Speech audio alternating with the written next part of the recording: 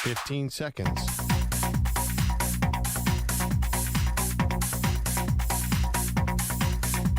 Break ends in 5 seconds.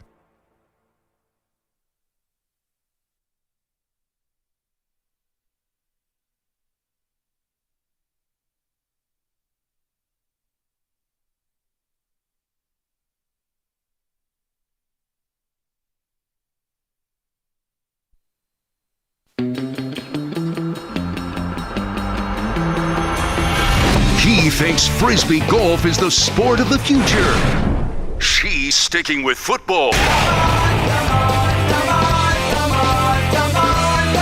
They are Maggie and Perloff on CBS Sports Radio. Second to last college football playoff rankings came out last night, Perloff, and can we just call this what it is? This is a television show where we should have the best TV product. Welcome to our show. It's Maggie Gray, Andrew Perloff. We're the morning show here on CBS Sports Radio. We're also on camera. You can watch us, youtube.com/CBS Sports Radio. What, you're saying that the Final Four is a TV show and we should just have the most entertaining teams? Yes, I am. So by that logic, should we have the Cowboys in the Super Bowl in the NFL just because everyone wants to see that? What are you talking about? You can't just put the most entertaining teams. You have to put the deserving teams. Okay, but we've been doing the deserving teams for a while now with the college football playoff. Yes, of course, because that's the way it should be. And earth to everybody, the entire model is about to blow up because A, money, of course, but B, because we weren't always getting the best matchups with just 4. Right? So it's expanding next year to 12. The entire system is getting dynamite put in and lit a fuse, and everything is going to go big kaboom. So let's not pretend and act like in this final year where we just have 4 teams that we have to stick to the same script that we've always stuck to, because, guys, it's all about to change, and I hate to say, but the 4 team is going to be a relic. But what difference does it make? 12 team, you're going to have 6 blowouts. There's no difference. The final product's going to be exactly the same. You're still going to have Georgia against somebody, killing somebody in the final game in 4 or 12. I'm not sure. It's going to be what's the difference. The one and done nature. Like, we're going into conference championship weekends, and what are we rooting for? You and I have no rooting interest. I mean, I've jumped on the Ducks bandwagon this year famously, but you and I have no rooting interest. Tons of rooting interest. Well, I know you. I'm sorry. There's a lot of bandwagons for me to jump on here, Maggie. Don't rob me of that opportunity. Here's what I'm saying. Like, you and I don't bleed. We didn't go to one of these schools, right? So we don't have that innate just like desire, blindness, whatever. So what are we actually rooting for? Chaos, upsets. Yeah. We want to see upsets in the conference championships. That's what we're going to get when we get to 12, right? It's basically the same thing. No, we're not. We're going to have Georgia plow through everybody and be there. The problem with 12 is they're worried about blowouts in the early rounds. So if you don't like blowouts and you don't like 12. Well, what we're getting now is blowouts with just 4. There's a couple blowouts. And that's been happening more but you're often than we'd like to admit with the college football playoff. So you want to engineer this to avoid blowouts? That's what you want here? No, I think that there's an obvious moment here with Florida State. And I'm not trying to be the person who says, listen, I know that there's 84 other guys on scholarship beyond just Jordan Travis who's injured for the season. But they have the smallest, one of the smallest spreads this weekend. I think that beyond, that's what a good quarterback and a great quarterback does. It elevates the team. I'm not saying that Florida State, I know they will get in if they beat Louisville. Right. But guys, they're like the clear weak link here. Yeah. So let's not pretend like that's not a thing and bury our head in the sand. You can't keep Florida State goes 13-0.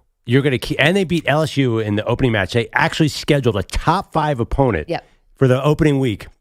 An opponent who might have the Heisman winner, by the way, and Jaden Daniels beat them. You're going to keep them out. Okay. Well, if we want to talk about what happened earlier in the season and in the first week of the season, then I don't want to hear Alabama fans call and say that they should be in over Texas because that happened early in the season and the quarterback situation wasn't settled. And Texas, their quarterback situation, Quinn Ewers got hurt. Now he's back. I don't want to hear people say Alabama should be in over one-loss Texas if you don't want to come along board with me saying that FSU is a much different team than the one that beat LSU in the beginning of the year.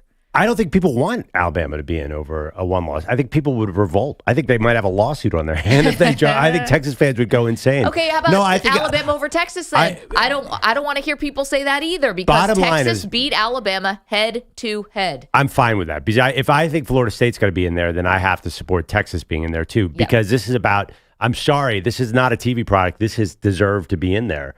If otherwise, you're just going to get the former. You could jump Ohio State back in because they have one of the biggest. Why not put Notre Dame in? They have a lot of fans. If you want the best TV product, get Sam Hartman back in the action. It's not a TV product. They'd get Notre Dame. Yeah, I know. It's not a TV product. It is a who deserves to get in here thing. That's a reality of the situation, and frankly, it should be because otherwise, what are we doing all season? What's the point of all these games? Well, the point of the games is to find out who the best teams are. And that this should be, rather than a deserving ranking, it should be a power ranking when you have extreme circumstances. If Jordan Travis doesn't get lost for the end of the season and doesn't undergo that devastating injury, then I don't think anyone's saying this, right? It's very, very different. And I think there's a lot of different machinations here. If you are someone who's rooting for chaos, everything could be on the table or nothing could be on the table. You have 4 undefeated teams right now. If all 4 win, so that would be Georgia, that would be Michigan, that would be Washington, that would be FSU. If they all win, that's it. It's easy. We all go home. Nothing to see here. If anything happens where one of those 4 teams loses, then it opens the door for complete and total chaos to the point where the SEC could get 2 teams in, they could get no teams in, you could have Texas in, Ohio State could get back into this thing. It's the buffet, the Vegas buffet of options if one upset happens. It's going to be really, really hard for Ohio State. They have probably the hardest path because they don't have another game to prove anything here. But it happened for them last year. Happened for them. Last year was not this logjam of good teams. I'm not sure I remember a Final Four with this many premier programs trying to. It's one thing for Ohio State to jump over Baylor and Kansas State. It's another for Alabama to jump Texas, who is a premier program. So there's a lot of brand names here. The other thing, too, is you could make an argument backup quarterbacks have succeeded in the Final Four before. Cardale Jones led Ohio State roll through everybody. Yeah. So I don't think necessarily a backup quarterback in college football dooms you. This bottom line is the deserve means more than what's the best product to me. And I know, I don't want to see Georgia roll Florida State in the first game. I'll barely watch that game, and it will not be entertaining. But I'm sorry we're stuck with it, and we should be. 855-212-4CBS, 855-212-4227. This is what we want to hear from you. There's no wrong answer here, in my opinion. I mean, you might think it's a wrong answer, but I don't think there is a wrong answer. I think that people who say, listen, let's get the best 4 teams, I think that's justified. I think people who say, let's get the 4 most deserving teams, I think you're justified. I think people who look at it and say, Alabama should be in over Texas if Alabama beats Georgia. I think people say Georgia and Alabama should both be in if it, breaks that way. There's a scenario, and this is how both of the SEC teams could be left out. This is what would have to happen. Michigan has to win, Washington has to win, FSU has to win, and Texas would have to win. And Alabama has to beat Georgia. Then you get the Texas-Alabama debate. And last night, the commissioner of the committee, Boo Corrigan, the chair, thank you, of the committee, said when asked about head-to-head and about Texas and Alabama and if they're both one-loss teams, what happens? He said head-to-head means head-to-head, no matter when, no matter where. Yeah, what if they beat Alabama in Tuscaloosa by 10? There's another funny scenario. What if Oregon and Alabama are head-to-head and Oregon blows the doors off Washington? Then can you imagine Oregon and Pac-12 being shut out? That would make me laugh so hard. The Pac-12 goes away, and they're probably their best conference in decades, and nobody gets in. That would be awesome. Well, it would be sad, quite frankly. Has the Pac-12 not been enough through enough? Yes, they're done. I mean, this is it. It'd be a fitting way to go out is to have your really outstanding conference champion sit at number 5. See, I think that would be the best way to go out is reward the Pac-12. I know it's been like reward them for what? Well, been incompetence at the executive level, but that the team shouldn't have to bear the brunt of that. Well, I think those teams they did jump to the Big Ten. It's their fault. Well, is it, or did they just go to the best option that was left for them? You know about conference, but it is the team's fault too. This is the time. 855-212-4CBS. 855-212-4227. Let's hit the phones. I mean, let's open it up to the fans. Mike is in Dallas, first up here on this, what is it, Wednesday morning. Hey, Mike, how are you? Hey, Tuesday night. I ain't gone to sleep yet. There you go. Still Tuesday to you. Good morning, Hey, Mike. I was going to say, can we get Everson Walls in the Hall of Fame? But really, okay, like, what world do we live in where we think Georgia is going to beat Alabama? Come on. What do you mean? Well, yeah. No, I understand what you're saying. This does not look like an Alabama team who's ready to beat the two-time defending national champion. The Alabama team we saw against Auburn is not ready to pounce on the Dogs this week. Right. And what do we say? Thank you, Mike, for the call. 6.5 point spread, I think, was the latest. Yeah. But yeah, I mean, it took literally a miracle, a play called Gravedigger to get Alabama that win over Auburn. I was talking to EJ before the show. This Georgia team's a little weird, though. In the past few years, we've known all the players on Georgia. Their defense we're talking about this guy's a number 1 overall pick. This guy's a number 5 overall pick. They're a little younger this year. We don't really know that. We know Brock Bowers, who's coming off the injury, and we probably know Carson Beck. But Georgia is not the Georgia from the last 2 years. How can they be? They've put the entire defense into the NFL 2 years in a row. Basically, the entire NFC is just like full of Georgia defense. If you don't want blood, it's a worst case scenario. Worst case scenario, Georgia 1, Oregon 4.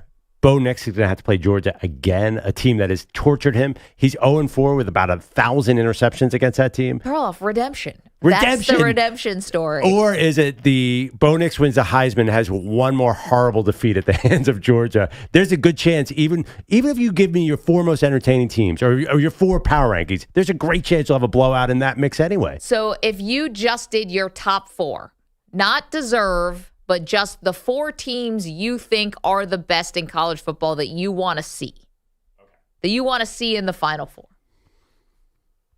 You want to go ahead? Yeah, well, I would go Georgia because they're on the verge of making history as a 3-time national champion. I would do Michigan because they have this wonderful scandal to talk about. Yeah, that's why. Not the fact that they keep winning. I would actually do Washington over Oregon because I think Michael Penix and Rome Odunze are the 2 most exciting players in college football. Yeah. And then I put LSU with Jaden Daniels, number 4, because he is the truth. Yeah. No, and then my 4th, this is actually tricky. Alabama gets to play Georgia. I do want to see Alabama really badly. I'm a big fan, but Texas would be my 4th team just for sort of entertainment and they have a talented team and a great coach who's had actually success against Georgia's defense. So I would go Texas. So I go Georgia, Michigan, Washington, Texas. And I feel bad because I have so many friends in Oregon, but I think Washington's a little bit more entertaining team than Oregon. So I would give it. But here's the thing. Washington's been playing these really close games. Yeah, give me more of that. Okay, for me, if it was just the most entertaining, like I'm power ranking the teams I feel like I saw this year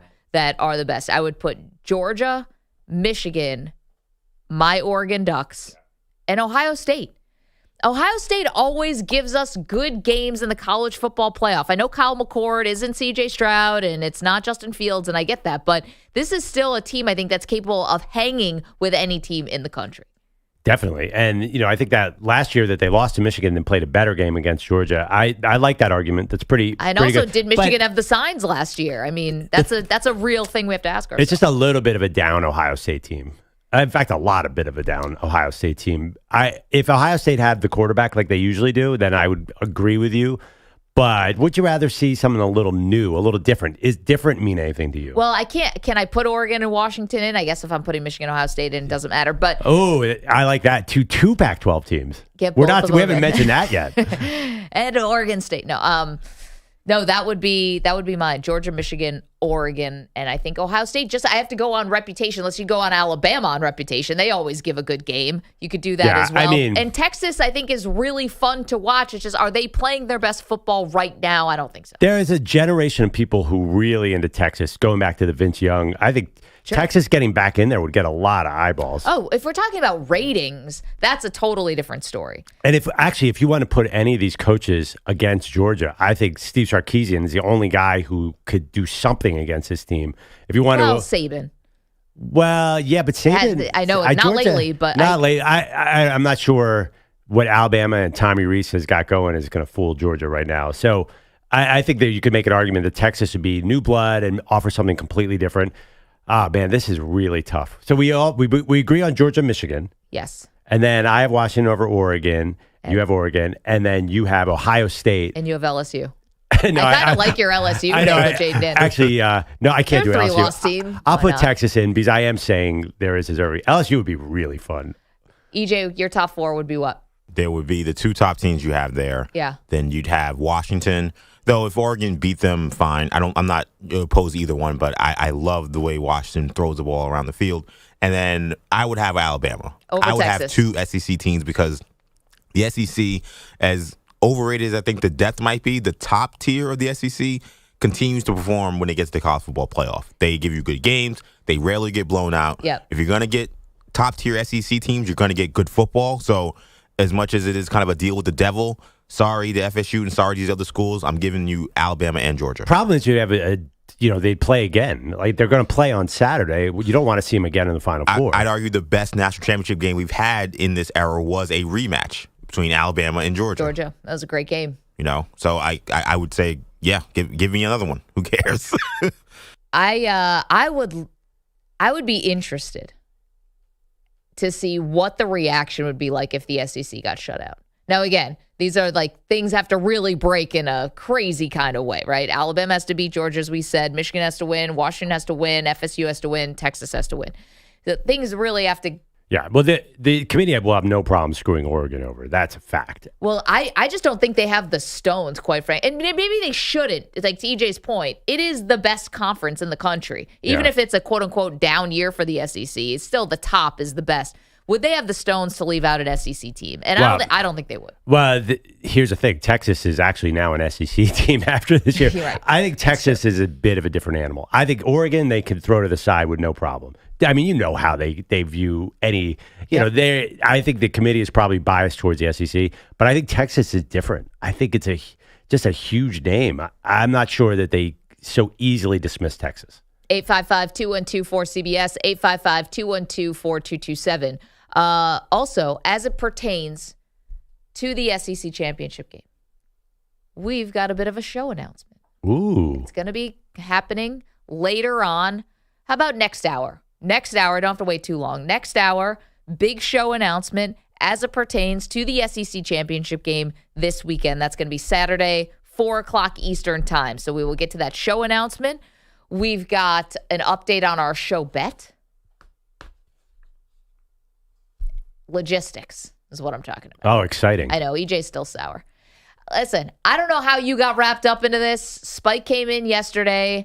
I thought that our bet, the Philadelphia-Buffalo bet, was a push because the Eagles beat the Bills by 3. That was the spread. I was in protest, not having to pay off my end of the bargain. Spike comes in and throws just like a wrench in the whole thing where he says, not only do I have to pay off the bet, Perloff has to pay off the bet, and now EJ has to pay off the bet. And the only reason Bellotti doesn't have to pay off the bet is because he saved my behind yesterday by dumping curse words that I accidentally said on the air. Twice. 2 times. Dose. Yes, I forgot the second one. And the second one was the more egregious one I learned yesterday. Oh, yes. So I learned something. I learned you can't spell a curse word. Still counts. Or say it in another language. That's not. And I can't say it in another language. I totally don't agree with this at all. I think you could spell a curse word. And if we were in the afternoon, we could spell that curse word out. It's Bellotti with his more. Give it a try. Yeah. 5 o'clock in the afternoon, you can spell anything you want. Well, I learned down the hall they actually played your first one, and they played it raw. So I don't know if they're going to have an FCC issue. Wait, who did that? Is that why? Down the hall. The Boomer and Gio Gio. for WFAN New York. They were like, oh, this is quite interesting, and they just played it. They played it. We dumped it. They played it. No wonder. I came in this morning, and Boomer Esiason, former NFL MVP, was like, there she is. Like, he was a little too excited to see me this morning. I'm like, hey, Boomer, hey, how's it going? We traded some text messages over the holidays about, certain things, just like friendly stuff. But I was like, this is Boomer Esiason. Like, there she is. Like, I'm here every day. When did they play it? Yesterday? Yesterday morning. Should we grab their clip of them playing it? How did they find it so fast? No, Because we said this yesterday morning. We can dump it. It's again. But how did they find it so quickly? Who gave it up? We have a mole apparently. Yeah. Who probably listens to the show and is like, hey, Boomer and Gio, here's some good stuff. And again, somehow, I don't know if there's an FCC fine coming to them, but I was told by that staff, I think it was by Gio. I think he said that we just played it. But Maggie said at 8 o'clock Eastern. It was I said it earlier. Oh, right. Oh, like right. 6:30. Okay, you said it was earlier. like one of the first segments we did. It was the second segment. Got it. Well, so they had plenty of time to get it. They are local and we are national, so they might be different standards elsewhere. There are no standards in New York City. Yeah. You can do anything you want here. That is true. This is It's preferred that you say words like that. How do you think Howard Stern got famous, guys? There you go. Okay, so maybe we should find what they said about me saying that. Usually, okay. Maybe we don't find that. What do you They think? don't always say the nicest things about us on the show. Well, they said that you walk with duck feet. Yeah. That was a low blow. Yeah, they claimed. No. That's not low blow. Everyone knows I walk with duck feet. Well, they walked by us, and I felt good because they totally blamed Pete, even though Pete actually saved the day. They were like, Pete, you got a loose ship over there. People cursing. What's going on? And I'm like, thank God they don't know I am technically the person who runs the show. Spike made that abundantly clear yesterday. Yes. 855-212-4CBS, 855-212-4227. So the other part of this, we have to find out who the mole is. Who is monitoring our show? That's probably someone in digital. Oh, I think That's I my know who it guess. is. Dolan. No, I'm just kidding. That's a callback. 855-212-4CBS, 855-212-4227. Okay, the question is, should it be the best 4 teams in the college football playoff or the most deserving? This is the final year, guys, the final year of 4 teams. Why can't we just blow it up and do something different? Nothing sacred. And then secondly, who do you think and who would you want to see as the top 4 teams in the college football playoff? 855-212-4227. Come on into the chat. Weedos, coffee drinkers, youtube.com/CBS Sports Radio, twitch.tv/CBS Sports Radio. Don't move. More Maggie and Perloff straight ahead. You're in a 5-minute break.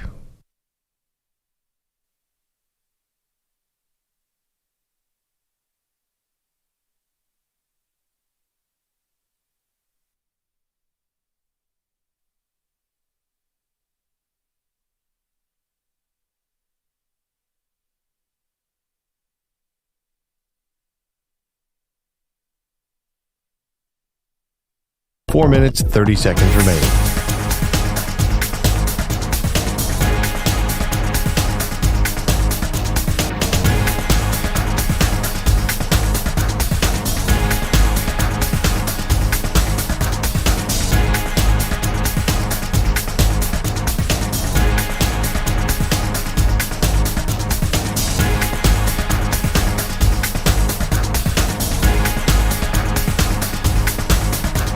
Four minutes remaining.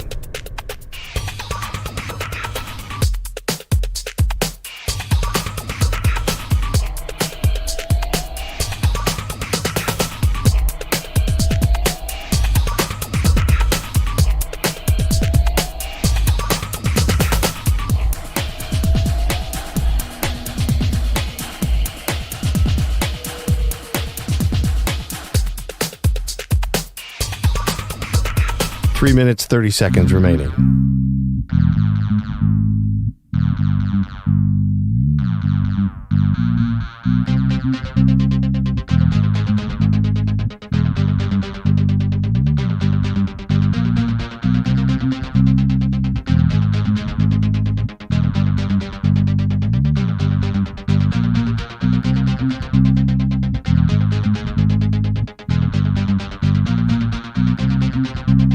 Three minutes remaining.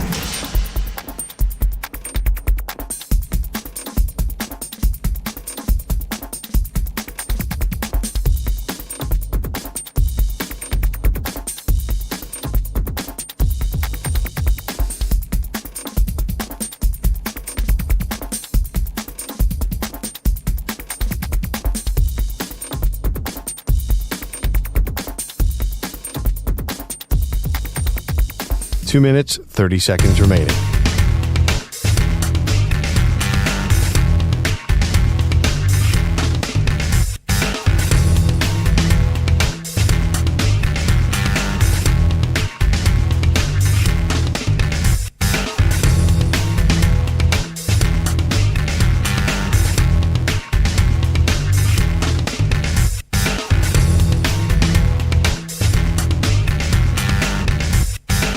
2 minutes remaining.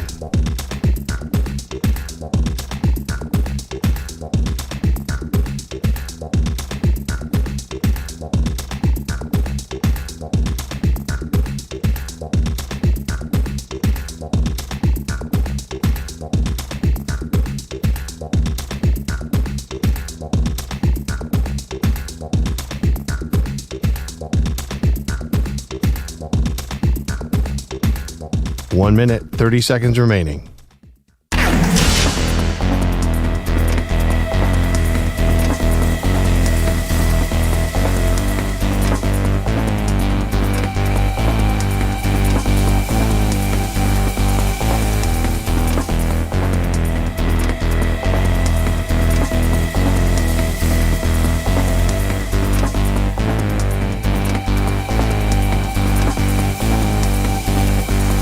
One minute remaining.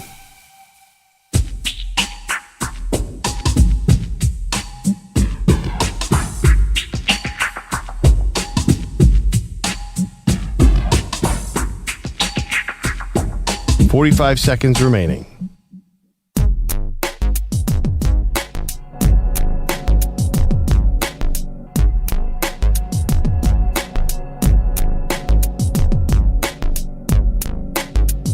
Thirty seconds remaining.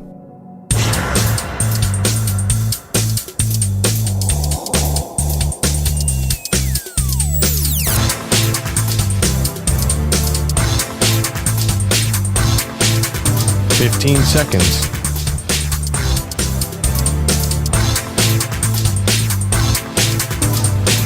Break ends in 5 seconds.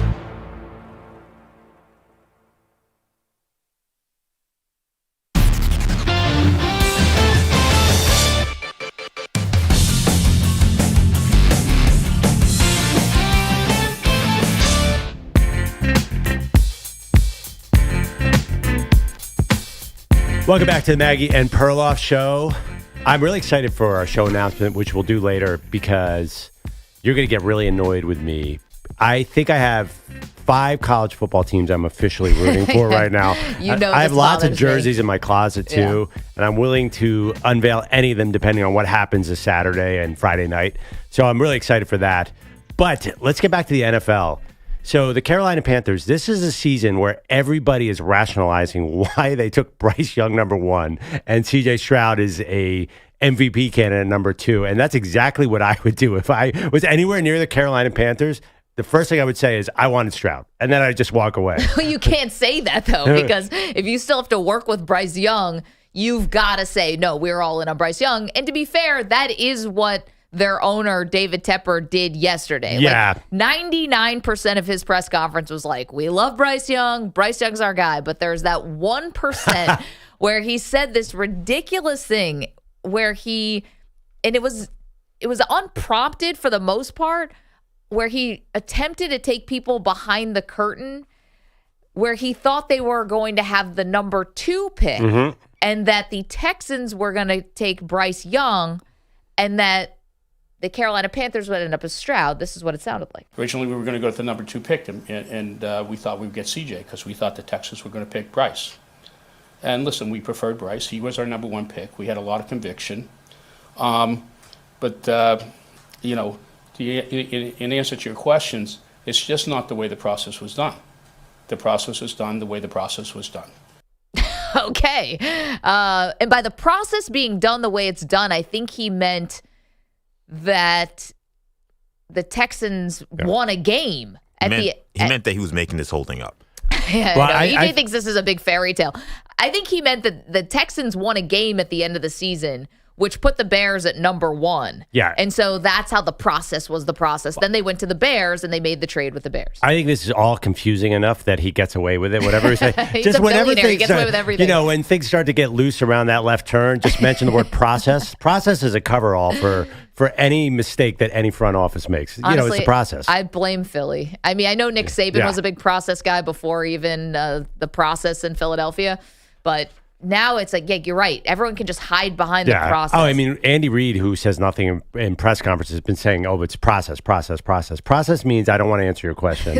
And David Tepper clearly does not want to talk about this. Okay, so he was hammered a little bit. I mean, this press conference lasted 10 minutes. It's David Tepper. Nobody cares. But I thought this was interesting, and I don't understand why people do this who are powerful people who stand up in front of reporters or the media and why they do this type of thing. Can we hear cut one, which is David Tepper saying all three of the in-season firings. He fired Ron Rivera in season. He fired Matt Rule in season, and now just Frank Reich. He said all three had different circumstances and gets kind of cryptic about it. There are reasons for each individual situation. I think you guys, upon your own reflection into looking what happened through the season, can understand that. You're around town, for those that are around town, and can know the reasons. Again, I'm not going to get into that particularly. Around town? Like what? What is that insinuating? It was kind of like telling reporters, go dig. Yeah. Like, was Ron Rivera at the strip joints? Is that what he's saying? He's with Urban Meyer at the bar. I mean, that would be shocking. I mean, it's funny, too, because Carolina, I think, probably has the smallest press corps of any team in the league. I would imagine. Oh, and they froze a guy out yesterday. Yeah, they're one guy that anyone knows, Scott Fowler, did not get to ask a question. Even though he was in the front row raising his hand. Yeah, that's a ridiculous answer. There's so many problems here. What's the one thing that they're doing wrong? I think you nailed it yesterday. I'm going to take it from you. Yeah.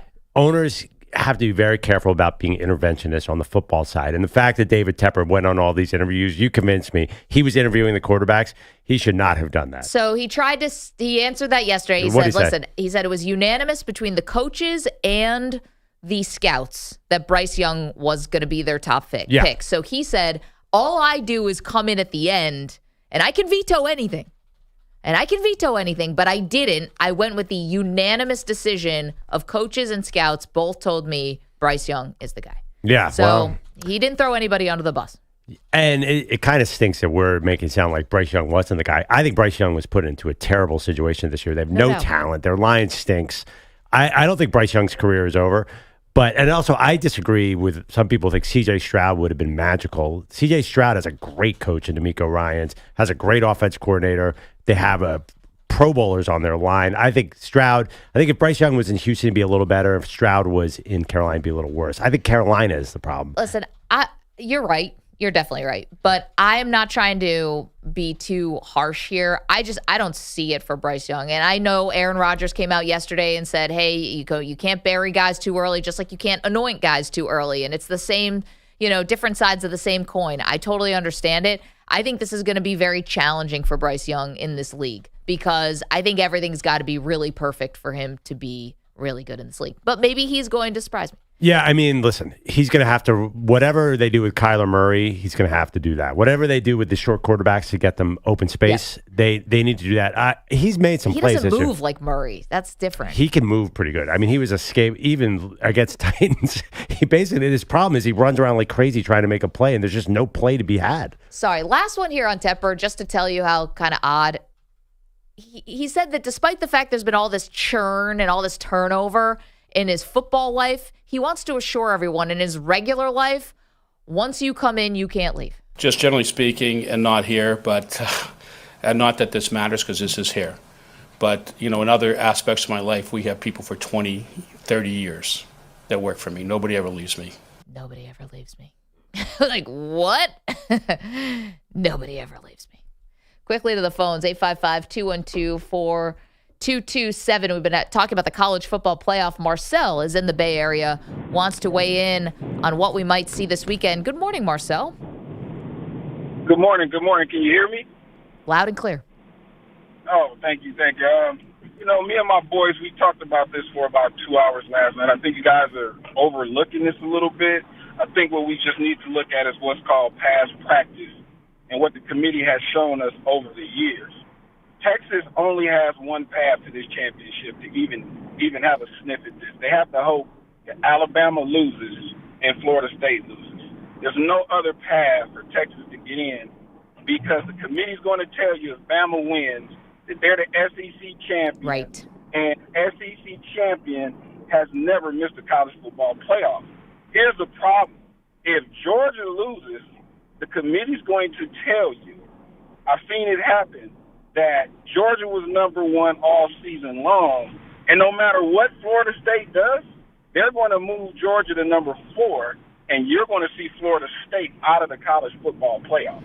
Marcel, that's what's going to happen. Now, but that would be going against precedent too, right? Because undefeated conference champions, except for UCF that one year, get in. Like Cincinnati got in as an undefeated conference champion. So that would be going against type also.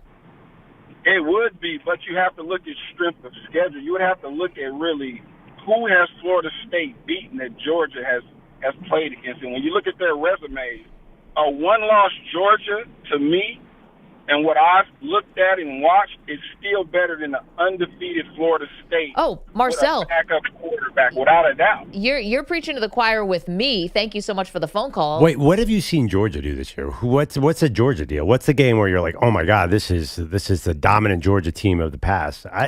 Lately they've been really good, but look at their out of conference schedules: UT Martin, Ball State, South Carolina, UAB. Well, but give me Michigan's out of conference, and no one's talking about that. Yeah, but Michigan is undefeated in this scenario. I assume Michigan's going to beat Iowa, so they get in because they're undefeated. If Georgia's not undefeated, this is a one-loss Georgia team. Oh, and then you go to the resume. I mean, you're saying basically strength of schedule means nothing if you put Georgia ahead of whoever is 4. But wait a minute, Georgia. First of all, they beat Ole Miss by like 100 points. But anyone who doesn't know that Lane Kiffin's Ole Miss Rebels are a fraud is not paying attention. They're the 11th ranked team and they right beat now. a top 10 team by 40 points. They beat Tennessee by 30 points. They beat Missouri, who's a top 10 team, by 9 points. Like they beat 3 straight ranked teams. Michigan hasn't beat. Have they beat 3 ranked teams all season? I don't think so. They beat Penn State and Ohio State were the only ranked teams. But those were top 10 teams. I mean, Penn State was 6 at the time. And Ole Miss is a top 10 team, and Missouri is a top 10 team. Come on, you're telling me Missouri and Mississippi really? You're talking about Penn State. Well, Penn State at the time was, they were considered a strong candidate to be in the Final Four because they hadn't played anybody except for Ohio State. They lost. Penn State, they lost. They played Ohio State and scored almost no points. They didn't look good at all. 855-212-4CBS. Welcoming your calls about the college football playoff. We also welcome in Andrew Bogusch. Good morning, Bogusch. Good morning, everybody. Headlines are sponsored by Progressive Insurance. Progressive Insurance from motorcycles, boats, and RVs for protection on the road and on the water. See how much you can save at 1-800-PROGRESSIVE and Progressive.com. The process was done the way the process was done. This is exactly what Adam Silver and EJ had in mind as they drew up the NBA's in-season tournament. The Celtics running up the score, fouling Andre Drummond on purpose late in last night's game with the Bulls to make sure they'd win a points differential tiebreaker and reach the quarterfinals. Chicago head coach Billy Donovan needed an in-game explanation from Joe Mazzulla. I told him, I'm like, what are we doing here? I'm totally fine. Like, I get it on keeping your guys in, wanting to get in. The league's made a big deal. But they also, in fairness to them, they got to deal with the rules too. Celtics guard Drew Holiday felt icky post-game. I get the point differential, but it just feels weird. Kind of like you're kind of disrespecting the game and your opponent. What a commercial for the NBA Oh, Cup. wow. Disrespecting it's a little opponents. different in soccer when it's like 2 goals, not like, fouling guys intentionally. The Celtics did get the job done, winning 124-97 and claiming East Group C over the Nets and Magic through that tiebreaker. The Knicks advancing to the quarters as the East lone wild card with a 115-91 victory over the Hornets and some tiebreakers. Those Knicks will face the Bucks in Milwaukee next week. They won Group B with a 131-124 decision in Miami. Giannis and Damian Lillard combining for 65 points. The Kings erased a 24-point second quarter hole, beat the Warriors 124-123 to take their group, and the Mavs kept the Rockets out of the quarters with a 121-115 win. Luka Doncic, 41 points, 9 rebounds, 9 assists. And speaking of those Mavs, Mark Cuban reportedly selling the majority stake of the organization to the family of late casino magnate Sheldon Adelson, maybe for $3.5 billion, but Cuban apparently keeping control of all basketball operations. We know for sure that the Adelson family is selling $2 billion worth of stock in their company to finance this deal, which will take weeks to finalize and get NBA approval. You know what's happening here? You know, the other Mark Cuban headline from yesterday. No more Shark Tank. No more Shark Tank. I think he had to cash out on the Mavs because he's been investing in all these terrible ideas over the last 16 years. And now it's like, all right, I got like 4 lemonade companies and like 3 sock companies and 14 organic honey makers. Right. And now I've got I'm sunk. They're bleeding me dry. But it's worked out, I think, well in general because he paid $285 million for the Mavs, and he's about to get $3 billion. I know, and it's all getting thrown away by like something that's a poncho and also an umbrella. Yeah. It's just like, it's artisan, bread. But in reality, this is so surprising to me. What high-profile owner ever sells their team? I can't remember a situation like this. Mark Cuban's whole life is being the Mavericks owner. Why is he giving this up? I know he gets to stay with the team. Right. But he still gets to do everything. But he's going to get kicked out in 2 years. Now he can be fired. I've never seen this scenario. I was flabbergasted that he was selling the team. I was very surprised also. Yeah. It's so much of a part of his identity to us. I'm sure in the tech world it's not. But it seems like the Adelsons, they don't want to run the team. Yeah, but you know what happens when there's a merger like this. The old guy gets a job for 2 years, then he gets kicked out. So now Mark Cuban could be fired, like to borrow from another reality show. You're fired. Yeah, gosh. Hope they don't put that guy in charge. The great USFL, right? I don't know. Like almost bought the Bills. Jerry Jones and Mark Cuban are the 2 owners in all of sports who most are tied to their team in my mind. Like, who is Mark Cuban if he's not Maybe the Mavericks owner? The Steinbrenners too. Yeah, he's in that realm to me. So it's weird. But also, has he done that great of a job? I mean, I know they won a title. It's like 100 years ago. They had a scandal that happened with one of their employees and he did not do a good job with that. Not acting right. Yeah. And that was terrible. And that's the thing. If I was a Mavs fan, I'd be concerned about. Like, okay, Mark Cuban as an owner who's very involved in basketball operations, where you have a general manager of basketball people. Okay, that's fine. Mark Cuban being essentially a general manager, like that sounds like a terrible idea. Well, also, some people were speculating that's because he's going to run for president. But he said this summer he's not doing that. I also think did he need the money for a campaign? I have no idea. He builds a team that can win in the regular season that has no chance in the playoffs because Luka and Kyrie Irving are so ball dominant. But I don't think that should have anything to do with this level of ownership. I mean, it does when it's Cuban. The usage rate of Luka is my main concern here. I think he's gone in 2 years and he's going to regret this day. But then again, $280 billion, that's nice to have. Or what? How much was it? So he bought it for $285 million, and he's selling it for $3.5 billion. Yeah, it's a good ROI. Mm-hmm. He bought it in 2000, right? So that sounds about right, yeah. 23-year investment. Wait, I know we're running out of time. Would you guys want to own a team if you were a billionaire? Because 100%. That's the first thing I would do if I got. Yes. Last thing I would do. Why? Because you're afraid of the criticism? Because of why? You're afraid of like the local criticism? Like there are a lot of billionaires who say, I don't want to be under the crossfire of owning a team. Like, why do I need that? I apparently got skewered on WFAN for dropping a curse word yesterday. No, the criticism is not the thing that would bother me. The thing that bothers me is we know too much now, I think, about sports, which is you basically just have to run an office and you have to deal with all the personalities and be the boss of an office. Like, it's fun the day you pull off a trade, but that's very fleeting. Besides that, it's like HR complaints and who knows who was, harassing somebody and who's complaining. Can go take batting practice at Citi Field when I want, or shoot hoops at the Garden. I get to go on with Jim Nantz after I win the Super Bowl. Right. I don't let HR deal with all that crap. I could care less. But the buck stops with you. You're no. I would be like the kid in Little Big League. I would essentially just go down to the Knicks sideline and be like, Tom Thibodeau, you're out. I'm running the team now. I'm the head coach. You'd be Billy Haywood? I would be Billy Haywood. You'd be kind of be Mark Cuban.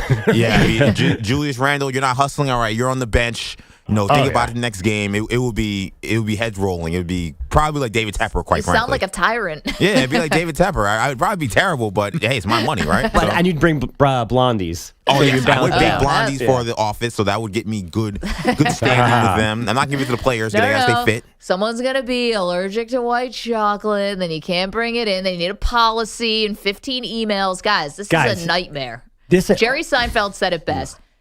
Beer, hot dog, good seats. It doesn't get any better than that at the game. And I agree with him. I'd hire someone to do the HR stuff. Well, yeah, but they're going to come and get I'd you. I'd be like every other owner and ignore everything that's happening in the building that's not on the field. Exactly. And I'd have an office in this. My dream is have an office in the stadium. Oh, how cool would that be? I want to have like a room in the stadium. Like I want to have like a place I can sleep, a place I can just hang out. Like I want to have like an actual like pad at the Garden. Like, how sick that would be, and have it like in like the suites area or whatever. You want like the Dr. Jerry Buss had like the club in the Forum? Yeah, exactly. Or even that office that overlooked the Forum. Like I'd want something like that. Like I want to be able to live at the Garden if I could. Who was the artist who recorded it? Was it Kanye who lived in the stadium for a while? I know, yes. Kanye, I think, lived at a Mercedes-Benz stadium in Atlanta. Yeah. Let's do everything Kanye. No, the rest of Kanye, I don't know, but living in a stadium, that's my dream. There was also a guy living at the Vet for like 25 years. Yeah, there was also a guy secretly living in a back room at the Vet. That's awesome. But that was a little different. 855-212-4CBS. We've got to get to break. Thank you so much, Bogusch. Jeez, I'm alone here. All you guys want to own a team, not me. 855-212-4227. Coming up, we do have a big question in the NFL that has to be answered. Plus, we see you guys on the phones. You want to weigh in on the college football playoff, what you want to see in the top 4 teams. Let us know. 855-212-4CBS. You're in a 5-minute break.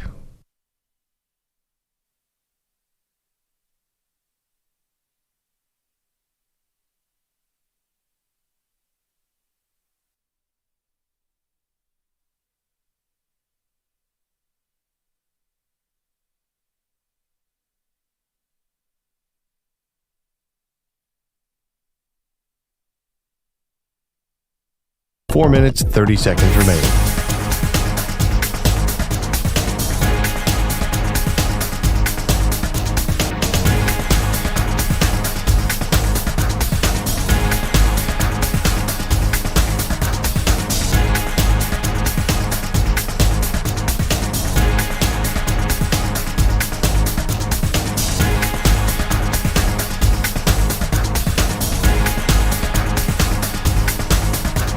Four minutes remaining.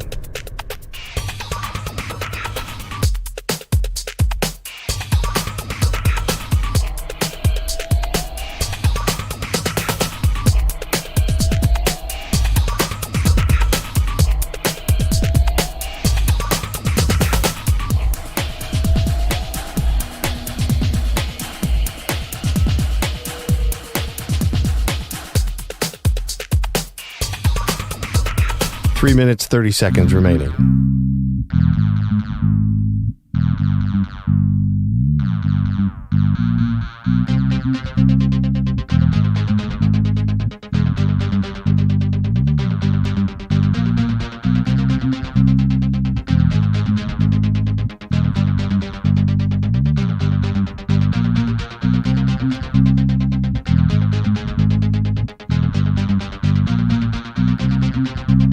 Three minutes remaining.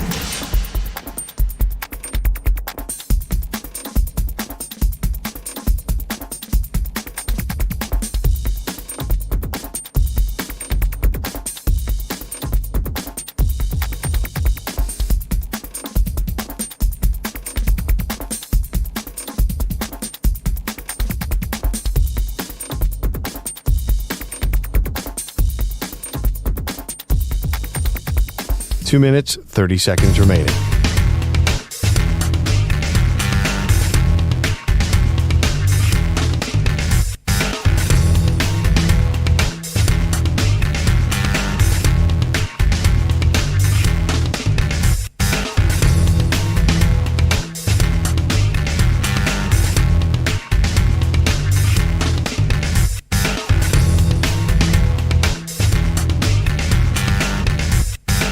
Two minutes remaining.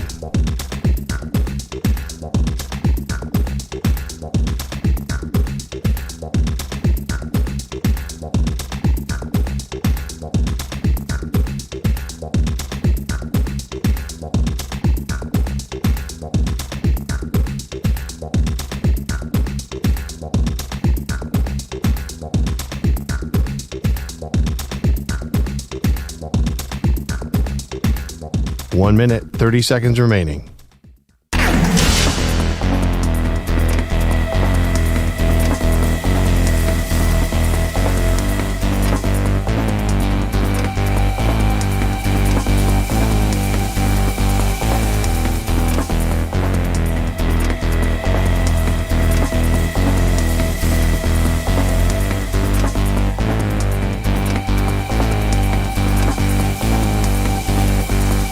1 minute remaining.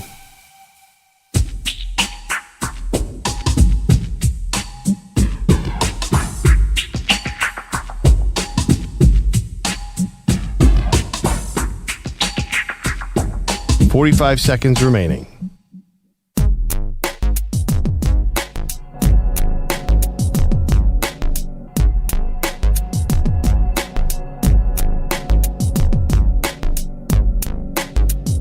"30 seconds remaining.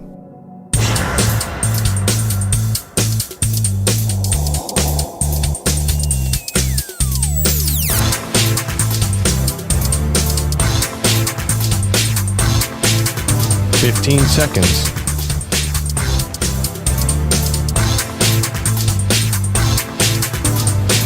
Break ends in 5 seconds.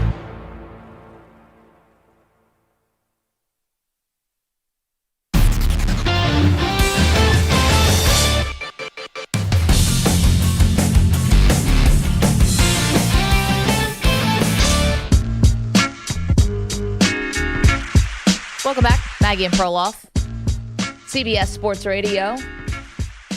Our pal James is in Modesto, California. This is our big Raider fan. James, good morning. I understand you want to tell Perloff he was right about something. Yeah, I called to take my lumps. I'm not one to run and hide. I've been trying to get a hold of you guys the last couple of days, but I finally got through. I'm taking my lumps from you, buddy. Oh, you were right.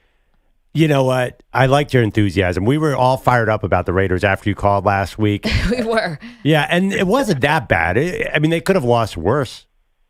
Yeah, they came out with a good game plan. That's the problem I'm seeing right now. The good pregame plan, but then the in-house just, they just can't make them adjustments through. They got to learn to put the foot down, and just keep crunching. That fourth down, I really think should have went for that and tried to go up 21-0. I think they would have. I don't think they was going to stop it there. It's sad that we missed that field goal. I know what he, thought, thinking, 17-0 is better than 14-0, but, Hey, they James. came back on us. Antonio Pierce, any chance he keeps that job? That's what I'm calling about. I got mixed emotions about it. We're going to have to bye. We're going to get healthy. We're coming back with 5 games left. It's not really it's not the strongest schedule left. I think we got some winnable games. And that's where I think he's a rah-rah coach. That's what I call him, and everybody laughs about it at work when I said that, but that's what I feel. He's a rah-rah coach. He's good at, getting the people pumped up, but the X's and O's, I'm just not seeing it. I'm still Listen, James, in favor of... You're right about this. Listen, I think it's a rah-rah coach. He also is like a culture guy, right? And I think that's a way you could put it, where it's like he's trying to establish a culture, but I think the beating the Giants and being the Jets, you didn't need the big X's and O's. The culture was enough to get you through on those two teams. Then you face Miami and Kansas City. To be fair to the Raiders, these are two of the best teams in the NFL. These are two teams that could be meeting, in the AFC Championship game. So, you got winnable games against Minnesota, the Chargers, Indianapolis. You saw Jonathan Taylor has to get surgery on his thumb. Denver. Winnable games. And you know what? The other thing, James, you could get better assistant coaches in potentially if Antonio Pierce did have a whole offseason to get his guys in, might help him with the X's and O's. Right. Yeah. But, that's what scares me. I love him as a coach, and I if we do change off of him, that means we're probably going to lose him. And I'd love to keep him, and at least make him a defensive coordinator, if we have to, get another coach, maybe bring Jim Harbaugh in and keep Antonio Pierce, but I would love to give him a chance. We'll see what he does in these next 5 games, if he can get it together and get Bo into it. I just think Bo has the problems, but like I said, I don't think it was Antonio Pierce. He made the decision to go for the 3. I saw it in action. He said, "Hey, no, let's go for the 3." He missed it. That was a bad decision. He second-guessed himself afterwards. I saw the press James, conference. Every coach, you could do that with every single coach. It's like He's going to have those. Yeah. He's going to have Carolina's those going kinds. through it. But James, here, don't be a stranger. Thank you for the call. Don't be a stranger just because the Raiders may not be a playoff team. Yeah, first name's gotten thrown out for the Raiders job, by the way. David Shaw, who almost got the job with the Broncos last year, that'd be a good hire. I mean, that would be a stable hire. You get in the Harbaugh family. I'm very interested in that job. They have a lot of options next year. 855-212-4CBS, 855-212-4227. Coming up, the Dak MVP case just got a whole lot stronger, and it came from the last place you'd ever expect.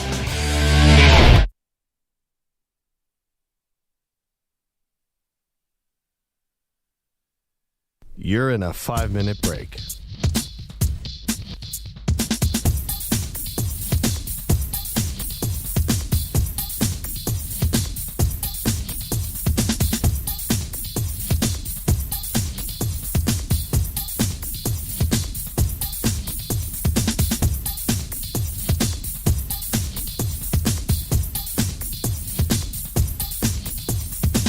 Four minutes, 30 seconds remaining.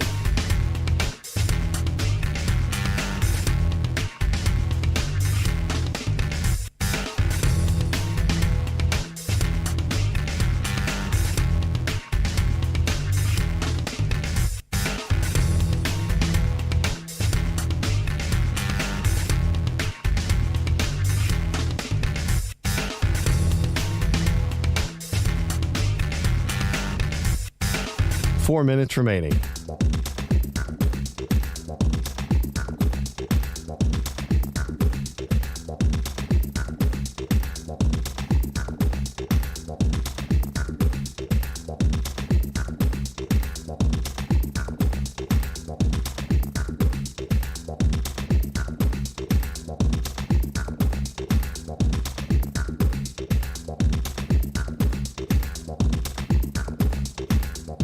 Three minutes, 30 seconds remaining.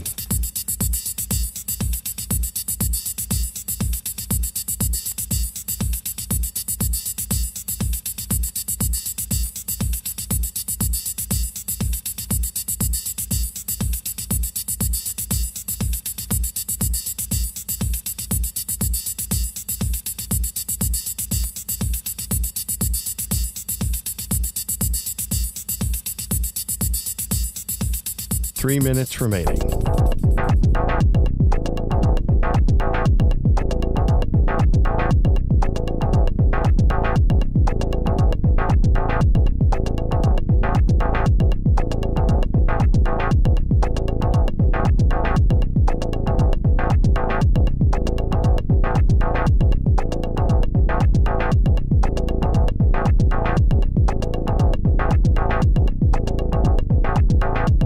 Two minutes, 30 seconds remaining.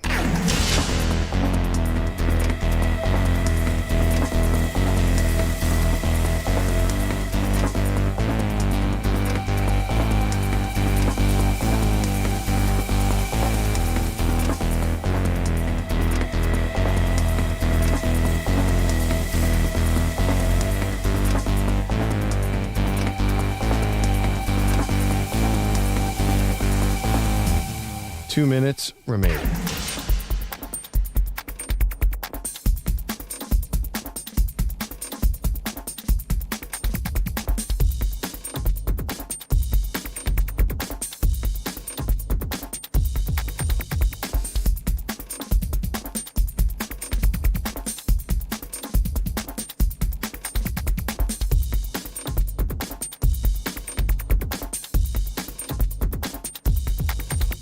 One minute, 30 seconds remaining.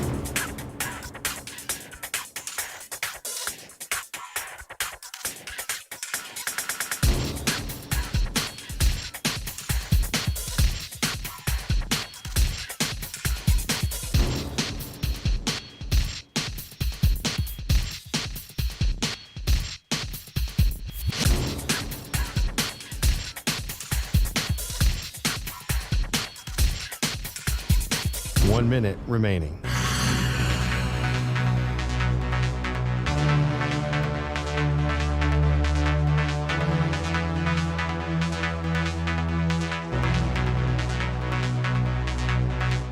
.45 seconds remaining.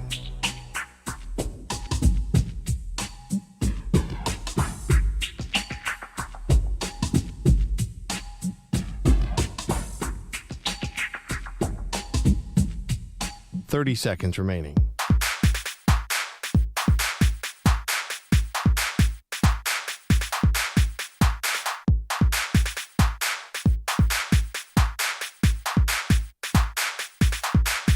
Fifteen seconds.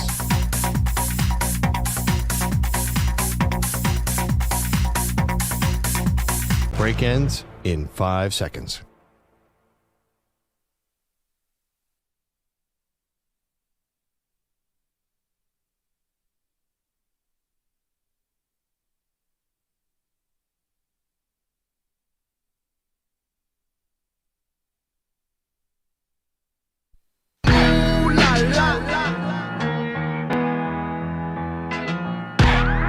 She was the Heisman Trophy winner in 1986. He left her off the ballot. They are Maggie and Perloff on CBS Sports Radio. Dak Prescott getting a bump from an unlikely place, I thought. Welcome to the show, Maggie Gray, Andrew Perloff, morning show here on CBS Sports Radio. You know, I've been saying that Dak, even though he has been playing amazing, especially over the last 5 games, it's been a passer rating of 122.6, which is good, nearly 2,000 yards passing, 18 touchdowns, 2 interceptions. It's better than good. It's amazing. It's amazing. All the nerd stats, the Pro Football Focuses, if you will, have him as the highest graded quarterback in the NFL, and he has been in the MVP conversation. Right. Now, people like me have been looking at the opponents that he's been playing over this time. Yeah. And have been saying, these are just not the who's who. And was he stat padding, essentially, and playing his best ball? But we know that whether it ends up mattering at the end of the season, in the moment, it always feels like it does matter, because who are you playing, right? And are you just sort of taking advantage of playing this down competition? That is something that people like me have said recently. Yeah, I totally disagree. I mean, I think it's one of his best games of his career was at the Link 3 weeks ago. 374 yards, 3 touchdowns, no picks. What was the final outcome of that game? 28-23. And actually, I'm looking at stats. Wins is not a quarterback stat. So okay, but Wins is not a quarterback still, stat. However, amazing that day. I think he was good, but up until Wins are not a quarterback stat, but I think when you have the ball and you're trailing and you get into the red zone, and then it's mistakes that you cost your team that back you up and take away your chance to come out for the victory. That's different than, say, a guy who loses in overtime because he never gets the ball or something like that. Well, I mean, one of them was a sack that was really hard to avoid. There was a mistake of play. I'm not sure that's how. Regardless, he was delay a game. He was sack, the best player on that field. Him or CeeDee Lamb were the best player on that field on both teams. The Eagles know Dak Prescott is very, very hard to stop. So I think that one. The thing about it is he'll have a rematch in Dallas, where I think all eyes are going to be on that game. If he torches them again, he happens to do very well against the Eagles style of defense. He knows it really well. So I think he's going to have some good numbers against good teams. I know he has been stat padding. I absolutely agree with you. But I think he's going to also do well against these good teams because he's not going against the best defenses in the world. I think he has a chance to put up good numbers against good teams as well. So it's going to be the whole picture for him. Yeah. Everything is working. Okay, so everything is working since the bad loss to San Francisco, which is still there. Now, granted, it's more in the rearview mirror, so I don't want to be someone who's just hanging on to something that happened, in week 5 or whatever it was. So beating the Chargers, which was a nice bounce-back game. I'll give them that. After losing that badly to the San Francisco 49ers, it was a close game. It was on the road. They win that game. Turns out Chargers not very good. The Rams was never in question. We mentioned the Eagle game. You and I see that just a bit differently. The Giants 49-17, Carolina 33-10, and Washington on Thanksgiving 45-10. So I'm like, well, you beat the Giants, Carolina, and Washington. Does that really bolster your MVP case? Now, there is somebody yesterday who may have changed my mind about this kind of thing because, you have to be open-minded. I can't just be so narrow in my view and stuck in my ways. And that was Aaron Rodgers. Aaron Rodgers went out of his way yesterday on Pat McAfee show to heap praise on Dak Prescott, how he's playing the position. Here's what he said. Tom had some comments about, Brady had some comments about some of the mediocrity in the game. And I just want to say, Dak is not who he was talking about. Okay. For a number of reasons. But I just love that he's really playing the position.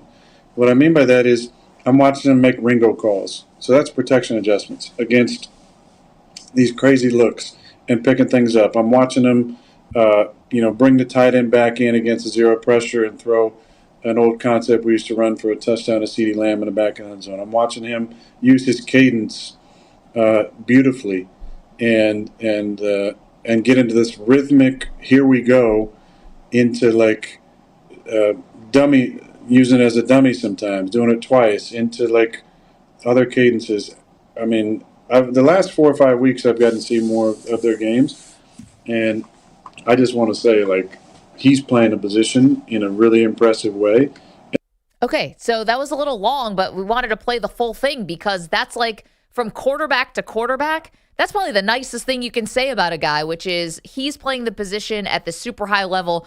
Aaron Rodgers, the most distinguished quarterback we have left now playing in the NFL, is the 4-time MVP, going out of his way to basically tell everyone that Dak Prescott is like playing 10 out of 10 right now. It has to be considered, and I think this could push voters to giving Dak the MVP because of this seal of approval, if you will, from Rodgers. But aren't the games, and the voters, I assume, are watching all the Dak Prescott games, and probably not that many people are paying attention to Rodgers' interviews on McAfee anymore. So how could this influence voters? Are the voters obviously have their own agendas and they're really watching closely, I assume? There's not that many MVP voters. They really care what Aaron Rodgers says? Okay, but if you aren't a former quarterback or you didn't play, you might not understand. Even if you cover the league, you might not understand this level of intricacy, which is why we wanted to play the full clip for you, because you might not be getting all of that, right? And so him kind of deep diving there with the X's and O's it doesn't take away from the competition that he's playing or the fact that he's, scoring a lot of touchdowns in garbage time and stuff like that. That still exists. But I think for one of your own to point this out, I think that's worth something. Yeah, I mean, I just see it different. I see Dak has been dominating since the San Francisco game. I don't, even with this deep dive, 23 touchdowns and 6 picks. I don't care who you're playing. It's incredible. And if he keeps his numbers up against these weak defenses, I mean, the Eagles are a good defense, and he's got the Bills, who are a pretty good defense as well, although they got lit up in the second half by Jalen Hurts. I think he's going to end up with 40 touchdowns and 10 picks, and I don't think he even needs Aaron Rodgers. If you have those numbers, aren't those overwhelming? And like you said earlier, people are not going to break down who he did that against. I think he's going to have such a statistical case if he beats the Eagles next week. If they can win that, first of all, he's a big guy. Thursday night, a standalone game where he's probably going to beat up the Seahawks, whose defense isn't great. Well, the Seahawks right now are, they're having a moment. This is crossroads. Yeah, because Geno's not healthy. I think he could have a big game there, which everyone's going to be talking about. Then if he beats Philadelphia, isn't he a strong front runner? I don't think he needs Aaron Rodgers. Just beating the defending NFC champions. Would that be huge? Maybe I'm overrating him because he's my team. I don't think he needs Aaron Rodgers to say this. Well, I think it helps. I do, because I think there is a Dak is overrated narrative that is, quite frankly, kind of hard to overcome. Because even like what you've said, granted, it's a different sport, but you said this about, guys who win MVP who haven't won a championship. You don't want to see it, right? You don't want to see, you thought Giannis before he won, you don't want to see him win 2 MVPs. You don't want to see Jokic win 2 before he won. Like, there's an idea about coming up short in the playoffs, and when we see that over and over again, are you really MVP? Your guy Joel Embiid, going through that. Well, that's funny, but his competition is Lamar Jackson, who has the same exact problem. So are you going to hold that against Lamar? Well, that's why maybe this could have been the year where someone else, an outside-the-box candidate, really would have had a shot, like a Tyreek Hill. Where if you think that Dak is doing all this against bad competition or stat padding in garbage time, if you're not convinced Lamar Jackson should be a 2-time MVP, if all these cases had all these holes that you could poke into them, and maybe Tyreek Hill gets it. I think what Aaron Rodgers is doing is he's telling you that Dak Prescott is like a quarterback's quarterback. And I don't think that he ever had that kind of seal of approval from other quarterbacks. I've never seen someone go out of their way to give Dak Prescott that kind of praise. You don't think, and I actually rewatched the game, you don't think that Troy gives Dak a lot of love? Yeah, he kind of does. Troy, though, is, listen, And Troy Aikman is not nice to quarterbacks. He's not nice to any general. quarterbacks, especially not Dallas quarterbacks. He's been can sometimes be especially I've hard always thought Dak Prescott was viewed more harshly by the media because you get a lot of attention for saying Dak is not good than inside the game. I've always thought, like, if Dak was stuck in, say, in the Midwest, if he was a Colts quarterback, I think Dak would have gotten a lot more respect. But I think there's just this feeding frenzy around the Cowboys. So anytime he throws picks, I honestly think it's the hype that you love to build up Dak and tear him down, build him up, tear him down, because I just think there's just so much emotion that goes into the Cowboys quarterback. No, there is definitely that, and Rodgers actually acknowledged that. He's like, maybe it's being the Dallas Cowboys quarterback. He's like, I know being the Packers quarterback that sort of carries a lot of weight in the NFL as well. I think it's the high-profile failures in the playoffs.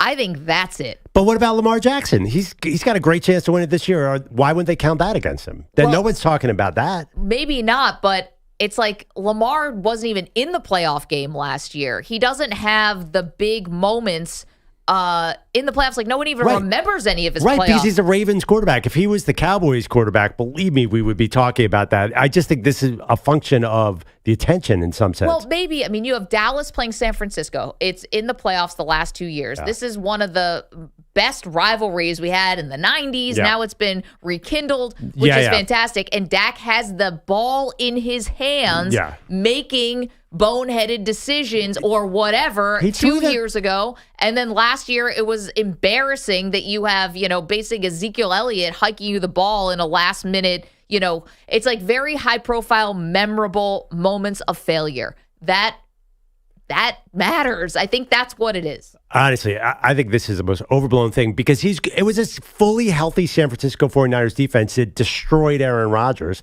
Ironically, we're talking about Aaron Rodgers. Yep.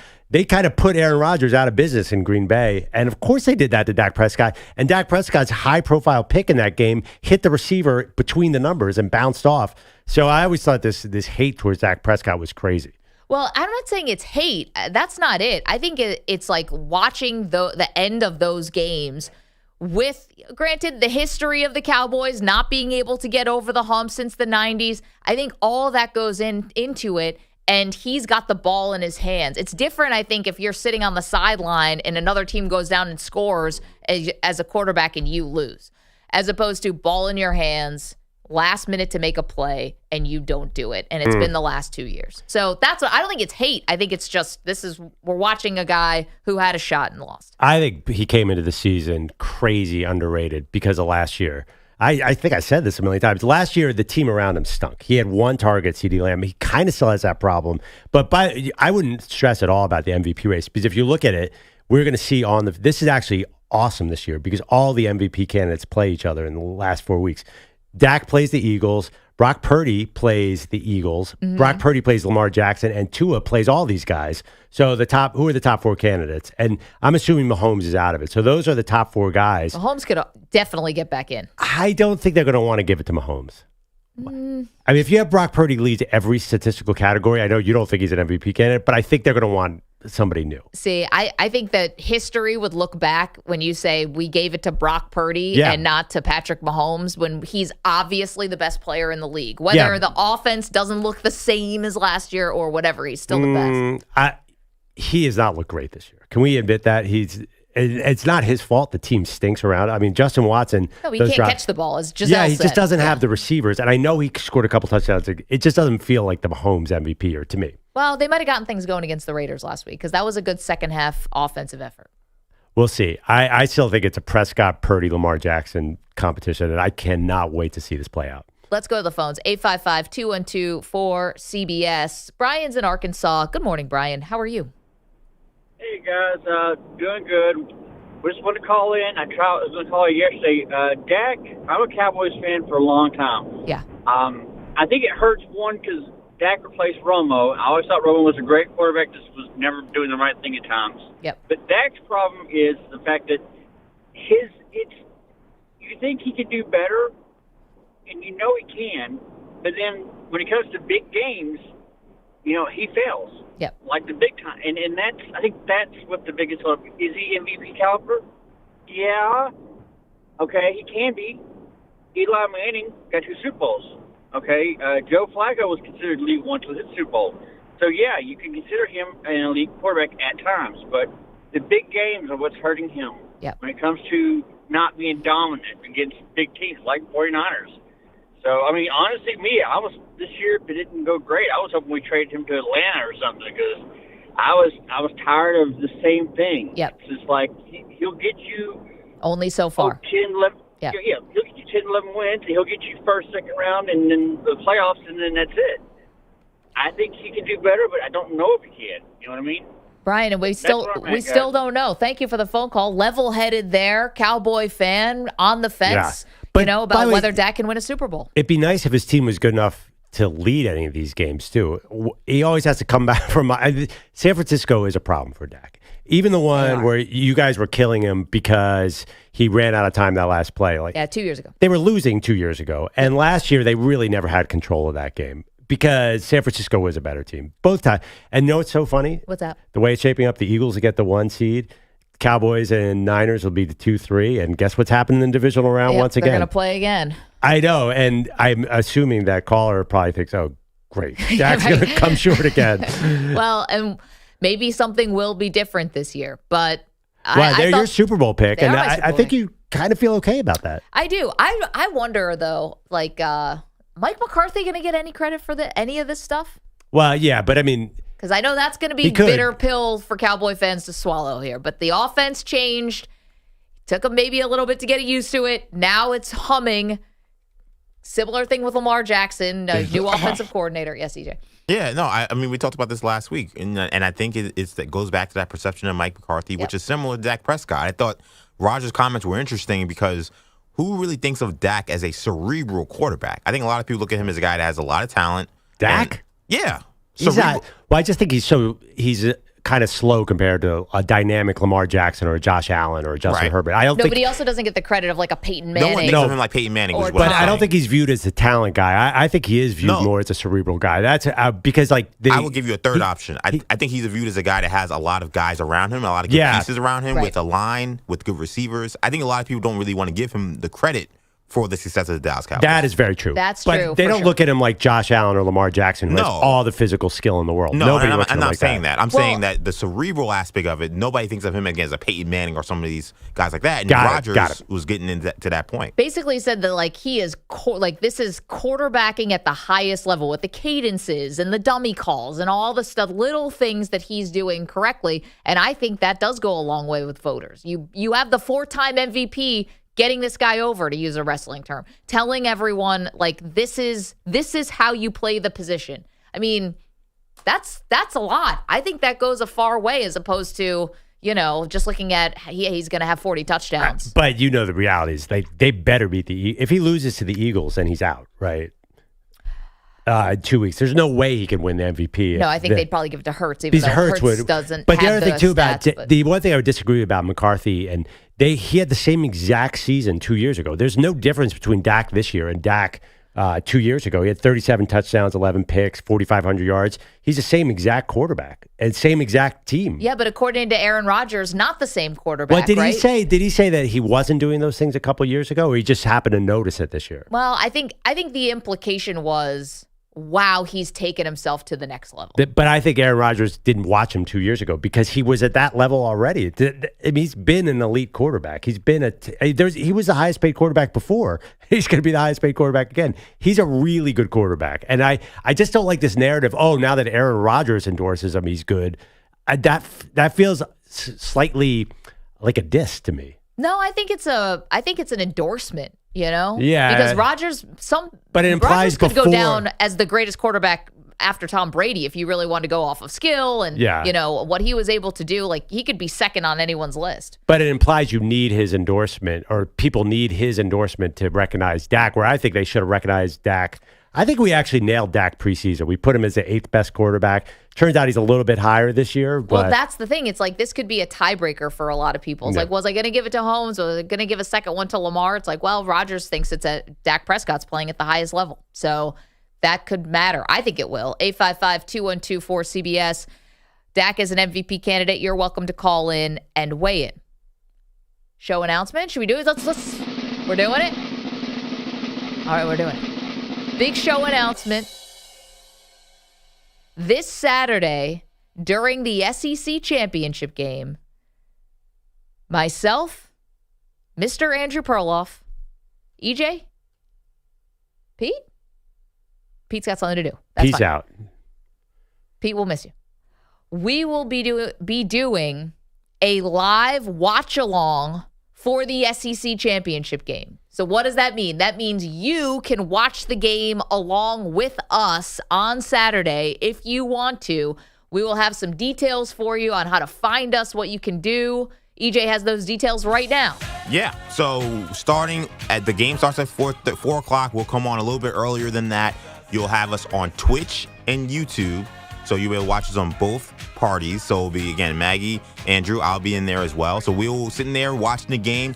You'll see, maybe I'll make some blondies. Unfortunately, Maggie and Andrew will be able to eat them. Yeah. But you'll get to see us watch, and we'll give commentary during the game and talk about various things happening, sports. Otherwise, it'll be a good, fun time. And you can be in the chat. You can be commenting along with us, and we're going to have the capability to even put some of your comments up on the screen. I mean, we're a fully operational watch along. This could be great. I have so much at stake at this game. like your fandom? My preseason Carson Beck Heisman bet has an outside chance. What if he gets 7 touchdowns? But I'm also an Alabama fan, so you're going to be really annoyed with me because I'm actually going to be rooting for both teams. Is that fair? No. No. Always with the hedging on the bets and the teams. If you don't have a college football team, can't you root for players? I always say you can root for players, so therefore I can root for both teams. I love Jalen. You said Penn State was Philadelphia's football team. What happened to that? No, I was very clear. I was very no. Pull the tape. I said if Penn State beats Ohio State, they're Philadelphia's football team. That is another hedge. If not, Ohio State is Philadelphia's football team because Marvin Harrison and Kyle McCord are from Philadelphia. Right. That's exactly what I said. Right, which goes back to what I said. You keep hedging on these things. So, you call it hedge. I call it equal opportunity.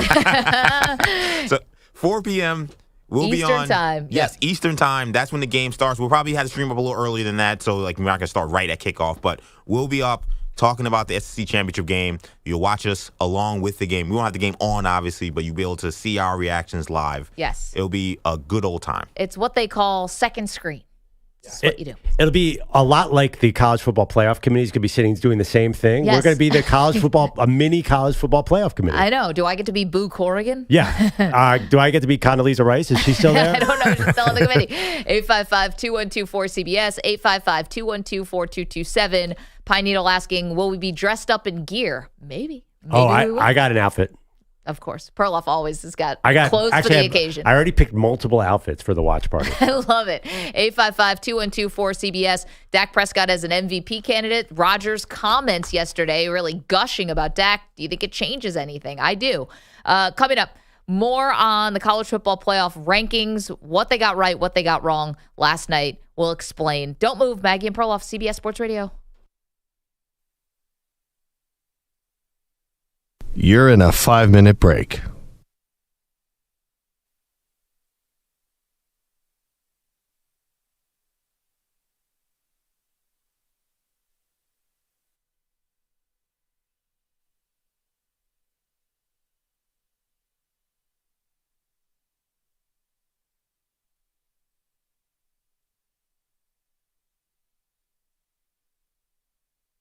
Four minutes, 30 seconds remaining.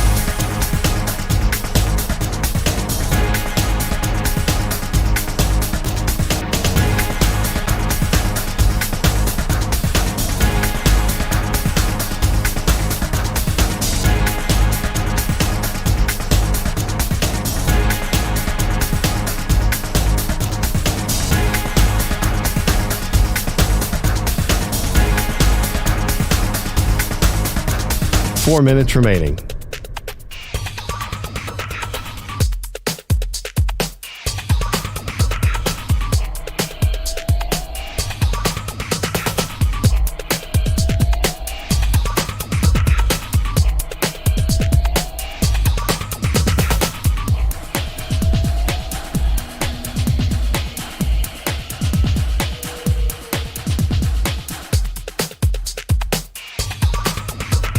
Three minutes, 30 seconds remaining.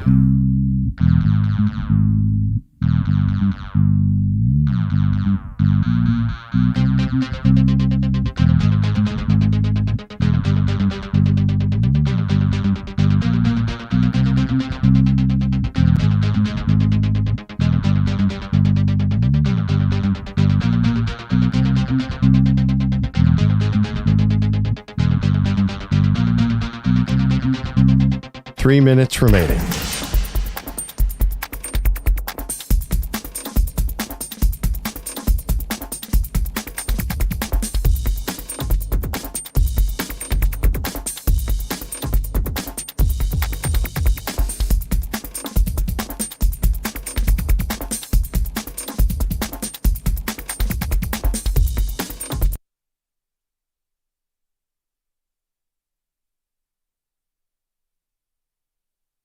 Okay, here we go. This is Maggie Gray with an Odyssey Sports Minute sponsored by FanDuel.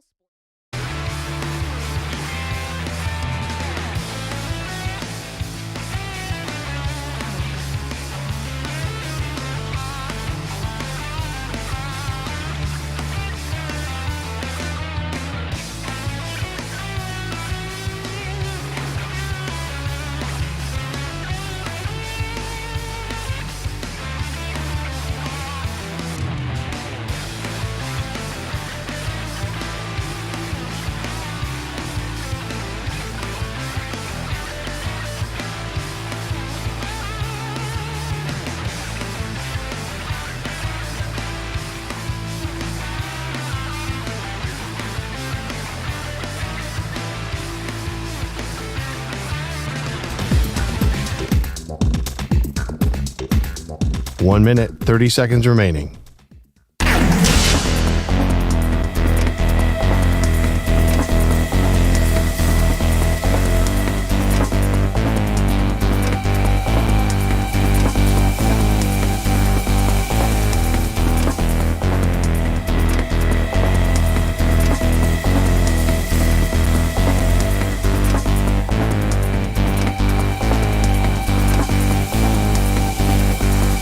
One minute remaining.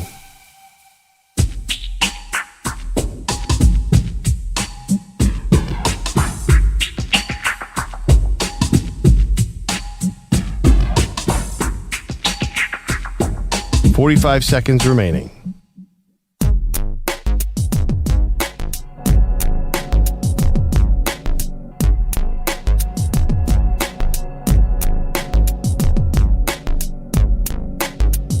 .30 seconds remaining.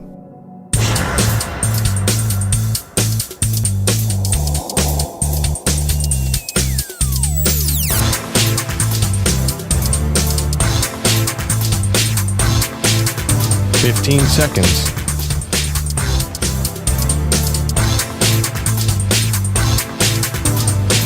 Break ends in 5 seconds.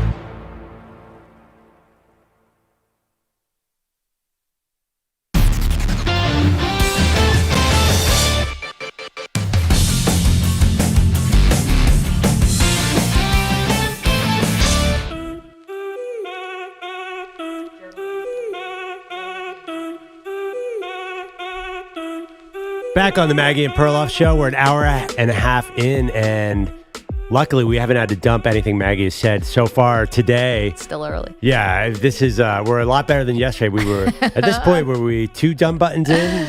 And maybe a little afraid for the future of the show. But luckily, Pete Bellotti is the safety net of this show, and his hand hovered over the dump button at all the times in case I say something stupid. No, he's all of a sudden he looks way stressed out. You're putting a lot of pressure on Bellotti here, I was Maggie. aging before our eyes. I'm sorry, yes. Pete. As if the 2 kids under the age of 3 wasn't going to do that enough for you. That's not doing it to me, no. It's what could possibly come out of my mouth next? Well, we weren't the only people paying attention yesterday when I decided to go rogue. Twice. Thank you, Bogusch. In my defense.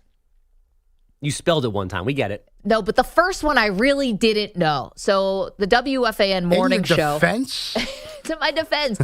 I know. Ignorance is not a defense like in court, but in this setting, which is far from court. And Spike is when Spike is involved, it's more of a kangaroo court. So I don't think it will be a defense. But truly, in your defense, because this spread like wildfire yesterday, few of the times by myself, it was pointed out to me that when the incident in Buffalo that you referenced actually happened, Jim Rome said the D word over and over and over and over and over and over again. I knew I got it from somewhere. It must have been Rome who was seeping in my mind. There were drops about it, and the people down the hall say that word all the time, apparently. So this is just a critical place that you are not allowed to be yourself, which is I got to be honest. disheartening. I didn't know that it was a banned word either. I'm going to be. Okay, well, this is why, and according to Spike yesterday, our boss, Bilotti, saved our tushies by dropping it because we can't say, I didn't know if I could say that. A-S. I didn't know if I could say that now. But I can't say anything around here. H. But I think that I honestly didn't know you couldn't say that. And that's because Rome says it and because the dudes on WFAN say it. So maybe this is like, if I was reading this, maybe it's a little misogyny. Maybe I can't say it. I think that's a fair assessment. Because I'm a woman. But no, Spike I'll said say it. Pete saved me. I Anyway. actually would not say it because I would blush too much to say it. I can't say that word. I don't say that word in polite conversation. It's a weird word to say. Well, it's a weird word to say and also doesn't come up very often. Unless I haven't had a chance to say it in a long time. I don't know what your Thanksgiving conversations were like. Mine don't involve this kind of thing. But anyway, I said it yesterday about Buffalo Bills fans would throw certain sex toys on the field at Tom Brady. It became a thing. I don't know how they were smuggling it. I don't want to know how they were smuggling them into the stadium. Perloff? Well, I don't think they're made of metal, so they don't go off in the metal detector. I know, At least the ones that What? Where do you... Throw on some Zubaz, grab your blank, and away we go. I've got honey, wallet, keys, watch. Sex toy. Yeah, blankety blank that I can't say. This is what it sounded like at WFAN yesterday morning. Maggie Gray on the Maggie and Perloff or Perloff and Maggie show. I'm not sure what the name of it is, but it's a fantastic show. You know, Jerry. I'll play you the dumped version first, and you tell me what you think Maggie was trying to say. That was only for Tom Brady. It was a very specific thing that Bills fans did to Tom Brady. If you play for a Rockets fan base. Can I say that on the air? Nope. You dumped it. Okay. Nobody heard it. Sex toy. Good morning. We're talking about sex toys now? So she was dumped. I can play the full version of this, correct? Yes. We're talking about Tom Brady. I'm making sure. I mean, we've used it in the past. Yeah, sure. So then here's the full version, which she was referencing. I've never heard Shaq Lawson or Jordan Phillips or any of these guys say anything about whenever people complain about the Bills fans. What, like, about Bills on the field? That bothers you, EJ?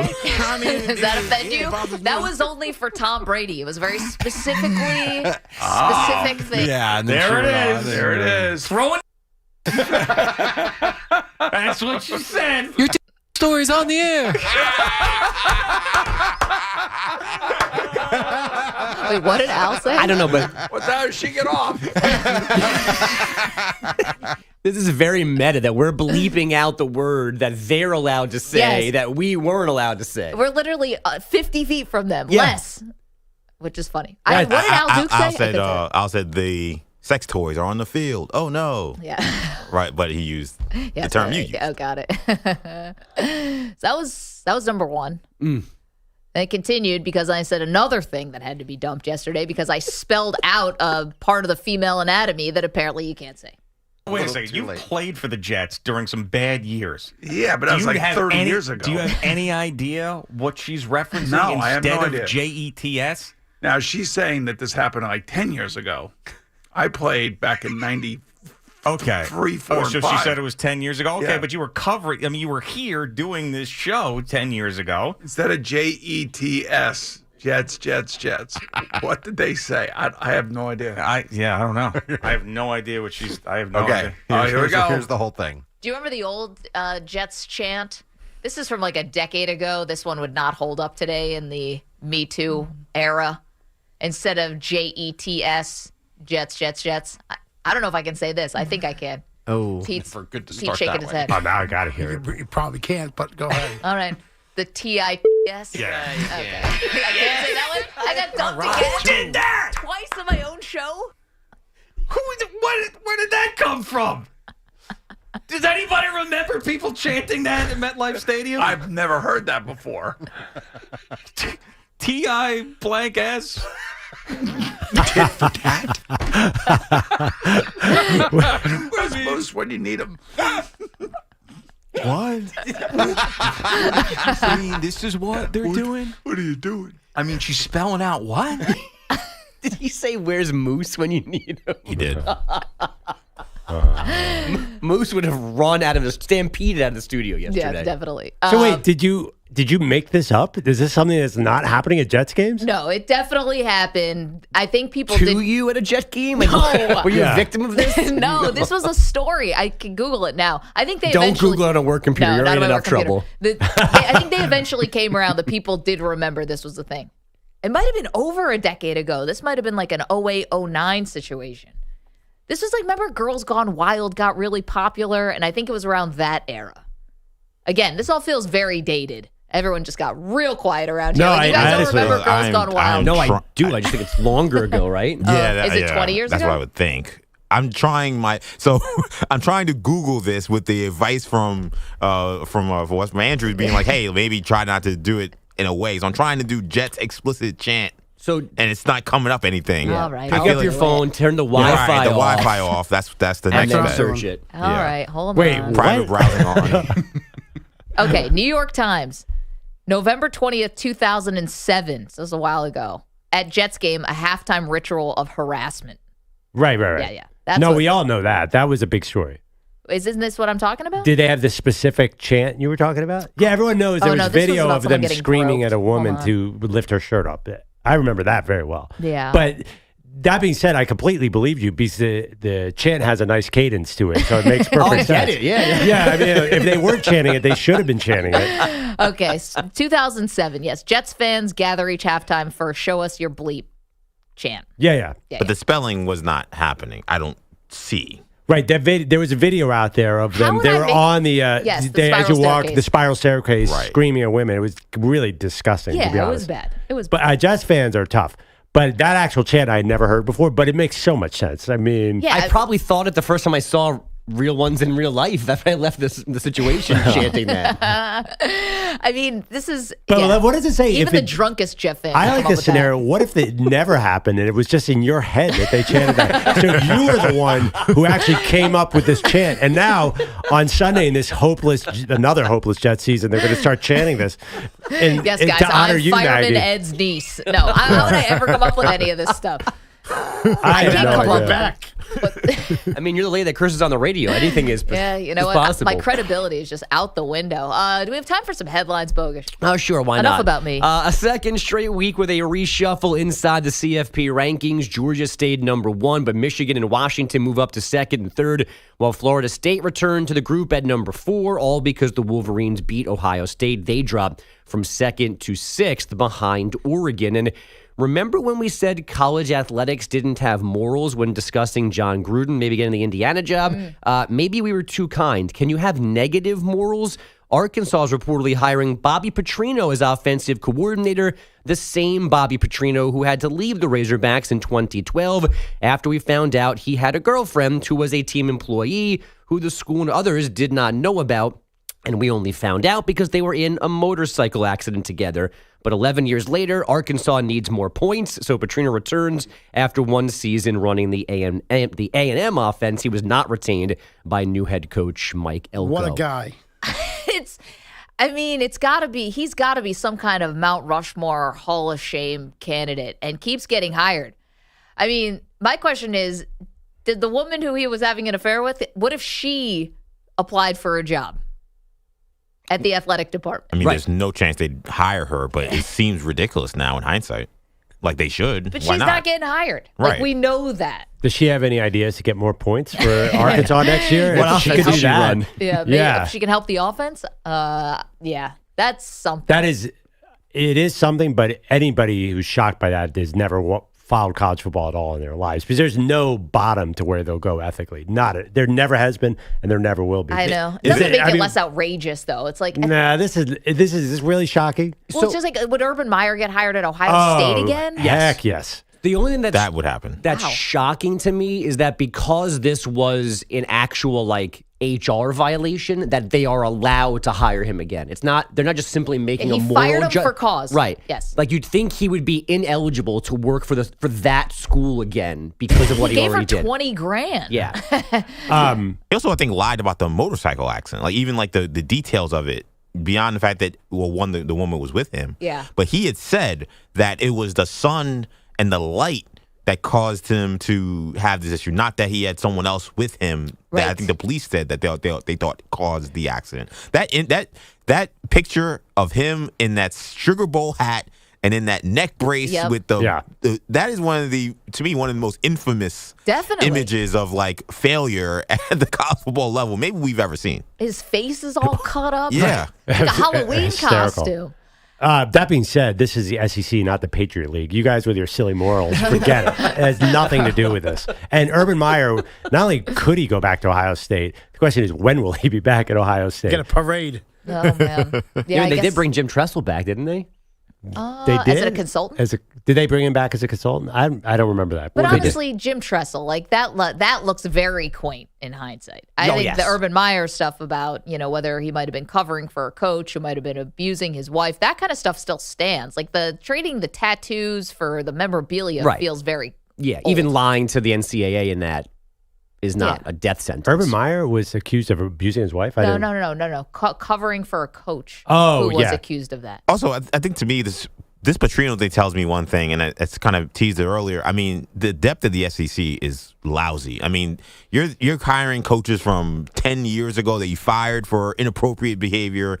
This guy already was cycling through that. He was at Texas A&M this year, so that didn't work out. Like we talk about Hugh Freeze, same Hugh thing. Freeze, yes, I was going to say Hugh Freeze. He gets out. Hugh Freeze now he's back in. Was 31 yards away and one play away from beating Alabama. Right. And it's like, you can't find anyone else to run these teams. Like, this is how bad things have gotten for everyone that's not Alabama, Georgia, LSU.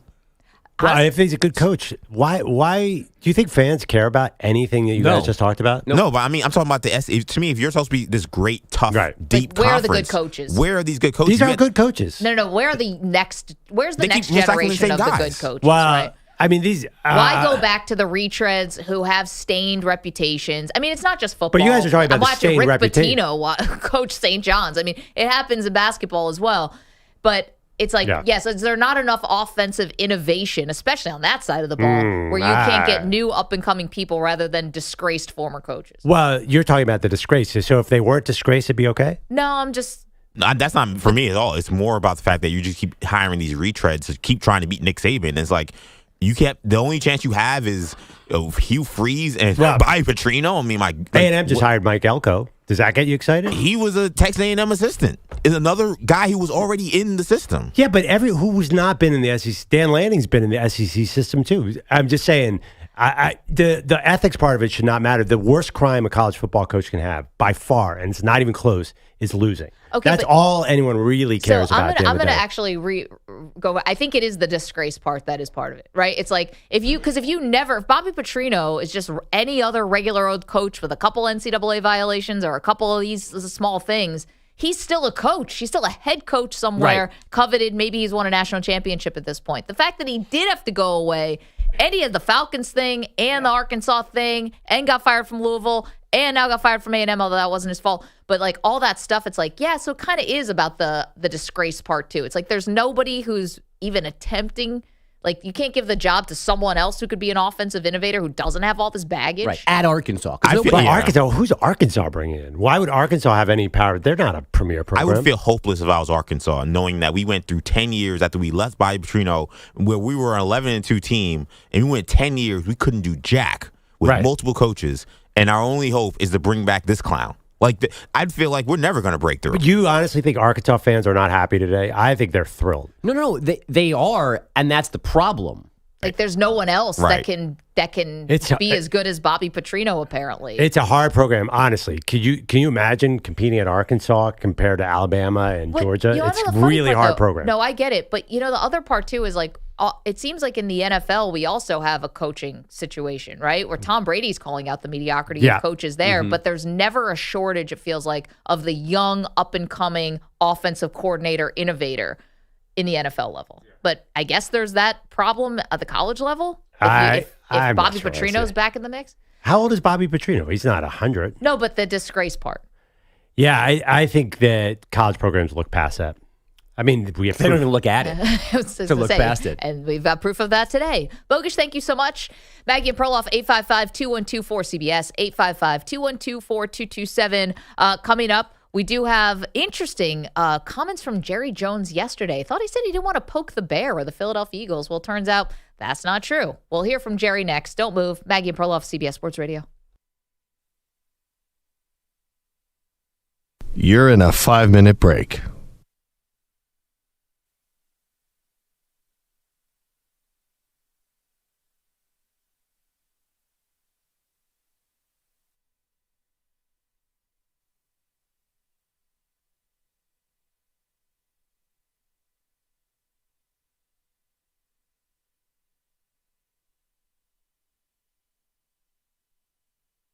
Four minutes, 30 seconds remaining.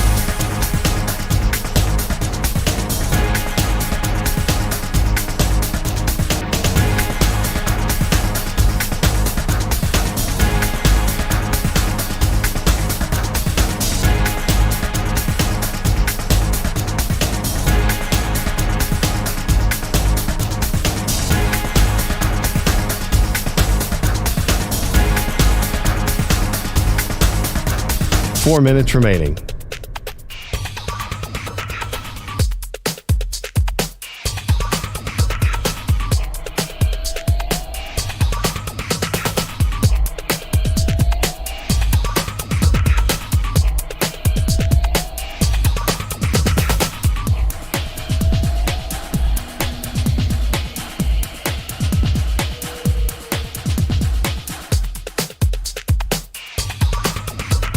Three minutes, 30 seconds remaining.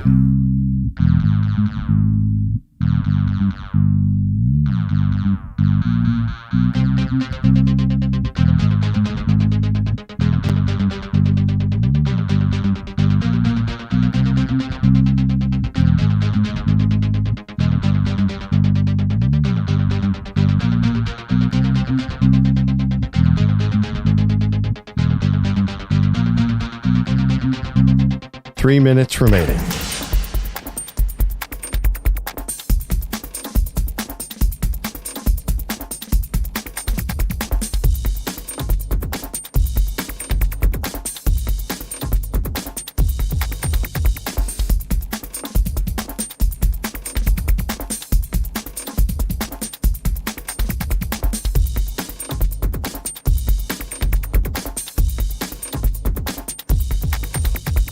Two minutes, 30 seconds remaining.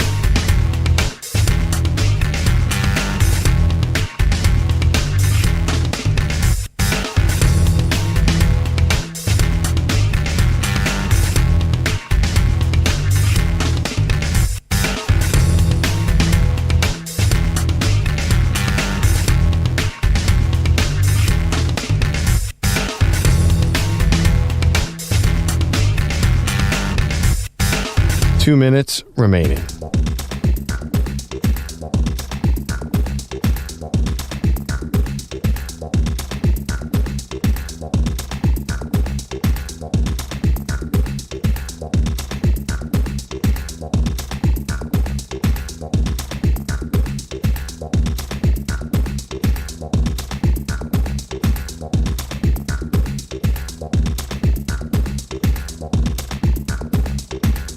One minute, 30 seconds remaining.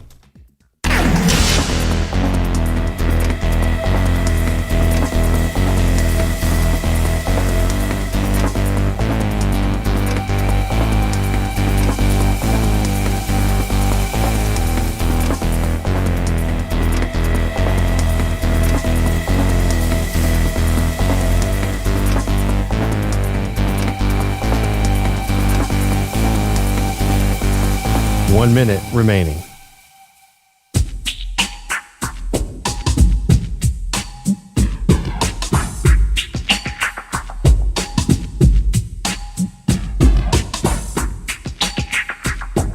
.45 seconds remaining.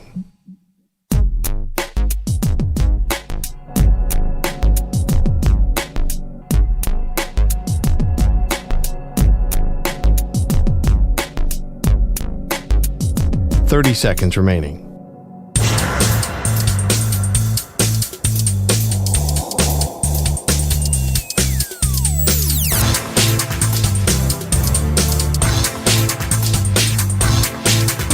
.15 seconds.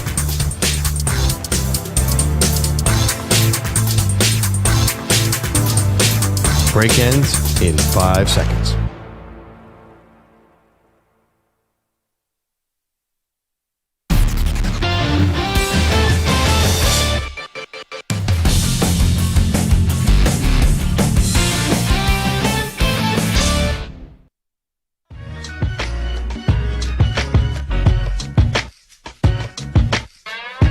Welcome back. Maggie Gray, Andrew Perloff, the morning show on CBS Sports Radio. 855-212-4CBS, taking your calls on the college football playoff. Perloff. Yep. Who do you want to see in the top 4? And do you think it should be who deserves to get in or who are the best 4 teams? Because justifying, that FSU is one of the top 4 teams is going to be a little tough when you lose your starting quarterback. Yeah, I mean, but by your logic that you just get the most entertaining matchup, we'll have Notre Dame back in there playing Alabama in the first round, then we'll go Georgia, Ohio State. Come on. Deserving matters. I know. It's just so funny that in the last segment, we're talking about Bobby Petrino getting rehired at Arkansas, where he had his most infamous, of all of his infamous scandals, that was the most infamous one with the mistress and the motorcycle and all of that. We're talking about there's no bottom in terms of morality in college football, yet when it comes to putting the top 4 teams in, everything's got to be by the book. At that point, no, nothing is about it being a television show. This has got to be about, deserve and who's, deserving of it. Meanwhile, college football is, very little soul. Places. But if you put a 13-0 Florida State team at number 5, that's a radical move. You have to admit that. Well, it's the last year of 4 teams, so I think that all bets are off. But it's still the same committee. I mean, I know they changed the committee, but it's 12 teams, you're going to have the same problem. Interesting. Let's hit our Cowboy Quickie.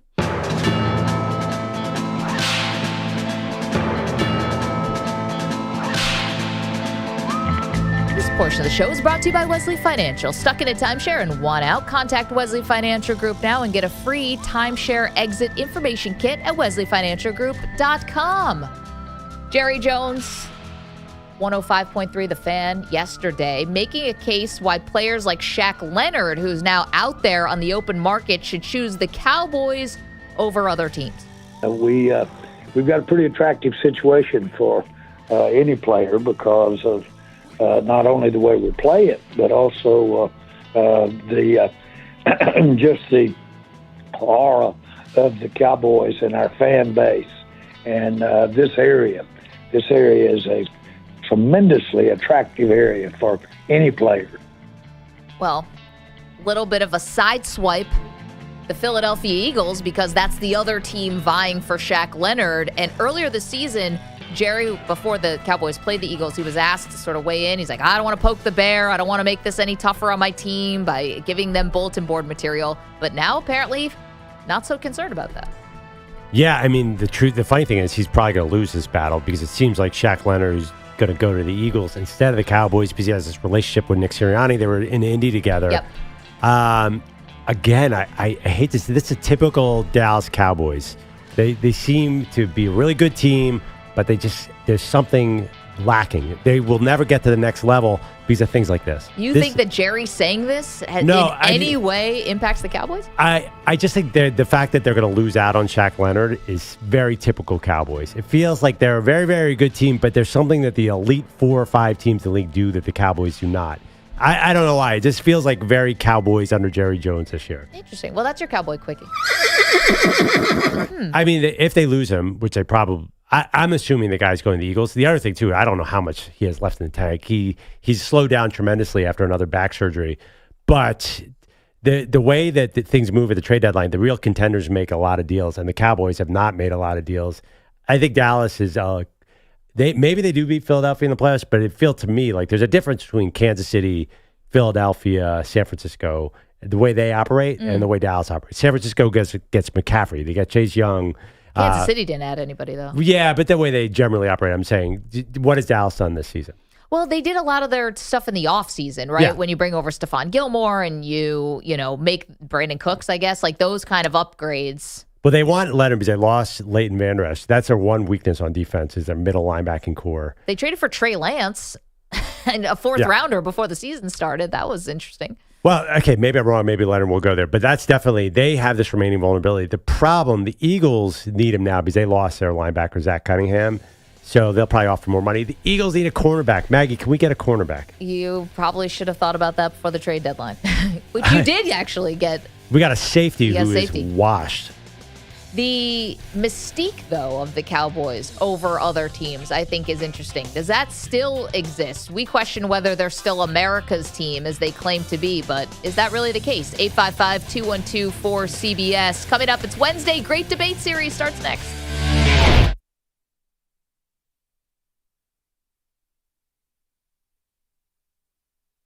You're in a 5-minute break.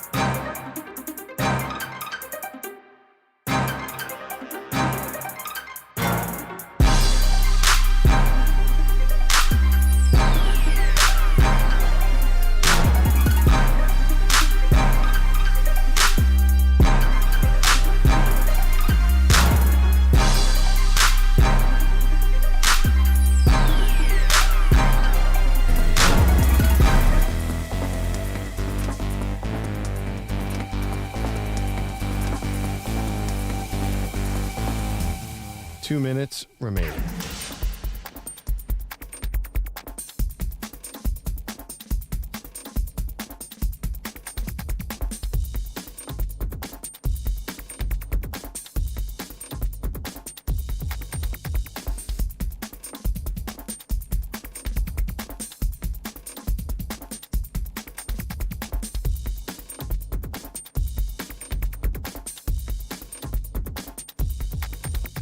One minute, 30 seconds remaining.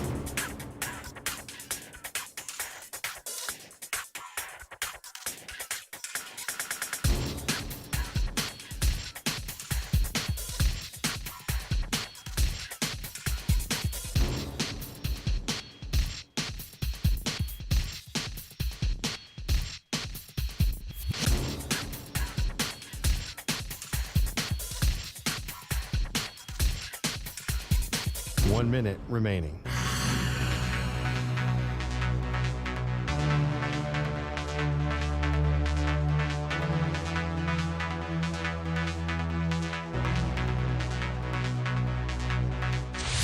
Five seconds remaining.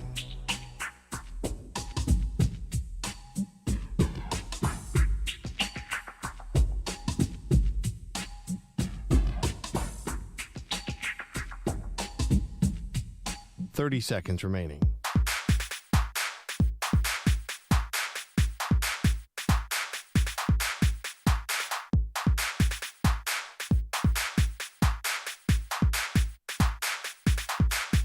Fifteen seconds.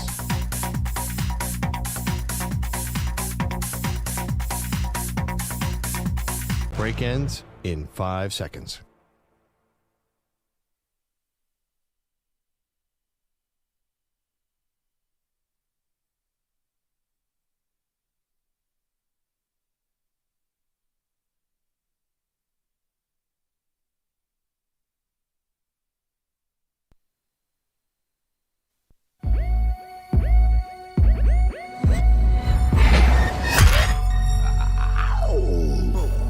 He's destined to get knocked out by Jake Paul. She's destined to film it. They are Maggie and Perloff on CBS Sports Radio. Welcome into the show, Maggie Gray, Andrew Perloff. We made our big announcement earlier, but here it is again. We will be doing a watch party. Watch along with us for the SEC championship game. That is this Saturday, 4 o'clock Eastern time.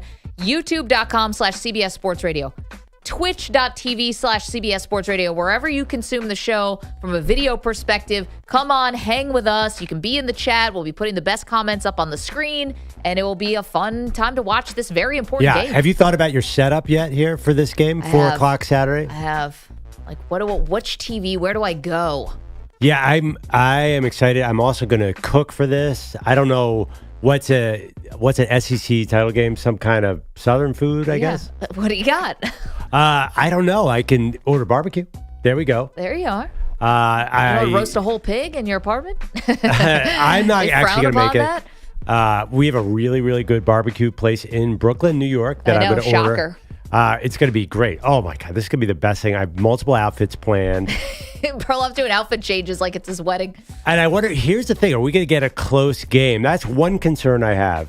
Are we going to be like Al Michaels and Kirk Herbstreit? We're going to have to vamp the whole second half? And if we do, that's going to be the best part of it because, I got a potty mouth. No, I'm just kidding. So I think we're good either way, whether it's a blowout or not. But this is a 6.5-point spread. This, for college football, that is small. I think that powers that be, Vegas, they're expecting a tight game here. And I think we can expect a tight game. Bellotti, are you going to be able to dump Maggie on this feed? Or EJ, what are the rules here? Because I did read about Saturday, Maggie maybe with a beer in hand. Oh, man. I mean, couple. It's going to be R-rated. So, we're not on air, and this is only online. I don't think that there's any restrictions for what we can say on Twitch or YouTube. So I guess in theory, I have to clear with the powers that be. In theory, this could be a rated R stream. That can happen. Now, you can't do like things that you couldn't do on a normal YouTube or Twitch stream, but in terms of cursing, that happens. There are 10-year-olds playing Call of Duty to curse all.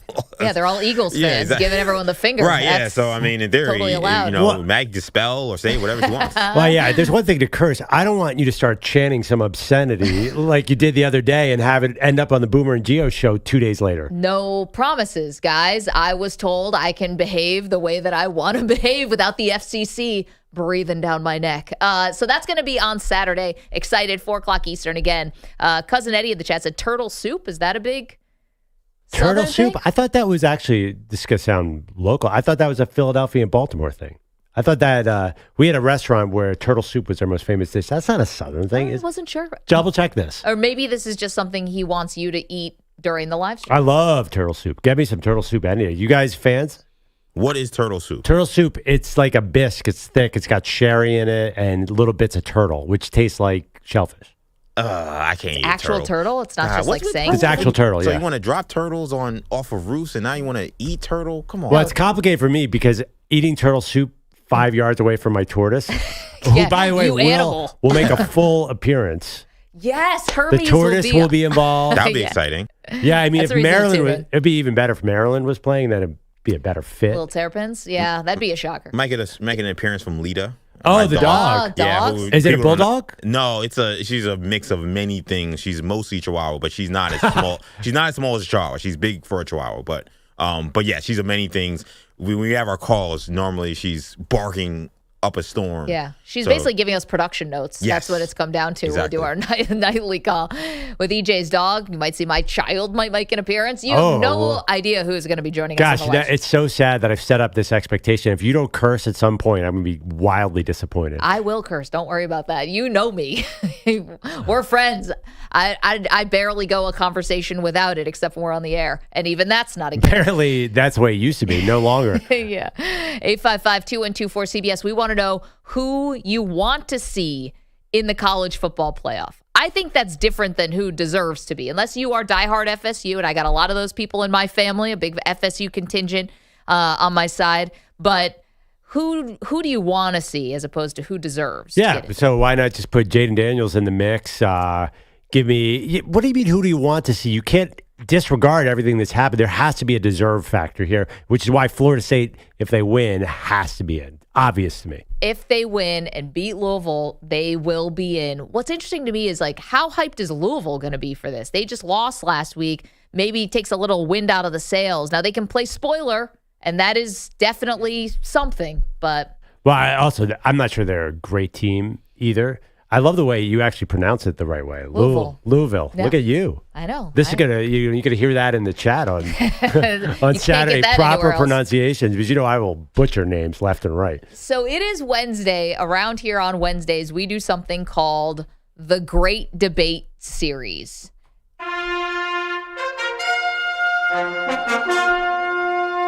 The Great Debate Series.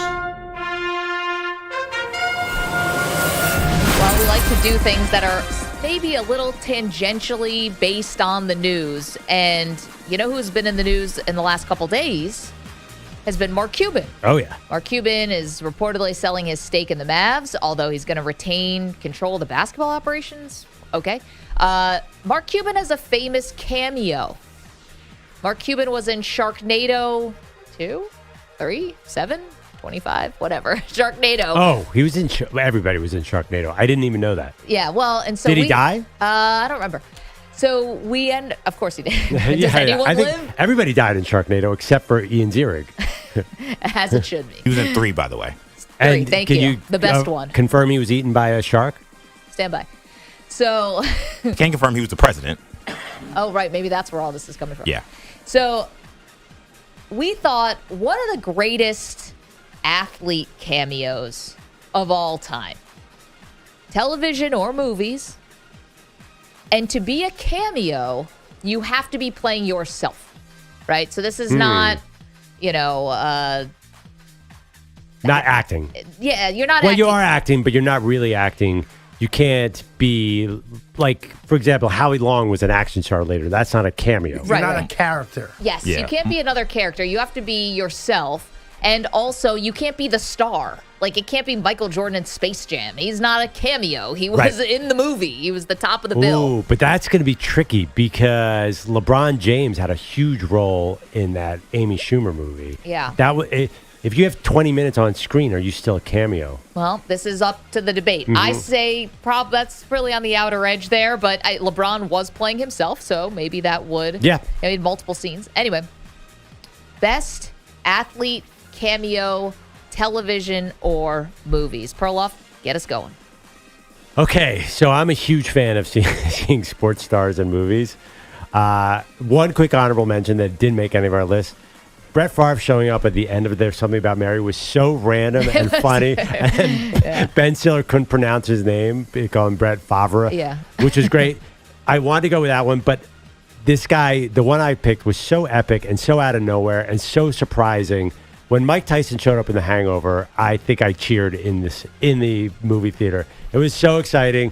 Came up there and basically the guys in The Hangover, if you haven't seen it, Bradley Cooper, Maggie's nemesis, and the crew had woke up in Vegas and found a tiger in their bathroom. Spoiler alert, it was Mike Tyson's tiger. And Mike Tyson played himself in a somewhat funny, somewhat menacing way that was just perfect. Do we have any sound from that, Pete? Who the hell are you? Oh, who the hell are you? Quiet. Mike Tyson? This is my favorite part coming up right now. I can feel it coming. That's my guy. But I've been waiting for this moment for all my life. Oh, Lord. Oh, Jesus. Wait, I don't remember. Who did he punch? Ed Helms or? He punched the little guy. Oh, okay. Zach Galifianakis. Galifianakis, yeah. And the thing about that role is Mike Tyson took it and then he had a play on Broadway. It really rejuvenated his career. It became much more mainstream after that because he was not. So not only did it add so much to the movie, it helped Mike Tyson get back into the good graces of everyone. It was just amazing. That was an incredible one. I'm going to go with another person, another athlete cameo that went against type, okay? And for me, that is Kareem Abdul-Jabbar in the movie Airplane. Because Kareem Abdul-Jabbar was known for being rather serious person. Very serious. Like very serious, studious, pioneer of social justice. Like all these very, very serious causes that he had. And then to show up in basically one of the silliest, stupidest, and I say that kindly. Yeah, in an amazing way. Amazing way, yes. But to show up in, of all movies, Airplane is just incredible to me and against type. But I don't understand, though. We said cameos. He wasn't playing Kareem Abdul-Jabbar. He was Roger Murdoch. Well, I think that's part of it. That. He was Roger Murdoch, but as you'll hear, Kareem Abdul-Jabbar can't hold on to his character. Flight 209er to Denver Radio. Climbing to cruise at 42,000. We'll report again over Lincoln.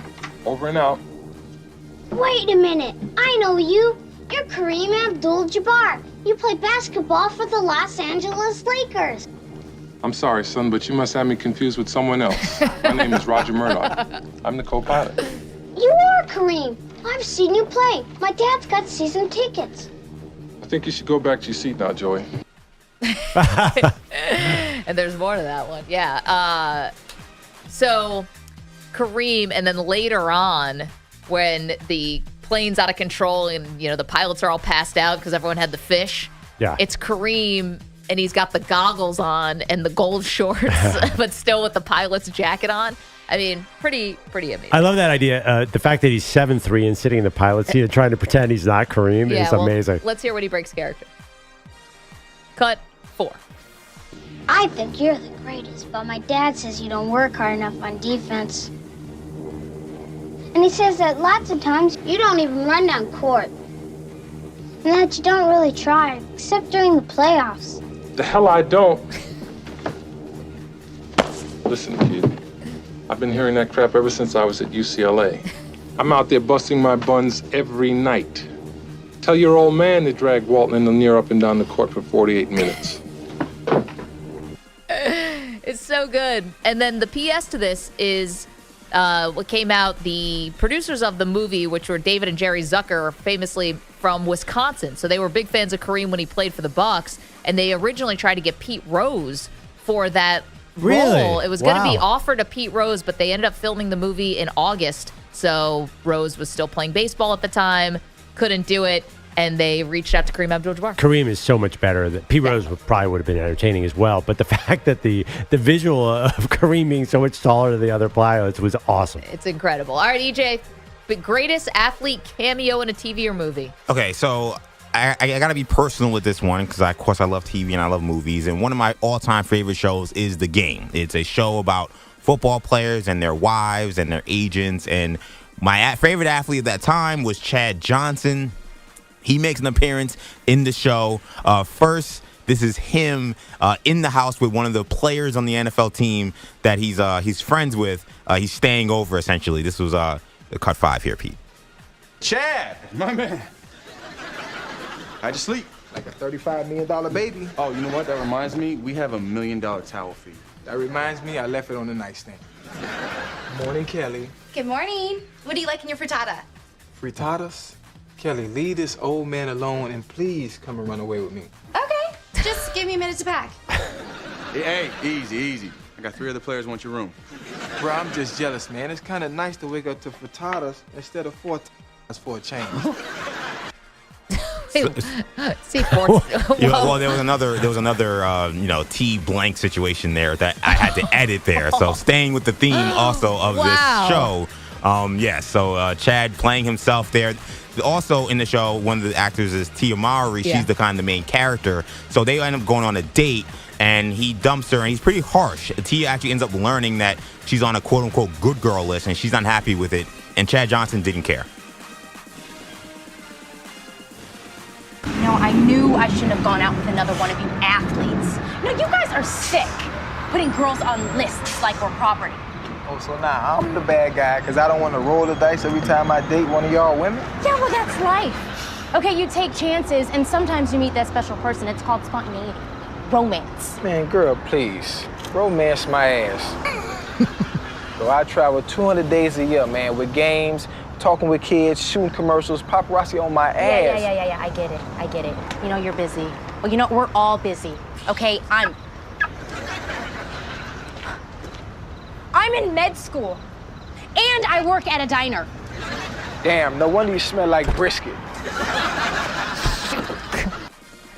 Chad is a terrible actor. Oh my gosh. I just love that he's just he's totally just fully himself, fully just yeah, I'm here to get with women, and yeah, I'm vetting them. I don't care about what you're dealing with. I have a busy life. It felt close to probably what a Chad Johnson date and experience would be like. So that is my favorite. I love the show, and I love Chad. That is funny. Did not see the what is it?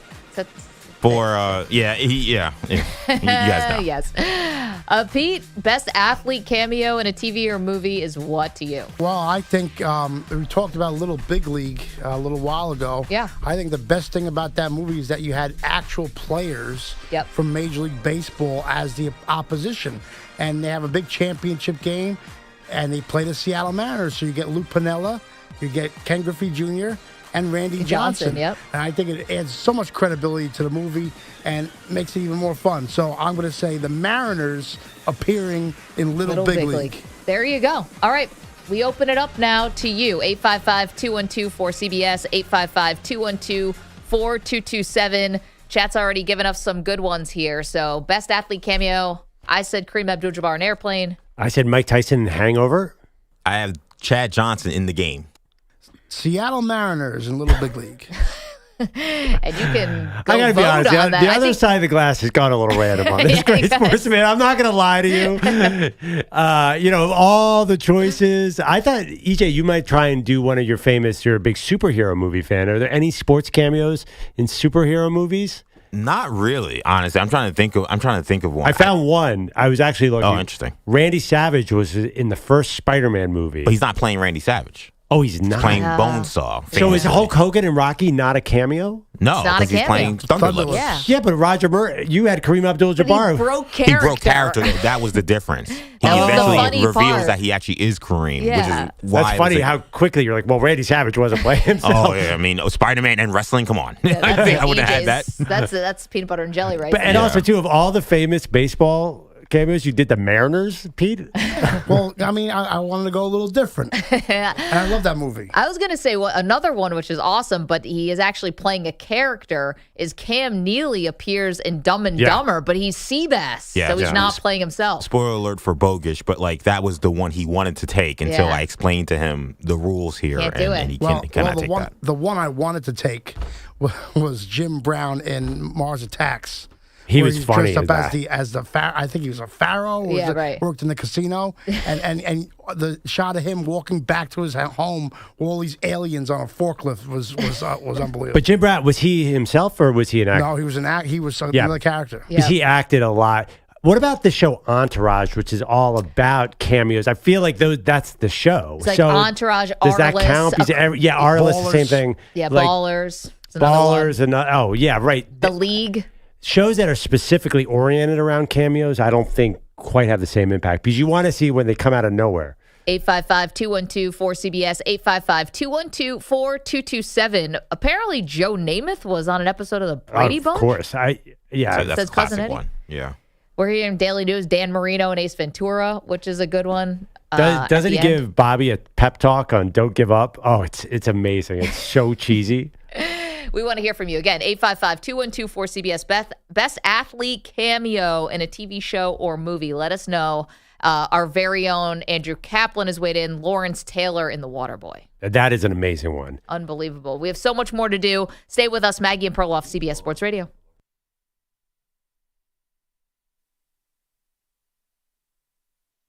You're in a 5-minute break.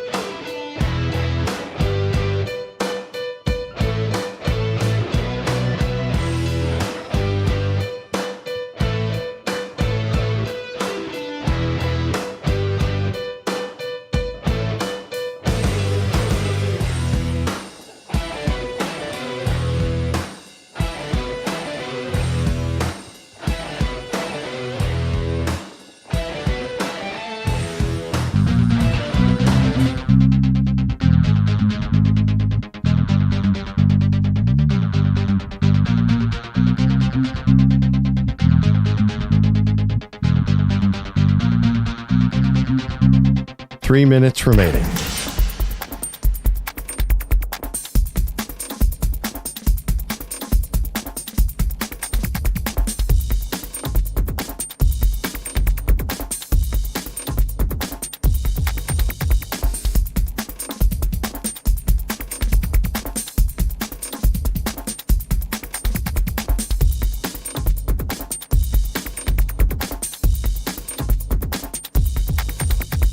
Two minutes, 30 seconds remaining.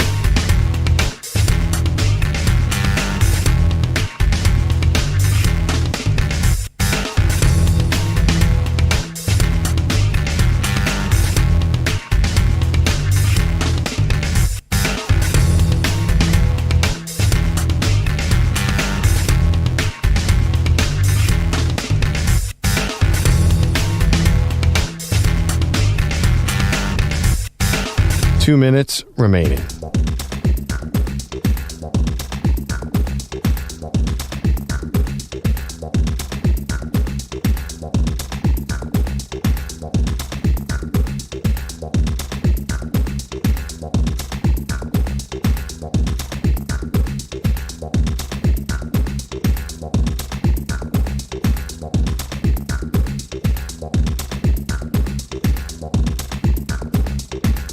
One minute, 30 seconds remaining.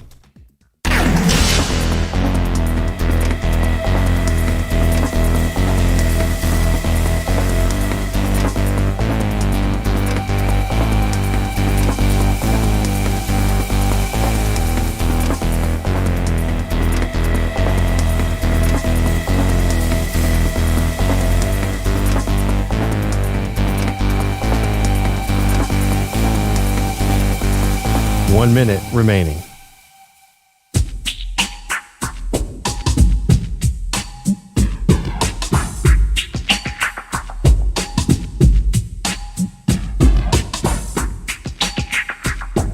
.45 seconds remaining.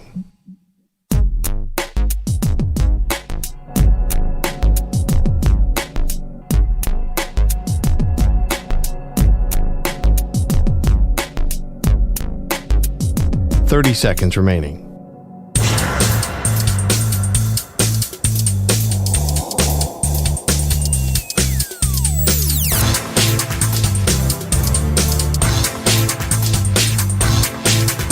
.15 seconds.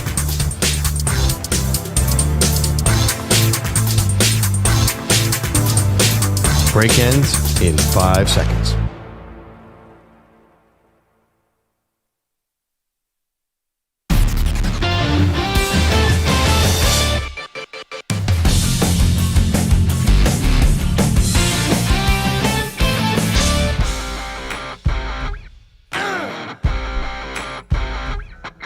We're back here on Maggie and Perloff.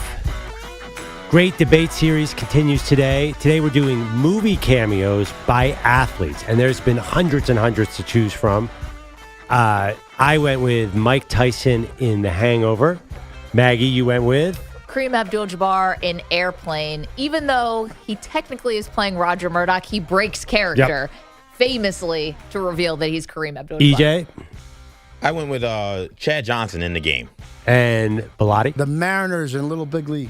All right. Should we hit the phones? Yeah, hit the phones. Call us 855-212-4CBS, 855-212-4227. With your cameo, there's millions to choose from. Let's hear it. Okay, Nebby's in Pennsylvania. Good morning, Nebby. What do you have? Good morning. I have my favorite cameo. Well, yours is my favorite, Maggie, the one you picked. But I have a runner-up in the 4 teams for the college football playoff. Okay. The cameo part is Reggie Jackson in The Naked Gun. So good. I must kill the queen. And just the amazing, that whole scene when they're at the Angels game and Frank Drebin has to become the umpire. Well, first he sings the national anthem. Best version of the national anthem you'll ever hear in your life. Bunch of bombs in the air. And then it becomes the umpire, and he's trying to like frisk everybody to see who's got the gun. It's Reggie, has it hidden under the second base. And he must kill the queen. My favorite line, maybe, that's Enrico Palazzo, is one of the great lines in the history of movies. Like cinema, yes. And also some great cameos when they do all the announcers up in the booth. Dr. Joyce Brothers in the back. With Jim Palmer. Yeah. Oh, it's so good. And unfortunately, the timing was right because Dan Patrick, my buddy, would have been in that booth as well. Oh, my gosh. Well, Dan's probably played himself quite a bit, right? Yeah, Dan's done basketball had a million cameos, kind of an homage to that scene in Naked Gun because it was so awesome. But Dan has also been an actor in like all the Sandler movies. He's playing a role. That wouldn't count because this is cameos. You have to be playing yourself. Yeah, it's interesting you say that about Dan. Dan tells a funny story. He's acted in 21 Sandler movies, I believe, or something like that. Wild. But he was walking in Ireland, and someone goes, "Whoa, it's the guy from Basketball." Nebby, what do you have for your college football playoff top 4? Whoever the best 4 conference champions. I've always thought you have to win. I always thought you should have to win the conference to be in the playoffs. But wait, what if you have 5, but they're 5 conferences? You pick the best 4. Best 4 conferences or best 4 teams? You pick the top 4. But teams or conferences? Conference champs, 2 losses, 3 losses, doesn't matter. If you're a conference champion, it should only be conference champions. If you lose, so you thought Kansas State should have gotten in last year because they beat TCU in the conference championship game?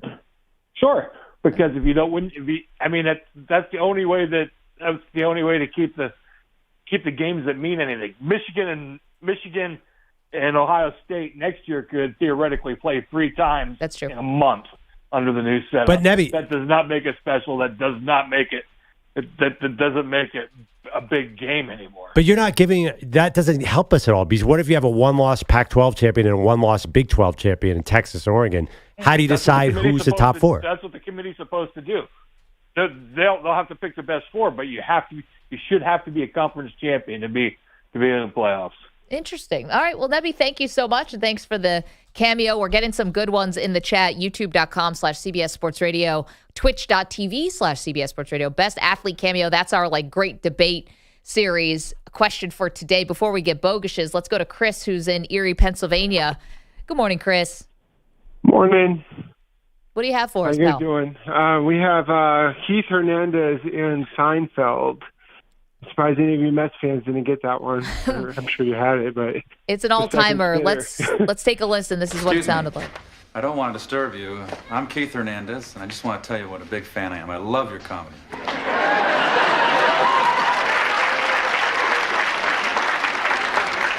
Really? Oh, yeah. I've always wanted to do what you do. Do what I do? You're one of my favorite ball players of all time. Mine, too. I love that bit about Jimmy Olsen. Really? Thank you. You perform anywhere in New York right now? Yeah, I perform at this club on the East Side. You should come in. You know, I live on the East Side. I'll tell you what, I'll give you my number and just give me a call. Tell me whenever you want to go. Or maybe just to get together for a cup of coffee. Oh, that'd be great. Seinfeld's voice. So Seinfeld. It's a great episode. Yeah. And then the famous line, I'm Keith Hernandez, when he says that to Elaine. Yeah. Who does this guy think he is? Yeah. And Roger McDowell, by the way, also in that it was the same episode, Spinner. right? Was that or was that a different episode? I think that's is that a different episode with McDowell's, the second spitter? Yeah. And they do the whole reenactment from JFK? Yeah, they did the Zapruder film, Back and to the Left. That was awesome. And also, the Yankees cameos on Seinfeld are one of our favorites. When George is telling Derek Jeter and Bernie Williams how to hit. Yeah. He goes, well, we won the World Series last year. In 6 games. Yeah. There's also a good, who was it? Was it Tartable? Danny Tartable? Oh, at the gas station. It's at the gas station. Recently, he has a cast on his hand. Yeah, they think that someone gives Danny Tartable the finger, but the guy's got a cast on his hand. Anyway, Brandon's in Utah's got a good one. Hey, Brandon, how are you? Hey, good. How are you guys doing? Fantastic. What do you have? I got a classic, Little Giants. Mm-hmm. You have the legend John Madden. You have Bruce Willis. Bruce Willis. Emmett Smith. Was it Bruce Smith? Yeah, Bruce Smith. Yep. Emmett Smith, and he had a couple other big leaguers that came and helped him out to be mean. To teach him how to be mean. I think John Madden kind of gives him like an inspirational pep talk, right? Yeah, and then they show him intimidation. Right. Intimidation with Bruce Smith and with, was it Lawrence Taylor? It might have been. Brandon, thank you for that. Oh, sorry, dude. That was a good one. Yeah, I'm not a Little Giants guy because as an Eagles fan, we're not really supposed to like that movie. Oh, because it's about the Giants and the Cowboys? Yeah. I loved it. When I got chickenpox as a kid, which apparently you don't get anymore because you get the vaccine. So now kids don't get chickenpox anymore. But if you choose to get the vaccine, don't get me started. Okay, well, whatever. But thanks, Aaron Rodgers. Totally joking. Did not want to start that conversation. Jeez. You went all Rodgers on me right there. And I quit. Bogusch just walked out. When I had the chickenpox, and this is going to sound so old, but my parents bought me 2 VHS tapes because I was home from school for a week. One was Little Giants. Okay. And the other was Speed. Why did they just rent them? They had to buy those? They bought them for me, and I watched them 50 times, maybe more. Bogusch, what do you have? Your favorite athlete cameo in a TV show or movie? Yeah, I keep losing mine. As EJ said, Cam Neely immediately came to mind in Dumb and Dumber, but that's not allowed. Kick his Seabass. I was going to say Mike Tyson, but somebody took that. I just lost Keith Hernandez, so down my list is Dan Marino in Ace Ventura. Yeah. Pretty solid. Yeah, right? This is what it sounded like. Ace, come here. Would you excuse me for just 1 second?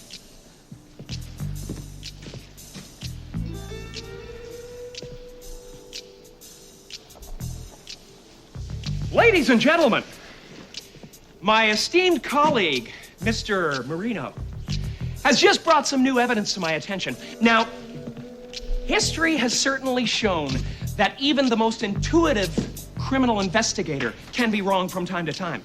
But if I am mistaken, if the lieutenant is indeed a woman, as she claims to be, then, my friend, she is suffering from the worst case of hemorrhoids I have ever seen! Oh, man. Finkel is Einhorn. Einhorn is Finkel. Pretty amazing. Spoiler alert. Hello. What was that movie in 1992? Bogusch does headlines. We'll get back to more of your phone calls and your weighing in on the chat as well. Love it. Best athlete cameo, TV or movie. What's going on in the world today, Bogusch? Well, we are all extra tired this morning, up late last night following the end of group play in the NBA inaugural in-season tournament. The Kings and Warriors playing for all the marbles in West Group C. Fox from the logo, creeping forward. Now in two-point range, backs out, hooks a pass to Herter. Herter swings to the right side to Monk, attacks the baseline, jab step. Now he keeps the dribble alive, gets in the paint. Tough fall away, bank shot is good! Malik Monk somehow banks it home. 7.4 seconds to go. 124-123 Kings. Here's Curry. He'll try to get a shot off to win it. It's on the way. It's front rim short. The Sacramento Kings will advance in most dramatic fashion. Gary Gerald on Kings Radio. dramatic. 30 seconds of drama you can't get otherwise in late November. Sacramento, the 124-123 thriller. After trailing by 5 with 59 seconds left and by 24 in the second quarter, they'll host West Group B winner New Orleans in the quarterfinals early next week. The Warriors go home, or actually they go to L.A. because they have a normal game with the Clippers tomorrow night. The Mavericks could only play spoiler last night, and they did so against the Rockets. The fadeaway is blocked by Green, picked up by Holiday, but it came into Luka, and Luka will turn and shoot a hook shot in the lane and score with the palms up. Of course, why not for Luka? Chuck Cooperstein, Mavs radio. Luka 41 points, 9 boards, 9 assists as they knocked the Rockets from quarterfinal contention 121-115. The Celtics and Bucks won their groups last night, while the Knicks earned the wild card spot in the East through a points differential tiebreaker with the Cavaliers. Just let the record show EJ just fist bumped on the other side of the You glass. guys did it. Title drought almost over. Look, my take on in-season tournament, it's aging like fine wine. Everything I said is true. The games are better. The ratings are better. Fans are excited in the arena. Players are playing hard. I won. Okay, but here's what Drew Holiday said, and Bogusch played it earlier. He said, I want to make it to the tournament and be the first to win, but I feel like this is disrespecting the game because they had to win by 23 points last night to get the point differential where it needed to be. Guess what? During a Knick game, and I'm sure the Celtics fans had the same thing, in a game that you would have turned off in the third quarter, what were fans doing? They stayed until literally the last second because they wanted to see what was going to happen in terms of the point differential. We all talked about the NBA regular season being boring, people aren't paying attention. Guess what? Fans were invested for 4 quarters of these games. Listen, I can't argue with you there. It's going to sound harsh, but there's a certain loser energy to celebrating advancing here. The teams that have no prayer in the Western Conference playoffs, like the Kings, while the Nuggets are like, we lost. Bunch of big losers. Well, that's the whole thing about the Minnesota Timberwolves a couple years ago got clowned because they won a play-in game and celebrated like it was Game 7 of the NBA Finals. No, this is garbage. I'm sorry. How many times do we see college kids celebrate winning the Maui Invitational or winning the preseason NIT? We don't say, these kids. Get out. We don't say they're losers because they didn't win. They didn't win they didn't go to the Final Four. Oh, you're right. If Kentucky loses in the first round, they're like, it's okay. They won the Maui Invitational. What are you talking about? but that's always what happens. We go to this jump saying, you guys will be happy you won the tournament, not the NBA Finals. Of course not. Just like Kentucky wouldn't say that. But this idea that you shouldn't be happy that your team is playing well in November, that you should be happy that you lost, or like, we're too cool for this, but it's bogus. No. We know it's bogus. In fact, not only is it bogus, it's bogus. Well, I think that's how he thinks. I just think it's sad that New York Knicks spend a lot of money and they have to lower their expectations. Like, okay, we're not going to finals, we're going to win this. That's the energy. What money I get did off Knicks of spend, this. first of all? I don't know. I assume they spend money. They don't. Well, but the New York Knicks don't spend money. No, they're Why not. not? They're not one of the higher spending teams. So they do employ Emmanuel Quickley, and I was going to play this next hour, but I'll just mention it here. He admitted last night 2 things. He showed up for the game not knowing how they could advance. And then afterwards, he said they all thought they were going to Vegas by advancing last night, but first they have to play in Milwaukee before they go to Vegas. I hope he brought a jacket. I don't know how plugged in he or they actually are to all of this. You know what? I actually think that's smart. If I'm a coach, I'm not bothering my players with the details of this whole thing because you got to be a freaking rocket scientist to figure out West Group A, B, C, and where the hell you're supposed to go. Just get me to an airplane. When I see that in the lower third, I get so confused. East Group C, I'm like, what the heck? That's pride right there. It's like chanting SEC. It's the same kind of vibe. yeah, ratings are up, fan engagement is up, everything is up. Up from what? Up from a 1.2 No, you're not going to do that, Perloff. rating? No, you're not going to say, this thing is going to be a bomb and it's going to be terrible and nobody's going to care, and then people are caring, being like, it was only from the bottom. No, people are caring. It is live working. with this reality. You could combine all these games into one, and they are half the rating of that awful Bears-Vikings game on Monday night. What does that have to do with anything? It's people don't care. You No, say up, but it's not you really cannot up. say people don't care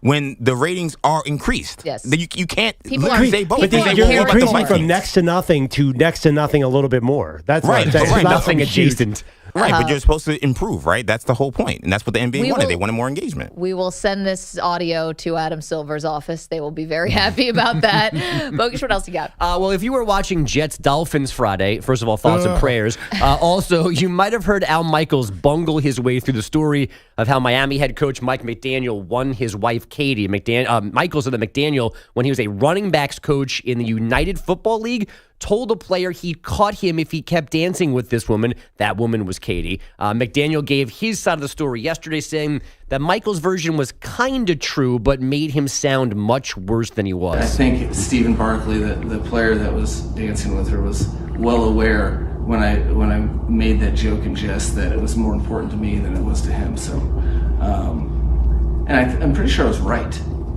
Right? I mean, I have a family now. Like, good decision. What a guy.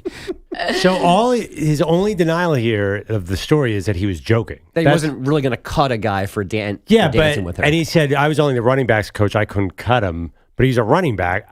Also, when Al Michaels told the story, there was a twinkle in the eye. I don't think anyone believed that Mike McDaniel was really like, if you don't stop dancing with her, get your crap and get out. But you turn in your iPad. Like, no one thought that. If your boss makes a joke in that situation, is that really a joke, by the way? No, you get away. You get away, yeah. No, dancing with a woman is not that important. Although the wife did have an interesting thing. She did say it's not. She'd met that guy 40 seconds before. It's not like she had this strong relationship with the running back. Yes, it wasn't a love triangle. No. She's like, I didn't choose that running back. He just happened to be there. McDaniel also uses a Maggie trick because he said, Curse? I sounded like and then he shortened an unsavory term that ends in bag. He kind of half spelled it out. That one's allowed. I know that's allowed. It goes back and forth. Hovering over the dump button. No, it's not. It's not allowed. It's actually this is one of my favorite conversations of all time with our former boss, Mark Chernoff, where you could say either word on its own, but you couldn't put it together. That was his actual managerial decision. What if you use the first letter of the first word and then the second word? I think You could do that. You could do that. Yeah, you could do that, which is what McDaniels did. Yeah. Yes. You can't say the full word together. Is any of us going to say it? I mean, it's usually Maggie's What if I role. spell it? Oh, let's lay off and maybe move on to another story. What if you chant it? Here's my question. You And a bunch spell of it Jets out. fans. Acapella singing? How does that work? Let's talk about the Like, playing but by the tournament way, again. they chant something similar at Diamondback games. They cheer for the they D-backs. do. The D-backs. Yeah, there you go. I think that's all you need to know.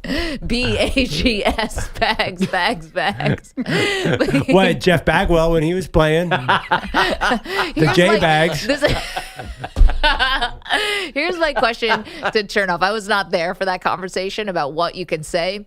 Why would you ever say the first word on radio?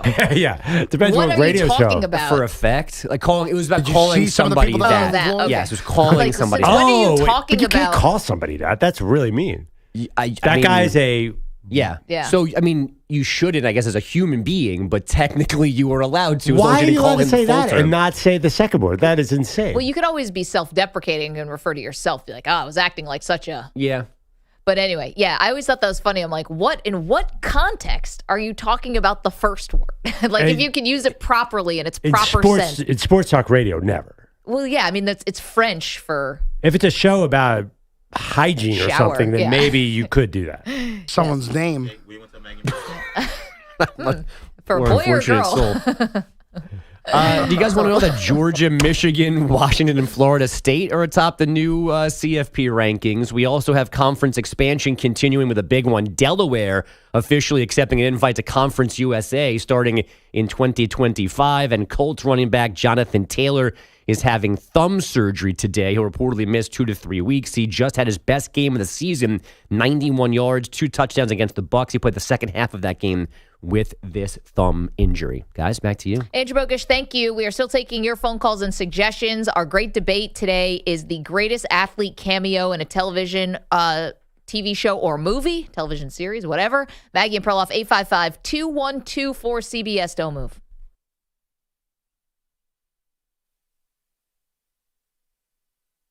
You're in a 5-minute break.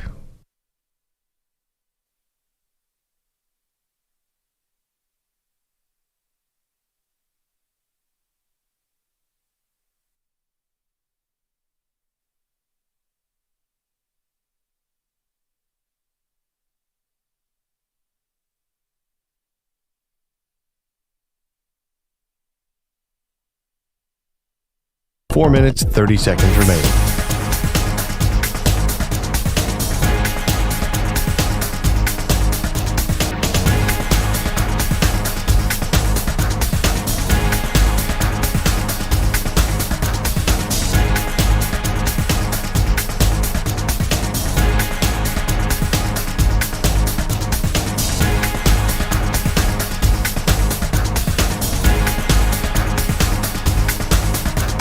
4 minutes remaining.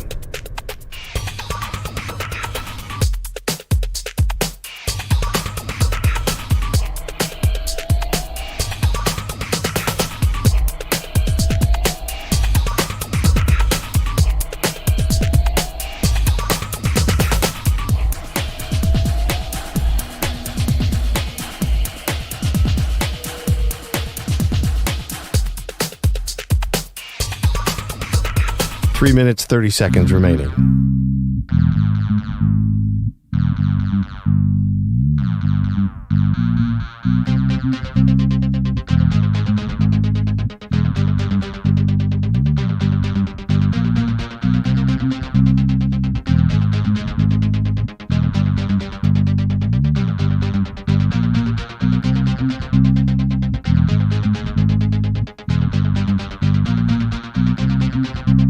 Three minutes remaining.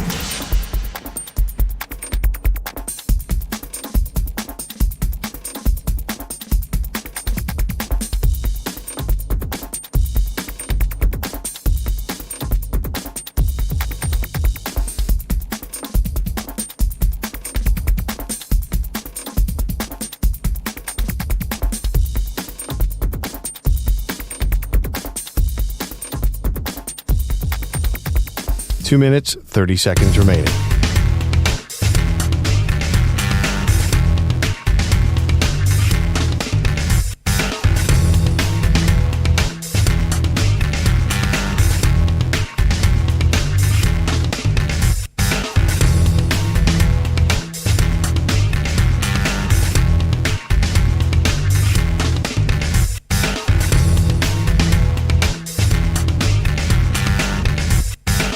Two minutes remaining.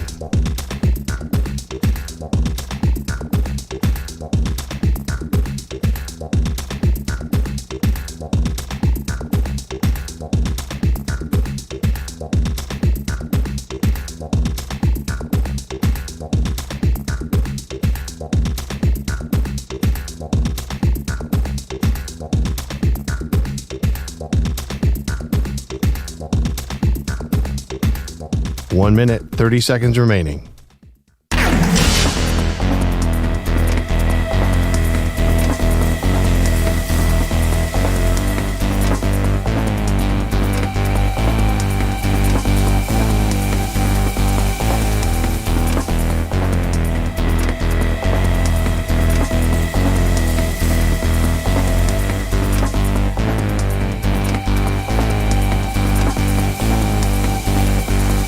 One minute remaining.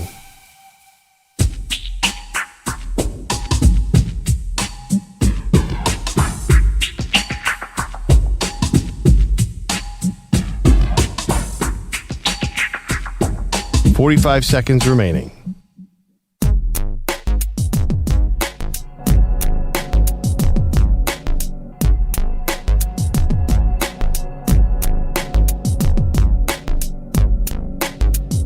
.30 seconds remaining.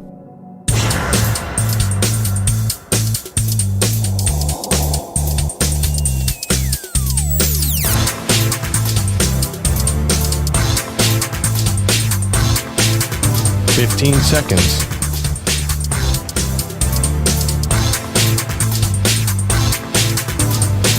Break ends in 5 seconds.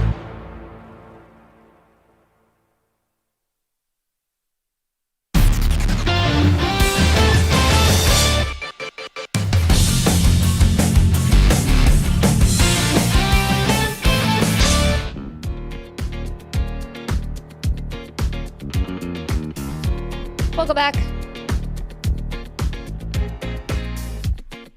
Maggie Gray, Andrew Perloff, CBS Sports Radio. Great debate series you guys are weighing in. Keep them coming. The greatest cameo by an athlete in a TV show or a movie. Quick, let's go around the horn. I said Kareem Abdul-Jabbar in Airplane. I went Mike Tyson in The Hangover 1. Chad Johnson in The Game. One of my favorite shows of all time. Harm. Scarf it out bagel. You went with the Seattle Mariners in Little Big League. I got you. Yes. You saved me yesterday. I'll save you today. Let's go to the phones. Jake's in Idaho. Good morning, Jake. What's your favorite athlete cameo in a movie? Hey, I have to say, John McEnroe tearing up the town with Longfellow Deeds and Mr. Deeds. Amazing. The best. A great scene. Thank you so much, Jake. Appreciate By the that. way, I've and- never seen that movie. Oh, it's fantastic. I gotta put that on my list. John Turturro as the butler is incredible in that. But also, John McEnroe is the voiceover in that new show, Never Have I Ever. It's a show on Netflix, Okay. and he is so unbelievably funny. He does the voiceover in the most John McEnroe voice ever. I think Mr. D's sort of kicked John McEnroe's career up. Now he's in all sorts of movies and fun things. Yeah, and he's been broadcasting for a long time. Jerry is in Arkansas. Good morning, Jerry. John? Oh, John. Sorry, it says Jerry. Good morning, John. How are you? Hey, what up? So, my favorite TV show of all time, Curb Your Enthusiasm, and Bill Buckner was on it. It's a great episode. Amazing episode. Incredible episode. And, you know, John, thank you so much for the call and mentioning it. So funny because obviously, like, yada, yada, yada, Bill Buckner ends up saving a baby and then has to catch a baby and sort of redeems himself in the eyes of everybody because he has the famous flub in Game 6 of the World Series. Yes. That was great. Is that the one where they went to the Hall of Fame? That's a different one, right? I think that's a different one, but it's just funny to me and also kind of bittersweet because Bill Buckner passed away not long after that, right? So Curb has a couple really good athlete cameos. The Bill Buckner one is fantastic. Shaquille O'Neal, when Larry David goes to a Laker game, he's sitting courtside and Shaq trips over his feet. Out of the game for 5 minutes. He should put him back in. It's crazy. Maybe he's upset. Maybe he's tired. Oh, my God. Oh, my God. Idiot. What'd you do? Oh, God. What'd you do? Oh, I'm so Are you okay? I'm so sorry. Here, give us some room here. Stand back. Right. Take it easy. What is it? I need to hold the knee. Okay, easy, easy. It's not an assassination attempt, for Christ's sake. Can you straighten it, Shaq? No. Okay. Can you put any weight on it? Watch the leg. No, I stuck my leg. Watch I'm the so leg. sorry. Let's get him up. I'll hold the leg. Get him up. Get him up. I'm so sorry. Easy. Oh, was it Can you put any weight on it? No. Easy. It was an accident. Actually, my favorite Curb sports line came up the other day when the Jets were losing. Oh, Do you remember the Jets killed Carl? Yep. They have a friend who said he can't sin anymore and I think committed suicide. Yikes. And Larry said speaks of the Jets. And then he goes, and a little bit the Knicks. A little bit the Knicks, A little too. bit the Knicks, too. I think also, I think the Shaq episode is the same one where Larry's trying to drive in the carpool only lane, so he picks up a streetwalker. No, that's the Dodgers. Oh, is that the Dodgers? Okay. Yeah. 855-212-4CBS. Let's sneak another one in here. How about Chuck is in New York. Hey, Chuck, how are you? Hey, morning, guys. Good. How are you? I got Mike Ditka and Kicking and Screaming with Will Ferrell and Bobby Duvall.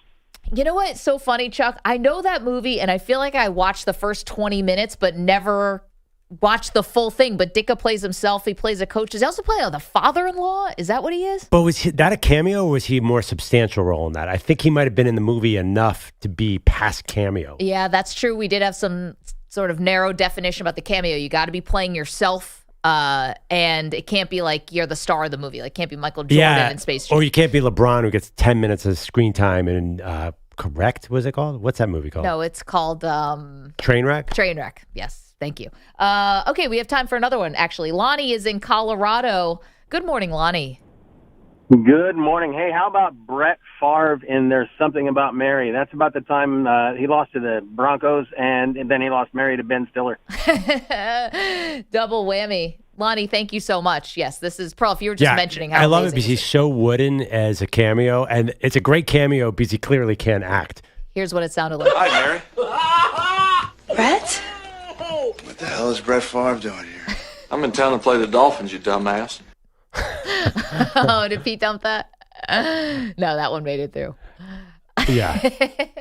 Yeah, and then Ben Stiller, who's vying for Mary, that movie is all time. Matt Dillon, amazing. 855-212-4CBS, 855-212-4227. So keep them coming. We are open to your suggestions. You can also weigh in on Twitter at Maggie and Pearl or in the chat. Yes. You know, one that you wanted to do that we ruled was not a cameo was Peyton Manning on SNL. I love it. But he was hosting SNL. But my favorite moment is when he does the commercial for the United Way. And he's just basically cursing out all the kids, teaching them how to break into a car. And they throwing the football at the backs. Yeah, he goes, raise your children so Peyton Manning won't. But then didn't Eli Manning do a United Way to help little brothers who were abused? My big brothers. Both very good. Again, 855-212-4CBS, best athlete cameo TV show or movie. Coming up, we get back to college football, the college football playoff rankings. What did we learn? We'll tell you next.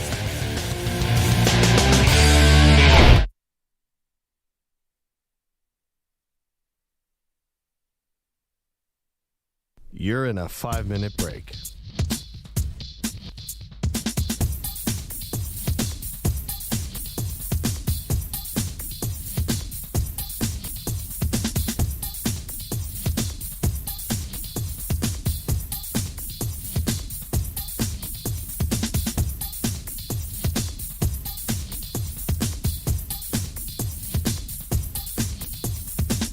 Four minutes, 30 seconds remaining.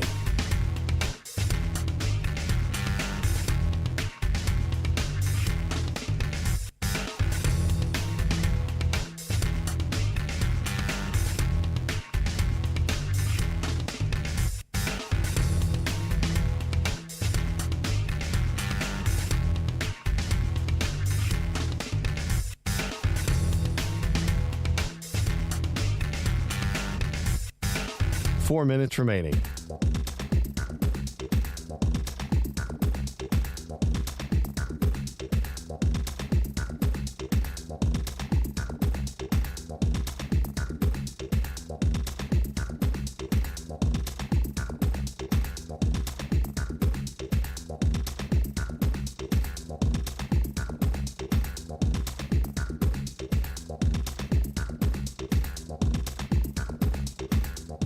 Three minutes, 30 seconds remaining.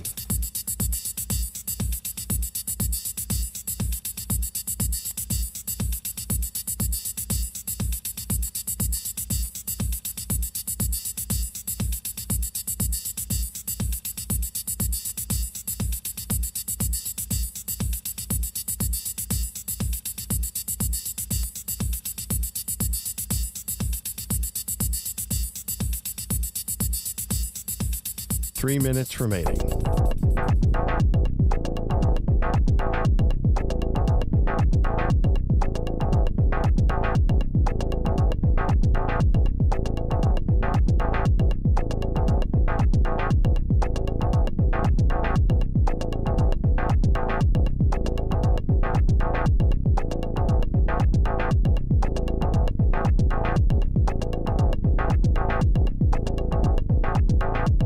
Two minutes, 30 seconds remaining.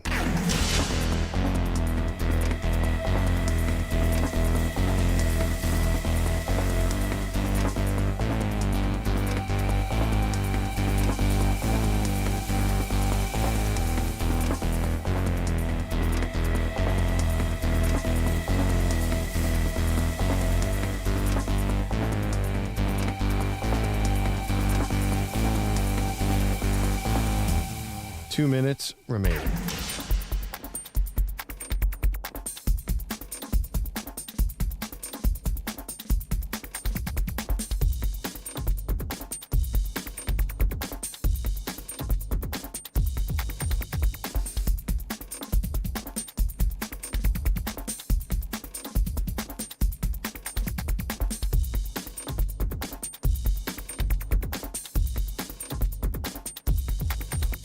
One minute, 30 seconds remaining.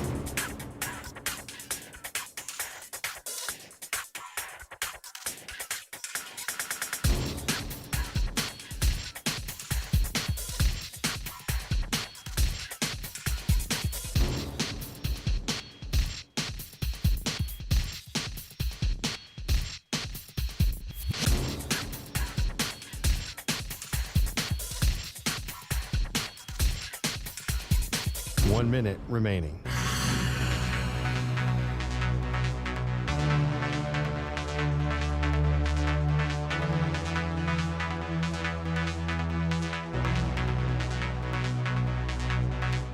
$45 seconds remaining.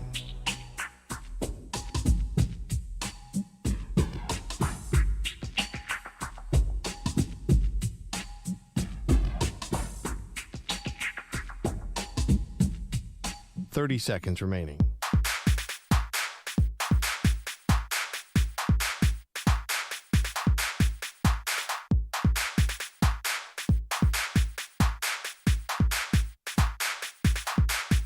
Fifteen seconds.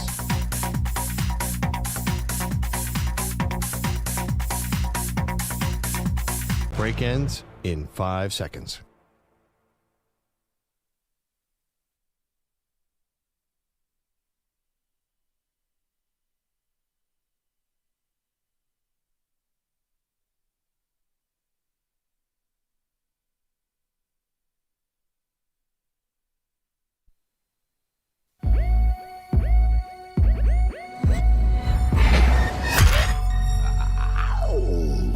He's a violin prodigy.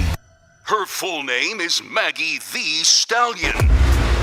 They are Maggie and Perloff on CBS Sports Radio. Hey, welcome to the show. Maggie Gray, Andrew Perloff on this Wednesday. It is just humming along here today because Wednesdays are great debate series days around here. Today is the greatest athlete cameo in a TV show or movie. And so we have been having a blast this morning playing all these really, really fun moments when athletes played themselves. That's the definition of a cameo. Played themselves, not as the starring role, who just sort of appeared, left a memorable moment, and then left.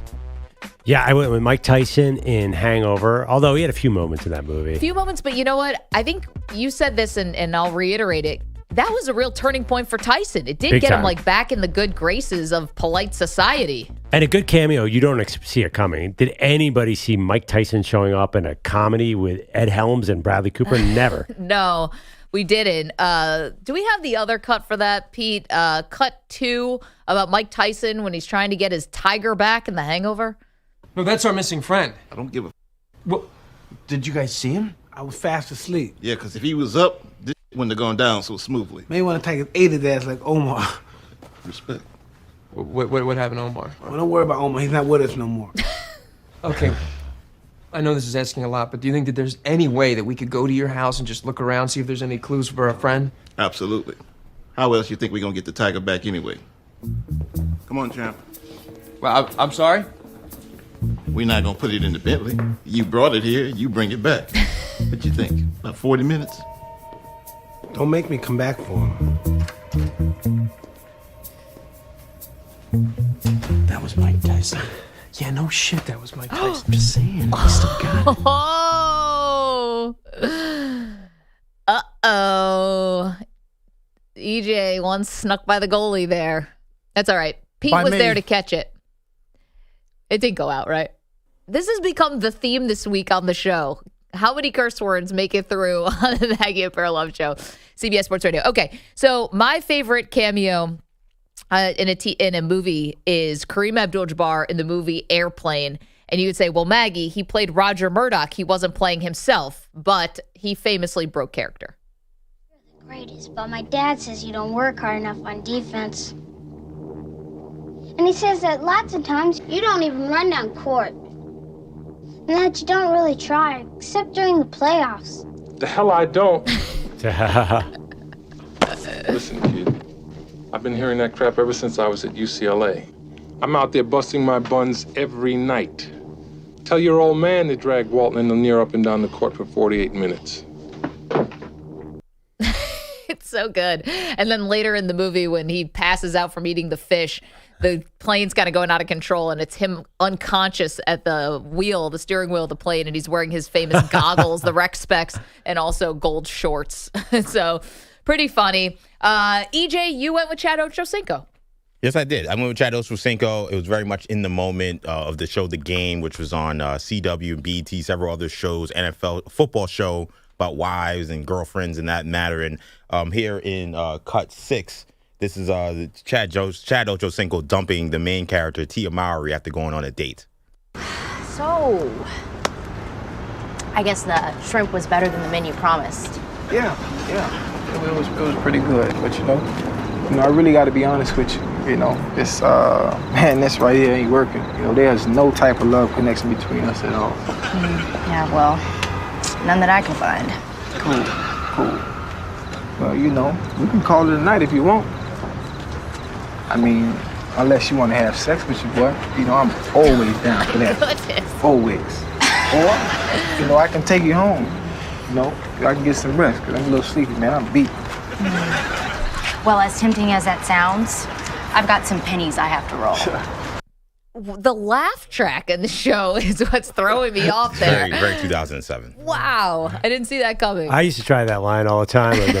You know, I know this didn't work out well, but if you want to come back to my place and get down, then again, I do need my sleep. That was more explicit than what got me in trouble yesterday for saying on the show. But EJ did nail it, though. He said this: you get the real Chad Ochocinco. He was not acting This there. feels like 2007 Chad Ochocinco, which is why I think it's so great. Yeah, he definitely was not ad-libbing there, or not following the script, rather. And Pete, you went with the Mariners in Little Big League. We've got some great ones in the chat. This one from Joseph King is Mike Piazza swinging a baseball bat on the beach on an episode of Baywatch. Do you guys remember that one? It's so random. Oh, He plays himself. Dwayne's in San Diego. Good morning, Dwayne. What do you have? Hey, I was going to say Muhammad Ali on Different Strokes, but I got a better one. Tommy Hitman Hearns on the episode of Martin, knocking Martin out. What do you think about that? That's a famous one where Hearns goes and knocks out Martin. But Dwayne, you're breaking news to me. I never knew Muhammad Ali was on an episode of Different Strokes. No clue. Keep them coming. We have so many good ones in the chat. YouTube.com/CBS Sports Radio, Twitch.tv/CBS Sports Radio. And while we're talking about the YouTube and Twitch channel, this is important because, guys, we have a special announcement that we want to make right here, right now. Drum roll, please. We want to tell you that a special thing's going to be happening this Saturday, 4 p.m. Eastern Time. Maggie and Perloff do their first watch party for the SEC championship game. You can watch the game along with us. Yeah, that's a good build-up, by the way. Now I'm excited for it, too. Our first watch party. Yeah, this is going to be, you're going to get inside the homes of Maggie and Perloff. Yep. You're going to get to enjoy the game together. Here's my big question about this. Do we want a blowout where we can just have a totally wild time, or are we going to be glued to the game? Both would be really neat. I think it depends on the game. You know, we get a close game. I mean, can you imagine if we were all watching for that Auburn-Alabama game at the end, be screaming at the television? That would be a lot of fun. Yeah, so we are excited. So same places you would find us every day. YouTube.com/CBS Sports Radio, Twitch.tv/CBS Sports Radio. If you are someone who watches the show, there you go. If you're someone who's never watched the show, well, this is an opportunity. See what we look like. We're devastatingly beautiful people. We're good looking and we're a good time. We're a good hang. So and Maggie will be working blue on Saturday and be allowed. There's no other way. That's just how I am. Okay, we want to do something else here. I think we have enough time to pull this off. Perloff, this is something that's near and dear to your heart because you love things like this. Yeah, are we talking about a redraft? Hello. This is a mulligan draft, a mock draft, any form of draft. I'm in. You could draft anything, and I'll jump right in. So Perloff has been talking about the 2023 draft. Obviously, this has been in the news quite a bit with the Carolina Panthers firing head coach Frank Reich. There's been a lot of talk about the first overall pick, Bryce Young versus C.J. Stroud, and just sort of how everything fell in the draft. And if we could redraft the top 10, how would we do it now, 12 games into the season, knowing what we know? Okay, there's a lot of questions here. Are you going the actual draft order? Because there were a bunch of draft day trades or draft week trades. So go with the 10 teams because this is in the news because the Panthers are saying that they would have taken Bryce Young again if they could do it all over again. And we all know they wish they could have taken C.J. Stroud. So it just makes you go to that fantasy land. What if C.J. Stroud was a Carolina Panther? Would Frank Reich still be there? Probably. I mean, I don't even think that's a hot take. So let's do it. Let's redraft for the top 10 teams. Okay. Do we have a little music here for us? A little something to keep us going? So how we're going to do this, maybe EJ, you want to throw out the team. Perloff and I are going to go back and forth 1 through 10, right? Yes. Okay, and I have graciously just allowed Perloff to go first. But that's crazy. Why would you let me do that? Because I'm generous. This is the only one that is an absolute no-brainer on this list. That's why it's just the easy one, so take it. So you got the Carolina Panthers at number 1. Perloff, you are up. Is there any doubt C.J. Stroud would be the number 1 overall pick if they did a redraft? He's going to set is he still on pace to set the rookie record for yards? Kind of a fringe MVP candidate. He is. Now, I think I liked C.J. Stroud. I had no idea this was coming. Did you in your wildest dreams think he was going to be this effective with a team that is very young around him? Definitely not. But he was the most pro-ready guy coming into the league. How so? Well, I mean, his ability, the throws, I think how he played against Georgia really played into it. Like he got the moniker as the most pro-ready as opposed to like an Anthony Richardson or something like that. Oh, okay. Well, yeah, I mean, you're right because Bryce Young was... Bryce. Well, we'll see. Yeah. Well, let's see if Bryce Young makes the top 10. Okay, so now we have the Houston Texans on the clock at number 2. If I am drafting for the Houston Texans, C.J. Stroud's off the board because we're doing a redraft here. I'm going with Jalen Carter.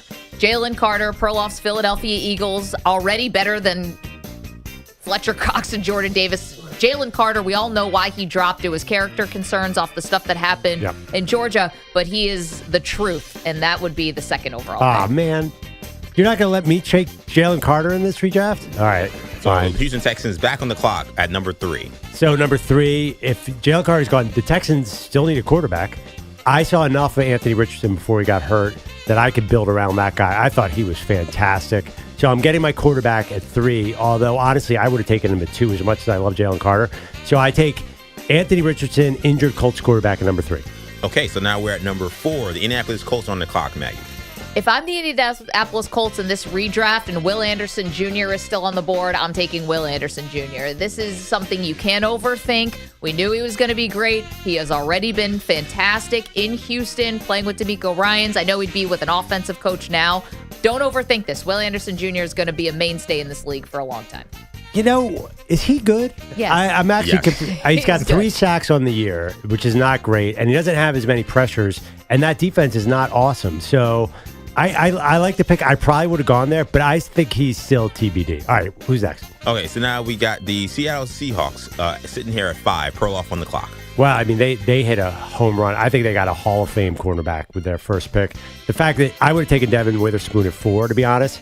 Devin Witherspoon is the truth. It kind of like Sauce Gardner last year with the Jets, except even more physical than Sauce Gardner. So they're doing exactly what they did and taking the cornerback, Devin Witherspoon. So funny. I actually had Witherspoon as just like 4th on my list here. Yeah, right. I actually thought you might go Witherspoon there. Okay. Anyway, now we go to Arizona, who has the 6th pick here. Okay, 6th pick for Arizona. I actually thought what they did was smart. I just would have went with a different guy. They took Paris Johnson as the offensive tackle. I know he got a little bit of a late start, but I think Broderick Jones is going to end up being the really good tackle from this draft. He's now obviously with the Pittsburgh Steelers. Again, took a little time to get going, but I would have taken Broderick Jones. Arizona needs everything, so you just go in best available right there. There you go. All right, so now we're going to number 7. It's another guy I wanted, by the way. Thanks, Meg. There you go. The Las Vegas Raiders on the clock, Perloff. Here's a guy, I don't understand why he fell out of the first round. He had the bloodline. Why was Joey Porter Jr. not a first-round pick? He's already a shutdown quarterback in the NFL, and he shut down Jamar Chase. Yes, Jake Browning was throwing the ball. And also, Joey Porter Jr. has got that classic Raiders attitude. I don't even know who's on their depth chart going forward at cornerback, but I thought he should have been a top 10 pick coming into the draft. Fell and is already a premier shutdown cornerback. JPJ, Joey Porter Jr. Yeah, that was going to be my next one. You took that from me. You stole it. Oh, my God. Are we totally aligned here? Oh. Okay. Maybe you guys need to be running an NFL team. So now we're number 8. The Atlanta Falcons are on the clock, Maggie. Okay, now this is going to seem a little crazy here because the Atlanta Falcons took Bijan Robinson, and Bijan Robinson is awesome. So you could just say Bijan. But if I'm the general manager, I'm not trying to take running backs that high, even awesome ones like Bijan Robinson. So what I probably would do here, I think I'm going with Byron Young, who's the pass rusher for the Rams. I'm getting better on defense here if I am the Atlanta Falcons. I've got enough offensive weapons. I still do. I know there's still lots of wide receivers and stuff on our board here. Get better on defense. You saw the difference that Jesse Bates made in that game, and he was a big-time safety. I'm going with Byron Young, who's been awesome for the Rams. Honestly, I don't understand. Atlanta's drafted all these skill position guys, and their offense stinks. So that's a great point. All right. So at number 9, good thing Perloff's doing the odd teams here. So we had the Philadelphia Eagles sitting here at 9 on the clock. Can I go with pure emotion and no logic here? I love me some Sam Laporta. And the Eagles, Dallas Goedert's one of their main weapons, and he's hurt. It doesn't make any sense because they're already invested in Goddard. But can you imagine Sam Laporta with Jalen Hurts throwing him the ball? He's already awesome in Detroit. I think he's a guy that should have gone way higher in the draft. So I'm grabbing another weapon. I would have liked the cornerback, Christian Gonzalez. I looked at there, but he got hurt. Yeah. So I don't know what you do with that injury. So I'm going to go Laporta. Okay, so now we got the last team on the clock. We have the Chicago Bears sitting here at number 10. Yeah, they took Darnell Wright, who besides like a bad low light, Aiden Hutchinson kind of got past him in a high-profile game. He actually has been playing okay. I watched him closely the other night because I knew we were doing this redraft. He's okay. He's okay. That's not who my pick would be. What I would do if I were the Chicago Bears and we're doing a redraft, give me Jordan Addison. Give me Jordan Addison, the wide receiver. He's already in the same division now with the Minnesota Vikings. 7 touchdowns. He's averaging 14 yards per catch. He's gotten 27 first downs. Now he's no Justin Jefferson. And up until the bad loss to the Bears, I mean, he's holding the fort as a number 1 receiver. So I would try to kickstart this Bears offense. I would have given them Jordan Addison. There you Why go. him over Zay Flowers? Because I actually looked at it. If I had to draft a quarterback, a wide receiver, Zay Flowers is really electric. Well, right that now, must have been a tough choice. It was. And also Puka Nacua is and another Puka. one. And Josh Downs. These are good receivers. I went with Jordan Addison. The production has just been better because he's not sharing targets the last 5 games with Justin Jefferson. Yeah, I would have gone Zay Flowers. I feel like he's the heir apparent to Odell Beckham Jr. Just a little guy who, once he gets the ball, you never know what's going to happen. Honestly, could have gone Tank Dell there. Could have gone Rashee Rice there. I looked at Tank Dell number 3 for Houston, getting back with C.J. Stroud. There you go. So just to summarize things here. So from the original top 10, from this to ours, we have no Bryce Young, the number 1 overall pick. Yep. We have no Paris Johnson. Right. We have no Tyree Wilson, no Bijan Robinson, and no Darnell Wright. Those are the guys who were top 10 picks who did not make the redraft top 10. That is correct. I feel a little bad about Paris Johnson. He might be good. I really wouldn't know. I mean, he's Arizona. It's so hard to evaluate that team right now. Yeah, well, that was fun. A little redraft for you. 855-212-4CBS. Our great debate series for today, which is what we do on Wednesdays. The greatest athlete cameo in a TV show or a movie. Nadal's our pal in Dallas. Good morning, Nadal. What do you have? Good morning. Great to be back again. How are you guys? Yeah, we missed you, pal. Where you been? What are you sleeping in? Oh, we missed you. I know. You know, life, children, you know how it is. We do know how it gets. So, being from originally Kansas City, I got to mention George Brett on Modern Family, the episode where Mitch and Cam were attending like a Zen meditation seminar, and next door, the Royals happened to be having their spring training. This was back when, we had those back-to-back appearances in the World Series. And then I was also going to mention Adam Vinatieri and Andrew Luck in Parks and Recreation. Oh, yeah. Yep. Detlef Schrempf was also in an episode of Parks and Recreation. Yeah. Remember, he was giving them business advice. That was hilarious. Yeah. Roy Hibbert made 3 episodes of Parks and Rec. They loved it. I actually am a huge Modern Family fan, and I didn't see that episode. Nadal, fantastic call. Thank you so much. You got to watch it. Yeah. Thank you, guys. Well, that was one thing that was funny about Modern Family, that Eric Stonestreet got to bring all his Kansas City fans, one of the many famous Kansas City chief actor fans, that he kept on, somehow found a way to get Kansas City sports into the show all the time. I know. Made no sense. That's what you got to do with a good cameo. Force your team into the script. 855-212-4CBS, 855-212-4227. Again, keep them coming. Your greatest, your favorite athlete cameos in TV shows or movies. Coming up, big question surrounding the Dallas Cowboys that we will answer next. Don't move. Maggie and Perloff, CBS Sports Radio. You're in a 5-minute break.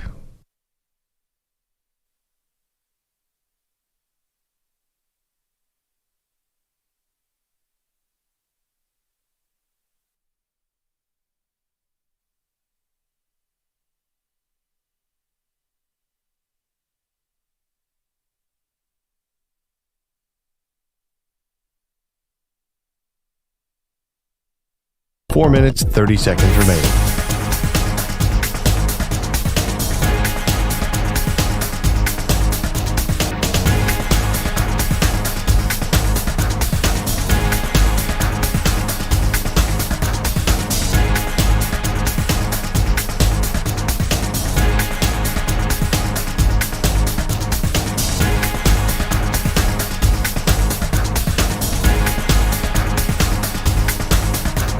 4 minutes remaining.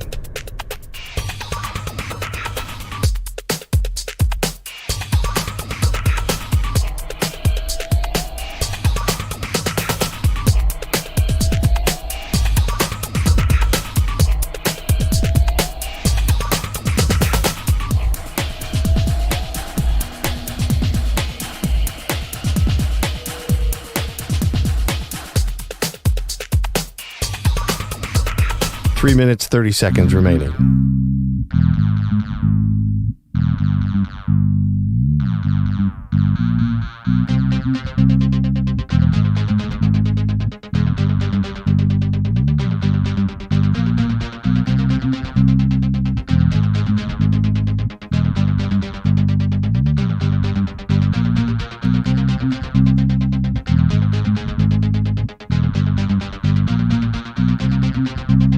Three minutes remaining.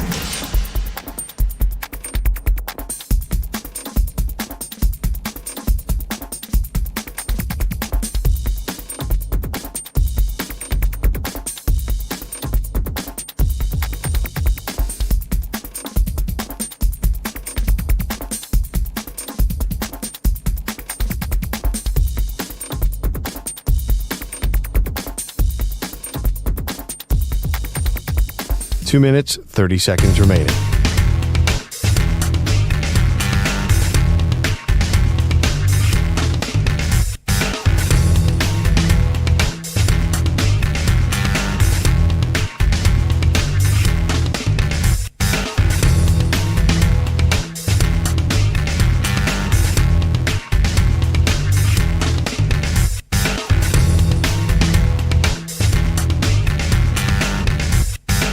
Two minutes remaining.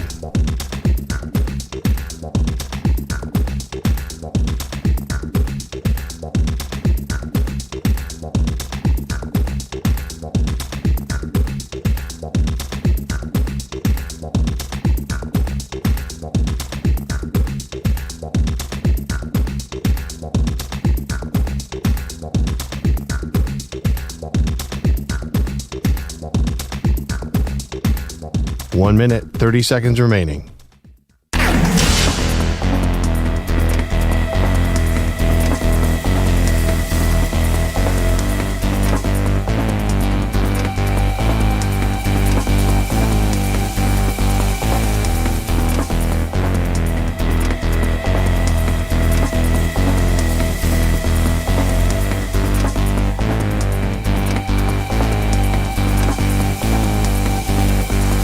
One minute remaining.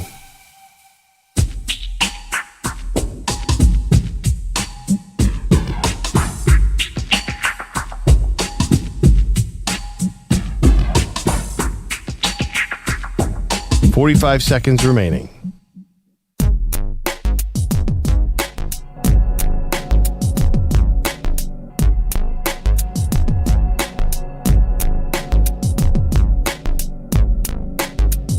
.30 seconds remaining.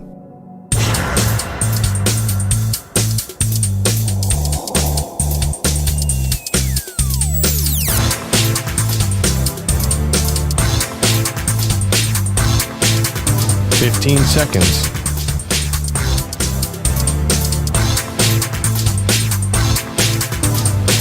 Break ends in 5 seconds.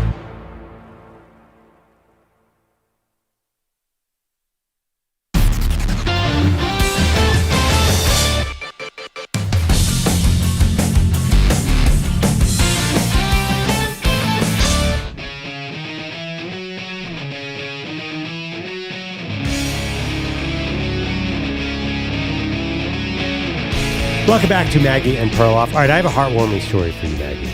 Well, it's not heartwarming because the dude died. Oh, man. But I think there is something to be learned from this. Left turn there. What a setup. Okay, here's the headline in the New York Times. He lived a frugal life, then he left millions to his New Hampshire town. So this is a guy named Jeffrey Holt who lived in a mobile home on the edge of town and did odd jobs for years. Okay. Turns out that in the 80s, he had made a little money and invested it the right way and had $3.8 million. Whoa. Which he then donated to the town of Hindale, New Hampshire. So here's this dude living alone in a trailer park on the edge of town. A van down by the river. Cleaning gutters, basically. Wow. Turns out he had $4 million. Is this something you would ever do if you had millions of dollars, leave a frugal life? Well, what's the investment? Like, was it like Forrest Gump where you invest in the Apple company, the fruit company? He made like $50,000 in 1988 and invested it in a communications mutual fund. And it just sat there for years and started accumulating, got up to $3.8 million, which also, I don't know if you guys ever regret this, but do you ever look at where the stock market was, say, in 1999 and say, man, if I just put $1,000 here, I'd be rich. I never made a smart investment in my life. I've never seen my money. But that's what this guy did. He just put the money down, plopped it, had all this money, and donated it to the town, which is very admirable. You've got to really trust the people in charge in your town that they're going to use it correctly because, better or for worse, I think we're used to a lot of, corruption and politics and do you trust people and, you want to make sure. I think I would probably earmark it. It's like if I wanted to go to the fire department or police or the library or schools or the Girl Scouts or whatever, I think I'd be a little more specific than just like the town. It's a small town though, so I think that it's a little different than. That's true. I don't know how much Hindale, New Hampshire can spend. Have you done a will? I do have a will. My husband and I have a will. And did you give everything to your kid? Yes. Yeah. I'm curious. And a little to you, Perloff. If you did a will, would you give away any to charity if you have kids? I'm not embarrassed about this. I gave it all to the kids. Yeah. I mean, in retrospect, probably could take a little and give it to charity and maybe we could still do that. It's a living, breathing document. Is there anything you're going to leave to anyone here? I have a little left for you. Is that Fred Jackson poster going to EJ? This one's coming with me. Maybe Sully gave me this signed Jim Kelly football. Maybe I'll leave that to you. It's kind of like re-gifting, but I'm sure you'd take it. Yeah, take it and put it on eBay. Would you guys leave to the town? Also, the living a frugal life, like the secret millionaire stuff.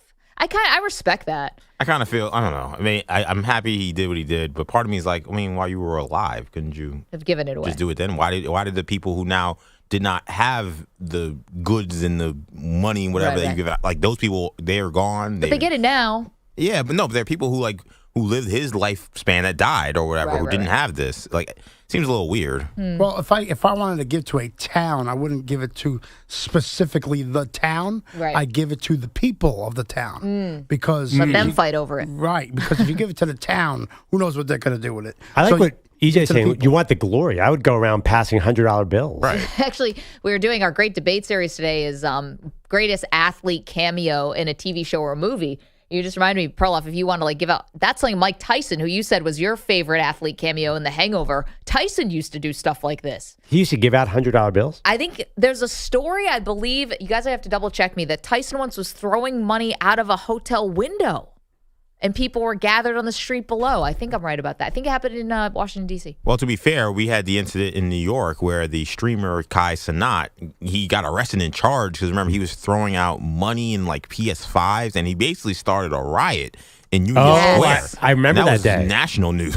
That was a horrible story. Yeah, it was a horrible story. It was a horrible scene, but the reason why all that chaos happened was because he claims he was trying to do a good deed. Yeah, I mean, it felt like he was trying to get a lot of publicity because he did it right in Union Square, which is like one of the biggest places in New York. It's like, I'm sorry, was Times Square not available? It's big and also not spacious. There's a lot. There's even the streets are narrow, the sidewalks are narrow. It's a lot of people there, but not a lot of space. And he's driving down on the top of a car, throwing out PS5s and money. You know who throws out a lot of $100 bills to people? James Harden. Very charitable. You got to work for those. Those are free. You got to. I don't think you have to work that hard. I think he's pretty generous. He does have his jersey retired. I think you got to put on a pair of high heels and you got to work. This isn't charity, but it reminds me of it. There's a story in Boston where Manny Ramirez told a clubhouse guy, "Hey, can you go get my car washed? There's money in the glove compartment." And when the guy got to the car wash and opened the compartment, there's $10,000 in there. Because they just, whatever. Did he take it all? I don't think so. That's be grand theft. Right. Bogusch is here. He's got headlines. Good morning. Good morning. One last time. The next CFP ranking is the one that matters. For now, we head into conference championship weekend. With Georgia, Michigan, Washington, FSU in the top 4, the Noles get back in. After Ohio State lost to the Wolverines, the Buckeyes are now 6th behind Oregon. Shameless Arkansas is reportedly bringing back Bobby Petrino as offensive coordinator 11 years after their divorce because Petrino was dating and lying about her dating a staff member. And in respectable coaching news, Syracuse hires Georgia defensive backs coach Fran Brown as its next head coach. Meanwhile, coaching changes expected today across the NBA after 22 teams failed to reach the quarterfinals of the in-season tournament. So Black Wednesday. Many angry owners. One of them so angry, he apparently wants out of the league altogether. Mark Cuban is reportedly selling a majority stake of the Mavs to the Adelson family. The late Sheldon built the Sands Hotel and Casino empire. His widow and the family selling $2 billion worth of company stock to fund the purchase. Cuban, though, in all seriousness, expected to retain full control of basketball operations. And they're really trying to buy in to get involved in the in-season tournament. Exactly. They see the bright future. Pete's right. Like, you know what? This whole casino business, I don't know where that's going, but this in-season tournament really has my interest. All right, someone explain, how can Mark Cuban give up the Mavericks? Why He's does not, he? though. He's still going to be doing day-to-day operations, which I don't get. Yeah, low risk, run the basketball operations. For probably what, have a 3 box years? still. How long is that going to last? No, he's courtside. Kyrie Irving will destroy Mark Cuban's stay as a head of basketball operations. That's evergreen. He'll destroy anything. Funny you mentioned Kyrie. He and Luka Doncic last night combined for 23 of the Mavs' 37 fourth-quarter points. They closed out a 121-115 win over the Rockets, keeping Houston out of the Elite Eight. If you remember late last year, post-trade, Luka and Kyrie were not good in the fourth quarter, closing out wins. So Jason Kidd was asked last night by reporter Tim McMahon why this year is different, and Kidd did not like the question. But you're not making a big deal about it this year because going good, right? So write some positive.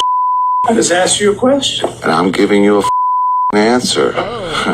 Like, you guys, there's all right to write positive stuff. People will read your positive.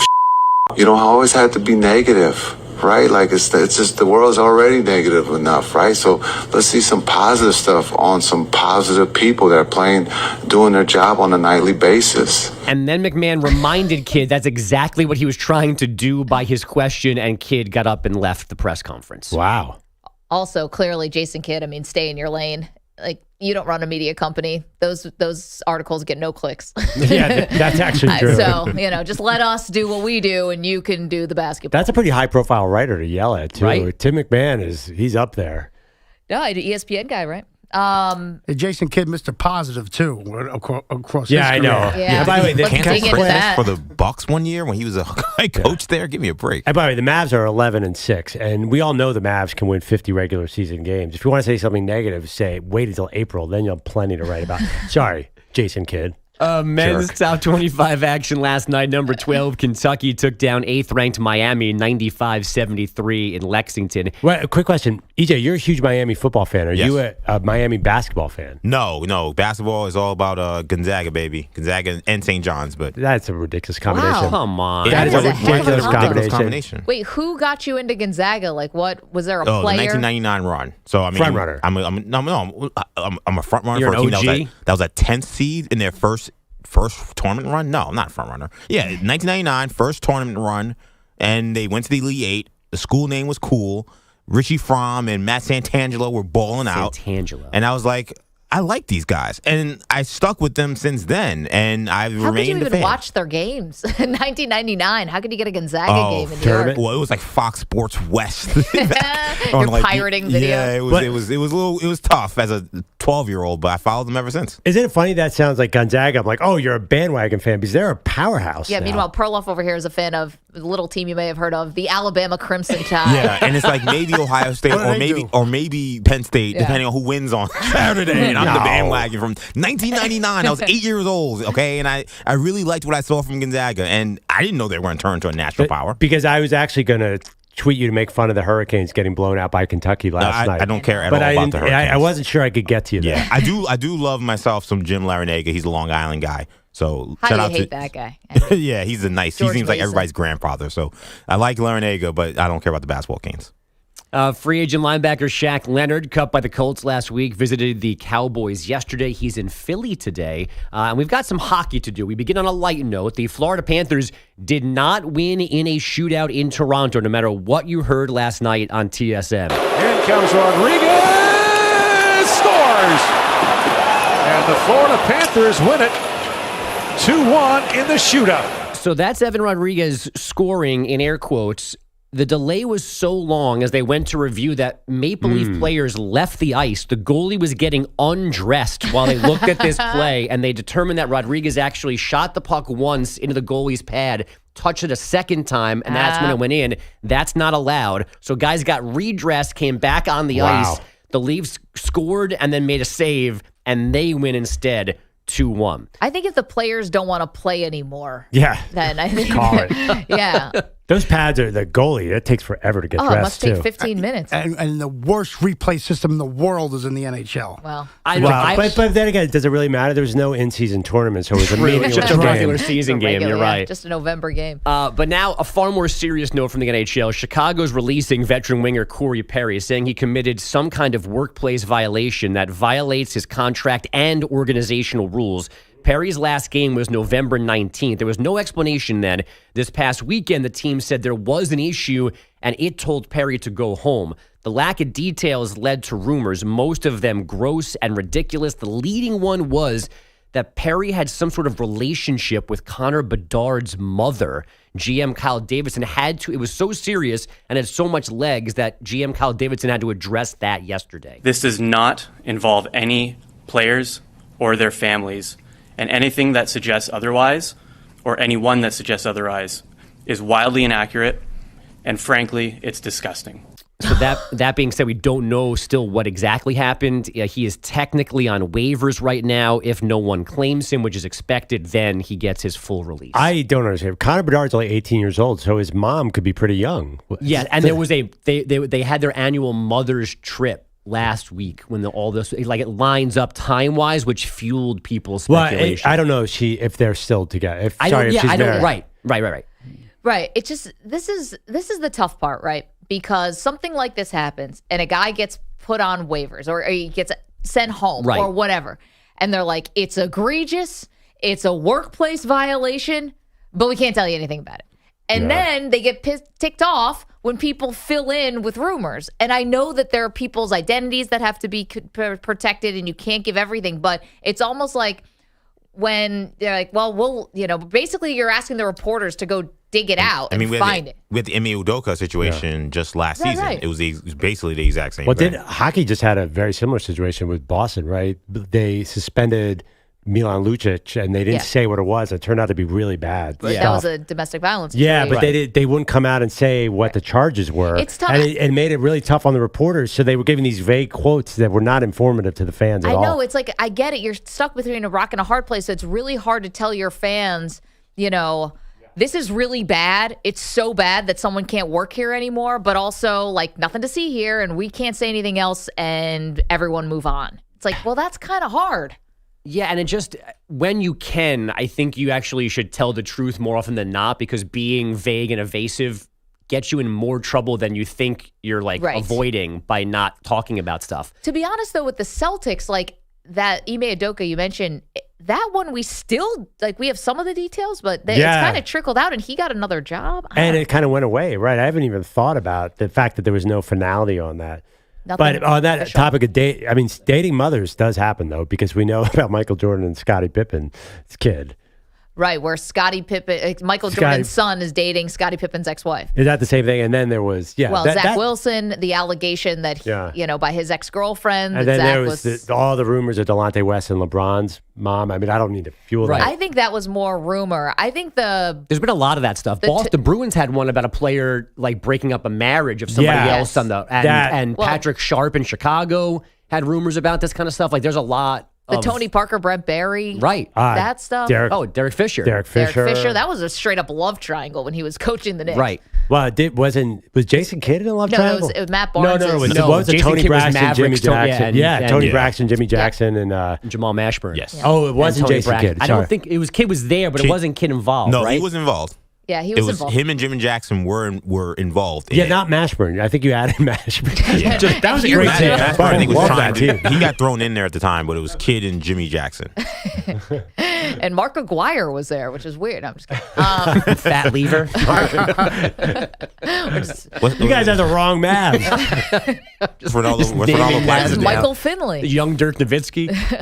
By the way, how do you steal a woman from Jimmy Jackson? I've never understood that. That is the handsomest former athlete. Well, it was the opposite. Oh, Jimmy the stole. word is that Jason Kidd had a standing date with Tony Braxton, and that it was Jackson who then ended up getting Tony Braxton. Yeah. So theoretically, Tony made the right call. Yeah, I guess she upgraded physically at least. Yeah, and she famously said, "I don't kiss and tell." There you go. See. There you go. Yeah, if you could keep this on the light side, I don't know why the coach was so mad because there was a rumor. Like maybe that's a bit of an overreaction.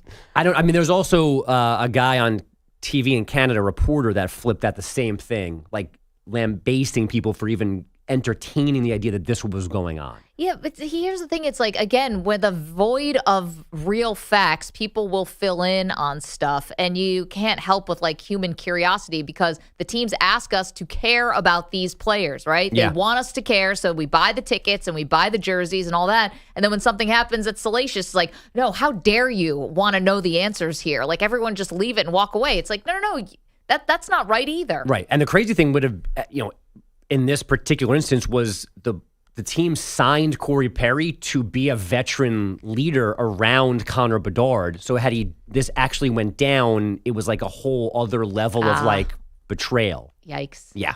But it didn't happen. Thomas L's asking, how would the Yankees pitcher's wife swap thing be handled today? Oh, We'd probably that's get a right. whole TikTok series on it. With Fritz Peterson. Oh my gosh. That was a big one. That's one of those things where I read about that in a book because it happened in the 70s. I wasn't alive. So I read about that in a book called The Best New York Sports Debates. It's a fun book. And I couldn't believe that was true. Right. Because not being alive in the 70s, I don't know if people are still swapping and doing couple stuff. Yeah. Pineapple. Key parties, things like that. Yeah, right. It's like, I'm sorry, this happened and everyone just went along with it? The pineapple thing was new to me. I discovered that only like 3 years ago. Red Adirondack chairs, too, allegedly. Really? Yeah, I learned that from the WFAN morning show. Wait, say again? Like the swinger thing is like the pineapple over the door or something? Or upside down pineapple? And now I think it's either a blue mailbox or a red mailbox means you're a swinger. And you better get that right. You better get that. And you know the number one city in the country for swingers? Perloff has both. Just in case. Why not two mailboxes? Yeah, just open for business. Got a rainbow mail. The door's just open at this point. Can you guys guess the number one city in the country for swinging? Pensacola. I was going to say it's Las a big Vegas. It's Philadelphia. Denver, Colorado is the Denver? number That one makes sense. swinger destination in That America. makes sense to There's you, lots Pete? of red mailboxes. Yeah. Or blue. It does. Well, isn't weed is big over there, right? Whoa, what are you blaming weed on this for? Yeah. Easy. Blame the weed. Yeah, a Because couple they're just tokes high and all and of a forgetting who sudden- they're married to? I don't think you know any of this works, Just Pete. groping around in the dark. That's why I'll never be involved in any of this. I couldn't wait to hear Bilatti's reason for why Denver makes sense as a swinger town. This is why you Because always weed have is to ask legal. why to Pete. Because the reason's going to be amazing. Don't just stop on the tape. Ask him to explain it. Because weed Rockies. makes you cheat on your wife. It's the high altitude. Everyone's all messed up Who in the are head. you? Oh, it doesn't matter. Russell Wilson and all that. Is that mailbox red or blue? Russell Wilson and all that? What are you talking about? Causes emotions. He causes emotion. When he said Broncos country, let's ride, he was really... Yeah, now we know what he I want meant. to know what that ride was about. Right, here we go. Yeah, let's ride. All right. Let's ride, Bill's wife. Russell Wilson and all that. What's all that? Russell Wilson, weed, swinging, Spicy. you know. Rockies baseball, you know. Nikola Jokic. Matt Holiday. Yeah, that's when they sort of swing, like thinking about Nikola Jokic. Bud Black. Bud Black. Dikembe Mutombo. Oh, man. Famous Mutombo line. Do you think that's real after all these years? It's just been told so many times, the famous Mutombo at Georgetown line. No idea what you're talking It's about. another dumb come on. thing that I got to get ready for. Or can I spell it? What, was he dating Alonzo Mourning's mom? Absolutely not. He's dating John Thompson's mom. No, guys, the famous famous I think I know story. It's just been it'll come out. retold so many times that Dikembe Mutombo walks into a nightclub. Actually, a comedian just did a joke about this because it's about, Dikembe Mutombo walks into a nightclub in Washington, D.C., and everyone's there, and he just goes, "Who wants to sex Mutombo?" Oh, right, yeah. Do you have to dump that? No, that's fine. Yeah. And a comic made a joke that's like the ultimate consent. Because if a woman's like I do, you have a room full of people who just witnessed it. Not wrong. Yeah, that's a joke a comic can make, not me. I 100% believe this story. It's just been told so many times now, whether it's true or not.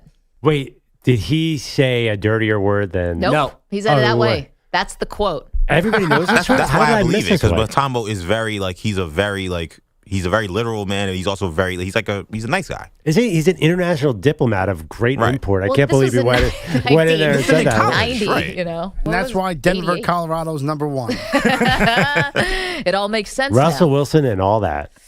Right. All right, we got to go. We got to take a break. Bogusch, thank you so much. Oh, it's my pleasure. So much more to do, including a surprise in the sports world. Didn't see this coming. We'll tell you about it next. Don't move. You're in a 5-minute break.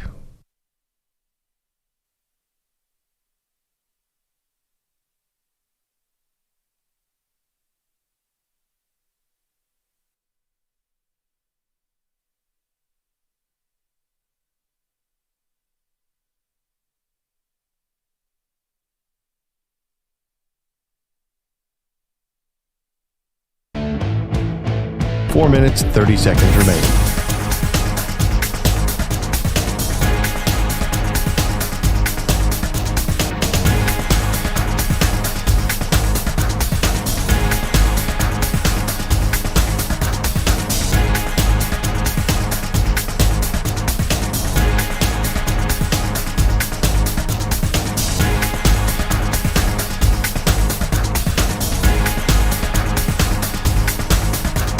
Four minutes remaining.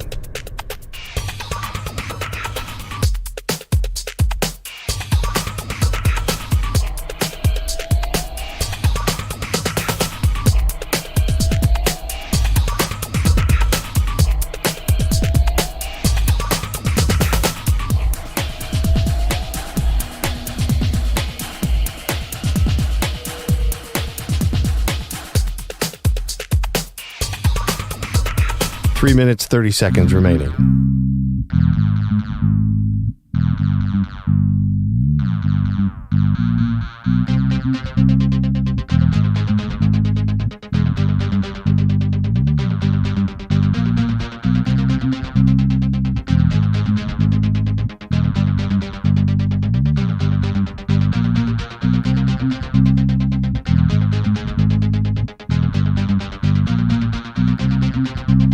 Three minutes remaining.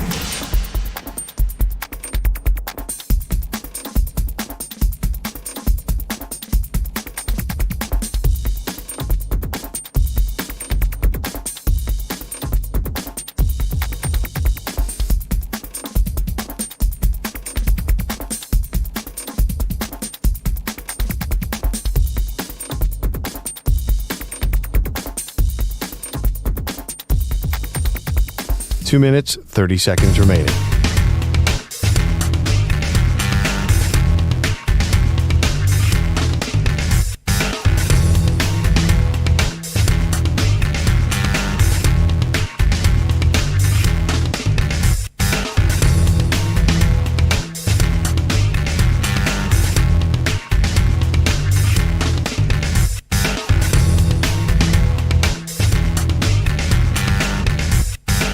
Two minutes remaining.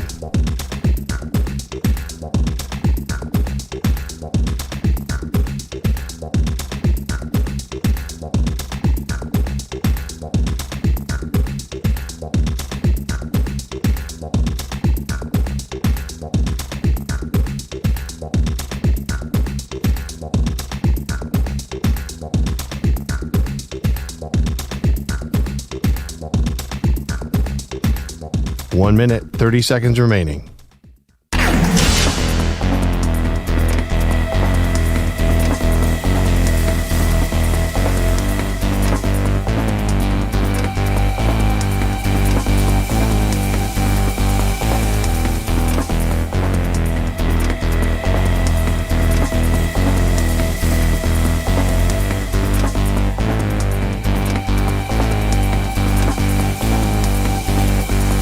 1 minute remaining.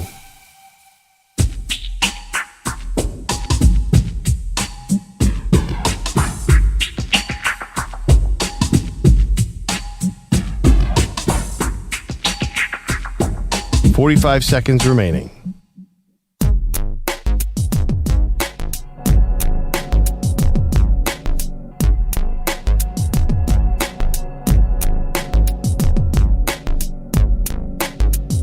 "30 seconds remaining.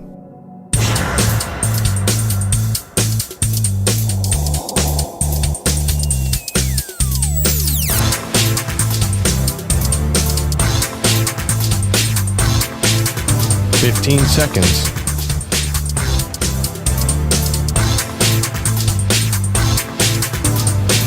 Break ends in 5 seconds.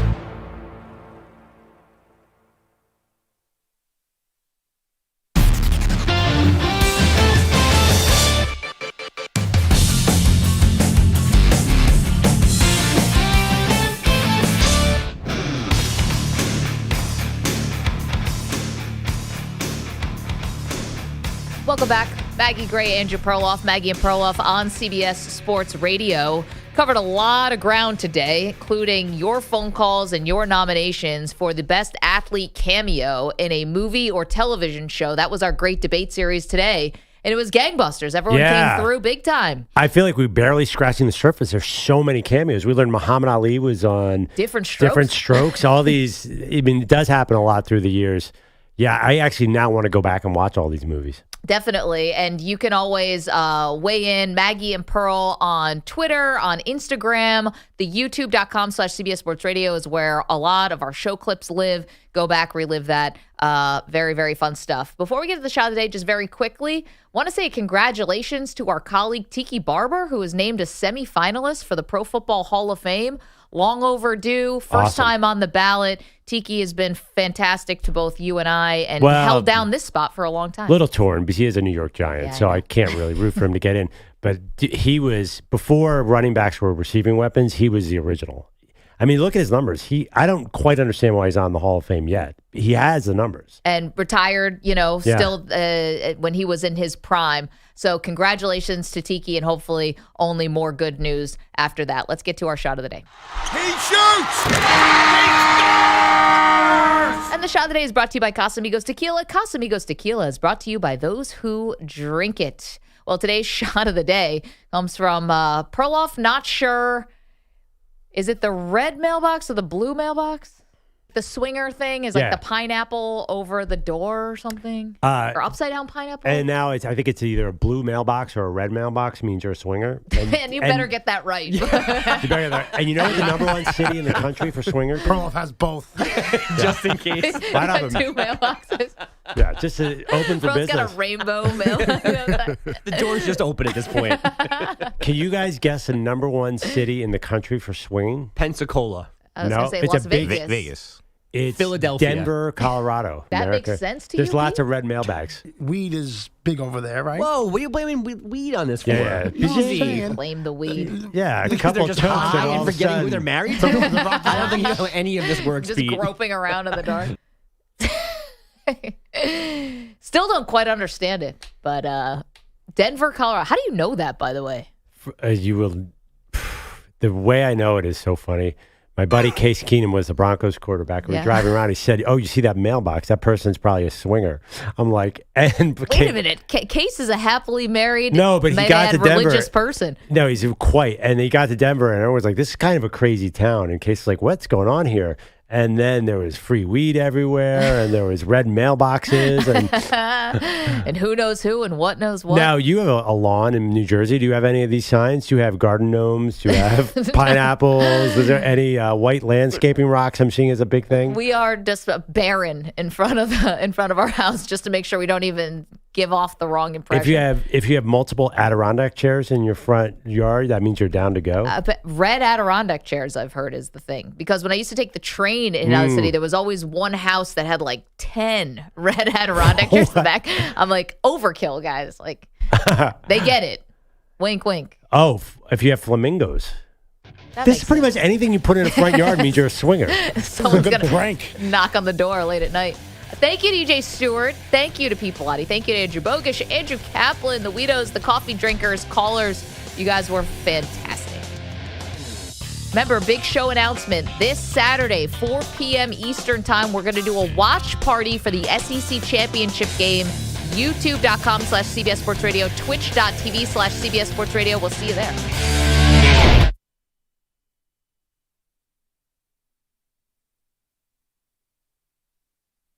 You're in a 5-minute break.